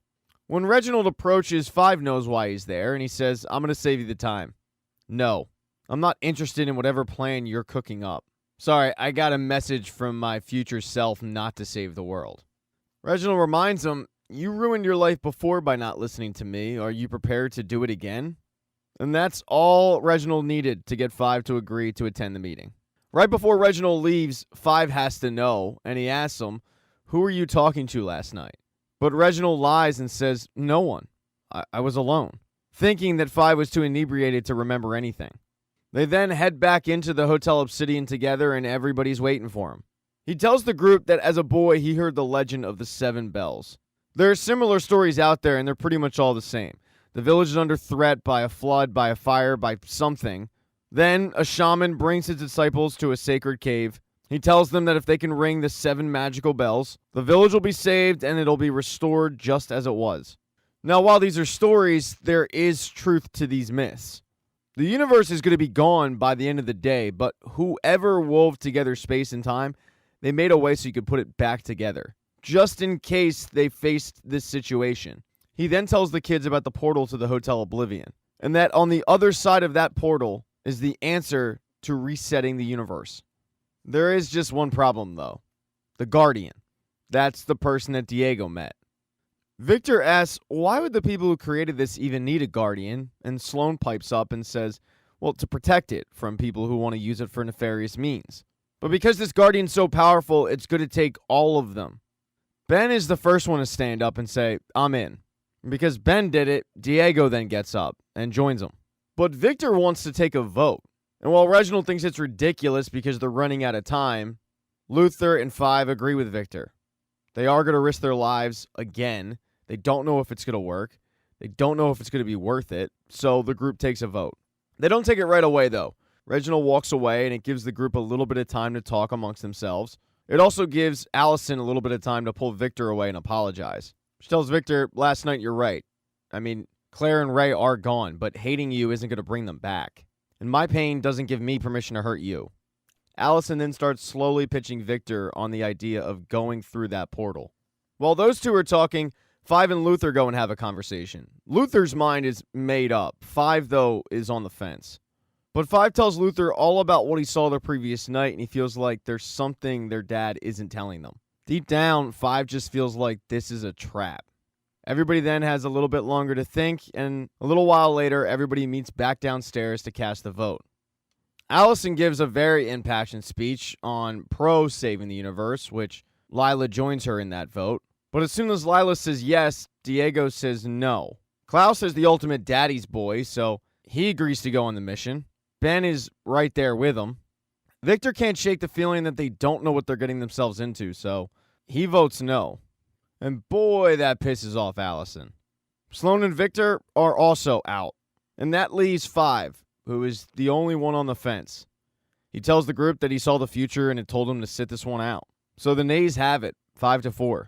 Allison just shakes her head, looking at the people who said no, says, "You're all pathetic." And then she walks off. Ben asks Reginald, why can't we just go in there, just the 4 of us?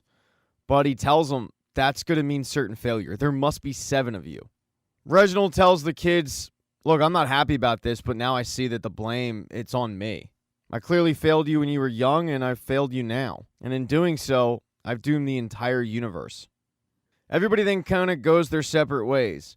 Luther wants to spend the last few hours he has with Sloan, but in order to do so, he's going to need ice. So he grabs the ice bucket, starts looking for the ice machine, but he finds the Buffalo Suite's door is ajar and Reginald is sitting in it just drinking by himself. Luther decides, all right, I'll go in there. Reginald tells Luther that this is the failure of his life. He feels like all of this has been wasted, all because a different him was unkind to his children. Luther explains it's not that simple. Reginald then looks at Luther and says, you are a remarkable man, and I really hope that you can forgive me, Luther. Luther is so taken aback, doesn't say a word, so Reginald asks the question again, and Luther says, yeah, of course I'll forgive you. And Reginald gives him a big hug, which is something he has never done before. It's at that moment that Luther realizes this really is a different Reginald Hargreeves. But that's short-lived, as Reginald stabs Luther right in the chest. And it's with one hell of a weapon. Luther is bleeding out, very confused, and Reginald tells him the best way to bring a family together is at a wedding or a funeral. We already had the wedding. Luther then drops to his knees, and Reginald gives him one final death blow across the chest. Now, right down the hall, Five runs into Victor, and Five tells him, I just feel like the old man is still hiding something. And Victor understands because people have been acting weird. He tells Five about how Allison apologized to him. And it's weird because last night she was ready to just rip his head off. All of a sudden she's ready to forgive and forget. And that's when Five realizes the person that Reginald made a deal with was Allison. She wasn't out there with the rest of them. And she's willing to do anything to get her daughter or Ray back. They then hear screaming in the distance, and it's Sloan. And when they rush to see what's going on, Sloan is sitting there because she had found Luther's dead body, and Reginald is nowhere to be found.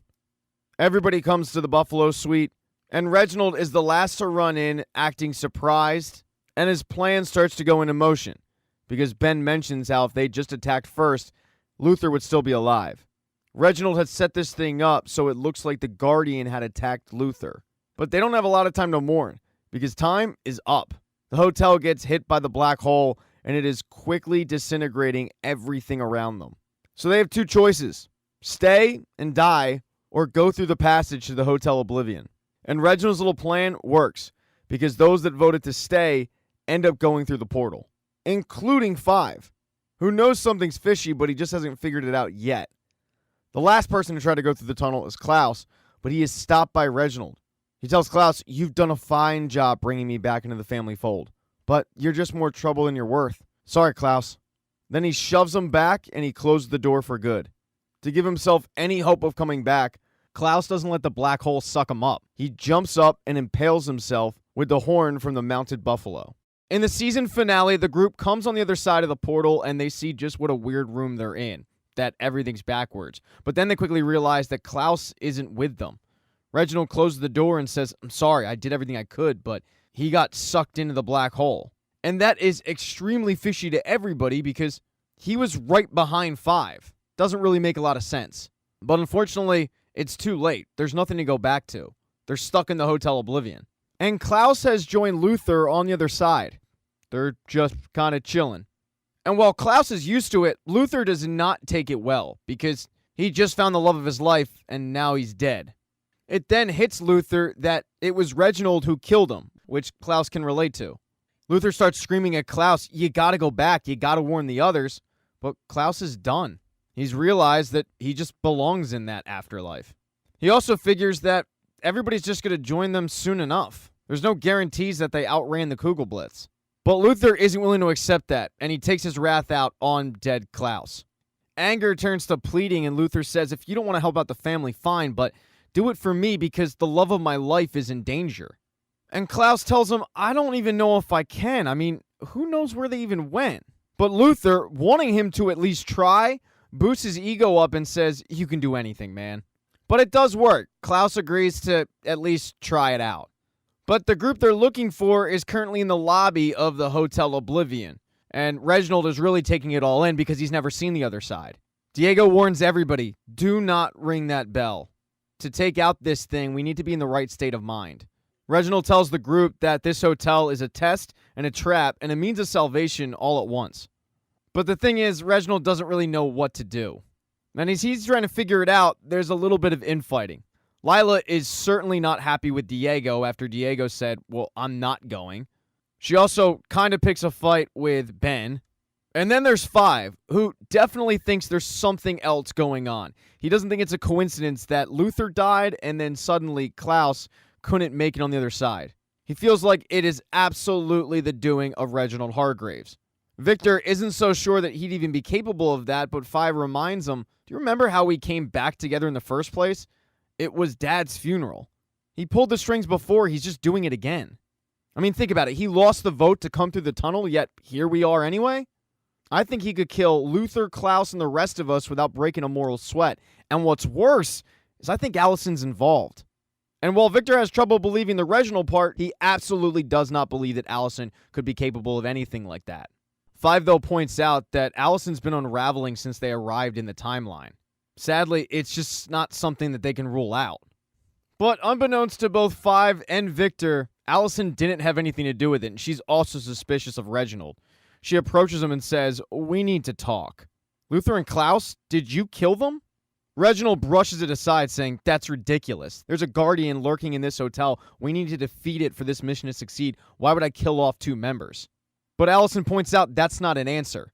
Reginald tries to walk off, but Allison stops him and says, "If I find out you're lying to me, the deal that we have is off."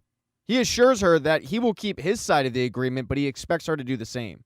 Ben walks up, and he caught the tail end of that conversation, and when he asks Reginald what was that all about, Reginald just tells him it's none of his concern. Ben thinks it is his concern and says, "I made all of this happen," but Reginald laughs that off and says, "No, you didn't. Allison killed Harlan. I united the families. What did you do?" And that is a shot to Ben's ego. Reginald then walks downstairs into the lobby and addresses everybody. He tells them that the legend of the 7 bells is just a metaphor for the sigil, the same thing that is now tattooed on Five's chest. Once they find the sigil, they're one step closer to resetting the universe. But the sigil is hidden somewhere in the hotel. They all need to find it. The problem is, Reginald doesn't know what they do when they find that sigil. His plan only went up to a certain point. Allison ends up agreeing with Reginald and saying, "We need to find the sigil. It's our best chance of getting out of here and resetting the universe." And that's when Five says, "Man, you really agree with Reginald all of a sudden. Interesting." Reginald brushes that comment aside, and he has the group split up. It's Sparrows on one side, Umbrella Academy members on the other. Although Diego and Lyla, they're on their own, because as Reginald puts it, nobody wants to listen to them bicker. So all 3 groups go their separate ways with plans on meeting back in the lobby in 30 minutes. Reginald starts walking towards the elevator with Ben and Sloane, but when they get in, he says, "Oh wait, you know what? I forgot my journal. Just go ahead, I'll meet you on the 5th floor." But he didn't forget his journal. Instead, he goes back and waits for them to all get in position with plans on ringing the bell. And as he's sitting there biding his time, that's when Klaus magically shows up, which takes Reginald completely by surprise. He did not expect it. Klaus starts asking him why he did the things that he did, i.e. kill him, kill Luther. And Reginald tells him it was all necessary, but he also doesn't have time for this crap, so he ends up killing Klaus yet again, knocking him in the head with an object. With that done, he rings the bell, summoning the Guardian. All of the kids are unaware of this. And upstairs in the room with Five, Allison, and Victor, 5 confronts Allison about the meeting she had with Reginald. Allison just gaslights him, but 5 is steadfast that the two met. They came to an agreement. 5 says, your deal is costing people their lives. And Allison asks him, you think I'd make a deal with Dad to kill Luther and Klaus? That's the final straw for Allison. She leaves the room. Victor chases after her. But when 5 leaves the room, he somehow transports from the 3rd floor, which is what they were on, to the 5th floor. Although it takes Allison and Victor a little bit of time to notice that he's not behind them. And they're very confused on what happened to their brother because they were too busy fighting. As they continue to look for 5, Victor is just more concerned about making things right with Allison. He asks, how do we go about doing that? But Allison says, I just don't know if we can. But they aren't the only ones who are fighting. On the 6th floor, Diego and Lyla, they're fighting about their current relationship. And on the 5th floor, you've got Ben going at it with Sloane. Sloane can't understand why it's so important for Ben to get acceptance from Reginald. As she puts it, he's not even our real dad. And Ben says, it's really easy for you to say. You've got a new family. That's when 5 walks up on him. He's got bad news, though. He can't get back to the lobby. Whatever direction he chooses, he just ends up in the same spot. Something's going on with the hotel. They start looking for a way out, and that's when they see the Guardian. But they aren't the only one, because down on the 3rd floor, Allison is the first one to actually be attacked. Victor saves her life. There's more than one of these things. In fact, every group seems to be facing one Guardian. With Allison's arm pretty banged up, after Victor knocks down the Guardian, she runs into the bathroom to try to patch her up. And that's when Allison admits, yeah, you're right, I made a deal with Dad. It had nothing to do with Luther and Klaus. That wasn't me. But I did this deal for all of us. I promise you, if we get through this, everything's going to be okay. But getting through it's going to be an issue, because the Guardian is proving to be really unkillable. And because of that, Diego wants Lyla to sit this one out. She's got the baby to think about. But Lyla is not about to do that.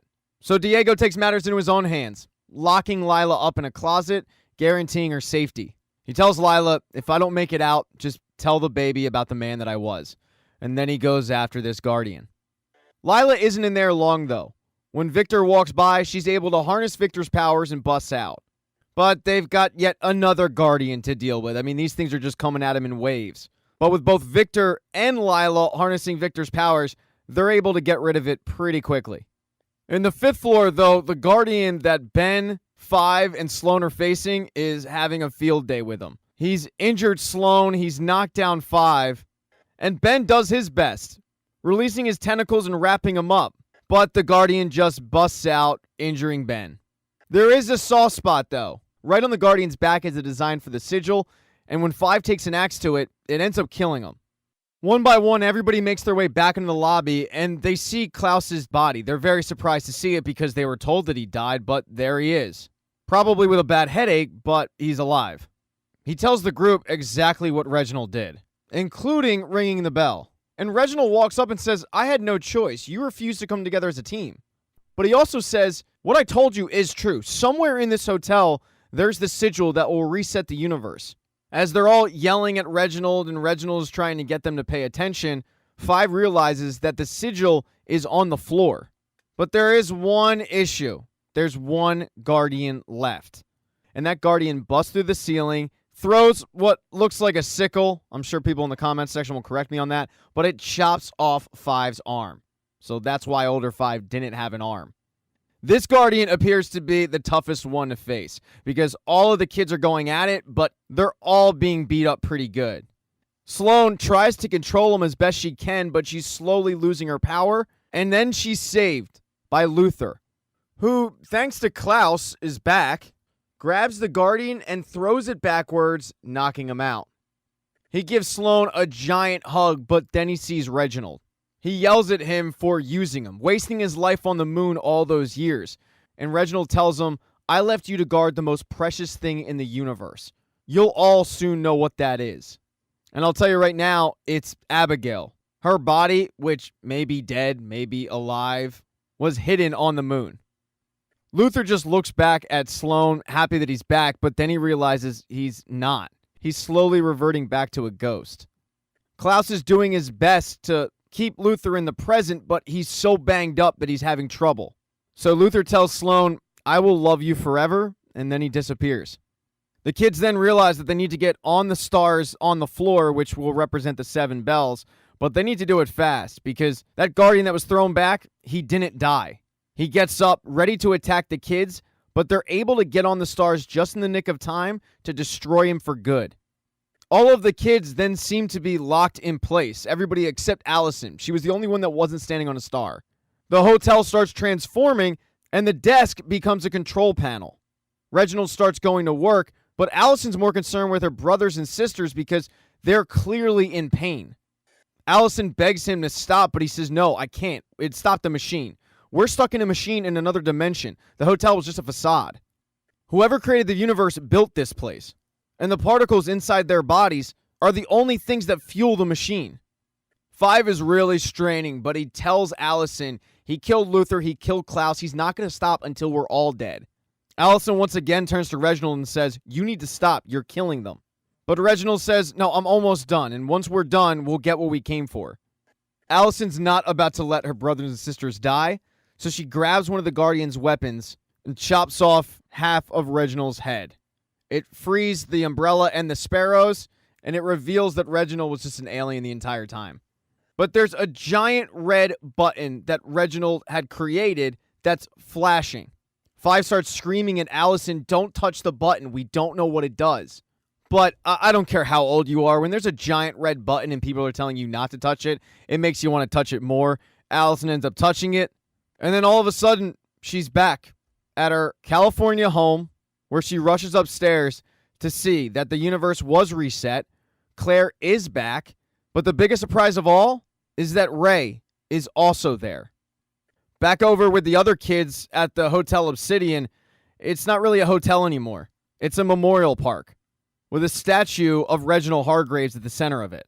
He graciously donated it the first day of October 1989. And their big surprise is Luther is back. But Luther is also back to being a regular person. He's no longer half man, half ape. But when he starts asking for Sloane, she's nowhere to be found. Because the only people at the memorial are the Umbrella Academy members and Lyla. They then realize that they reset the universe. Right down to Diego's fingers. They're back. While everybody's kind of excited about this, Luther is not. He walks up to 5 demanding to know where Sloane is, and 5 has no idea, but Luther isn't taking no for an answer.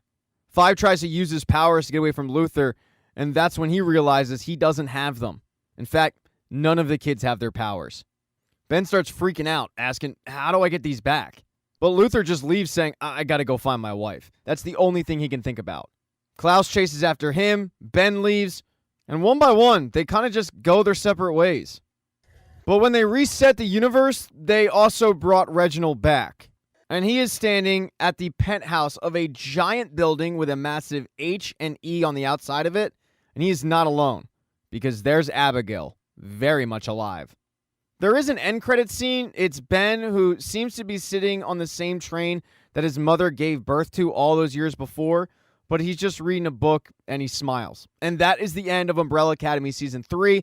Thank you so much for getting this part of the recap. I really appreciate it. Subscribe to the channel. Hit thumbs up if you liked it. Smash that thumbs down button if you thought it sucked. I do have a Patreon. The link is in the bio. Go support. Hit that. You'll get stuff. But be nice in the comments section. Pass this along to everybody. I got merch. Go buy a shirt. All right, I'm done begging for money. Have a good one.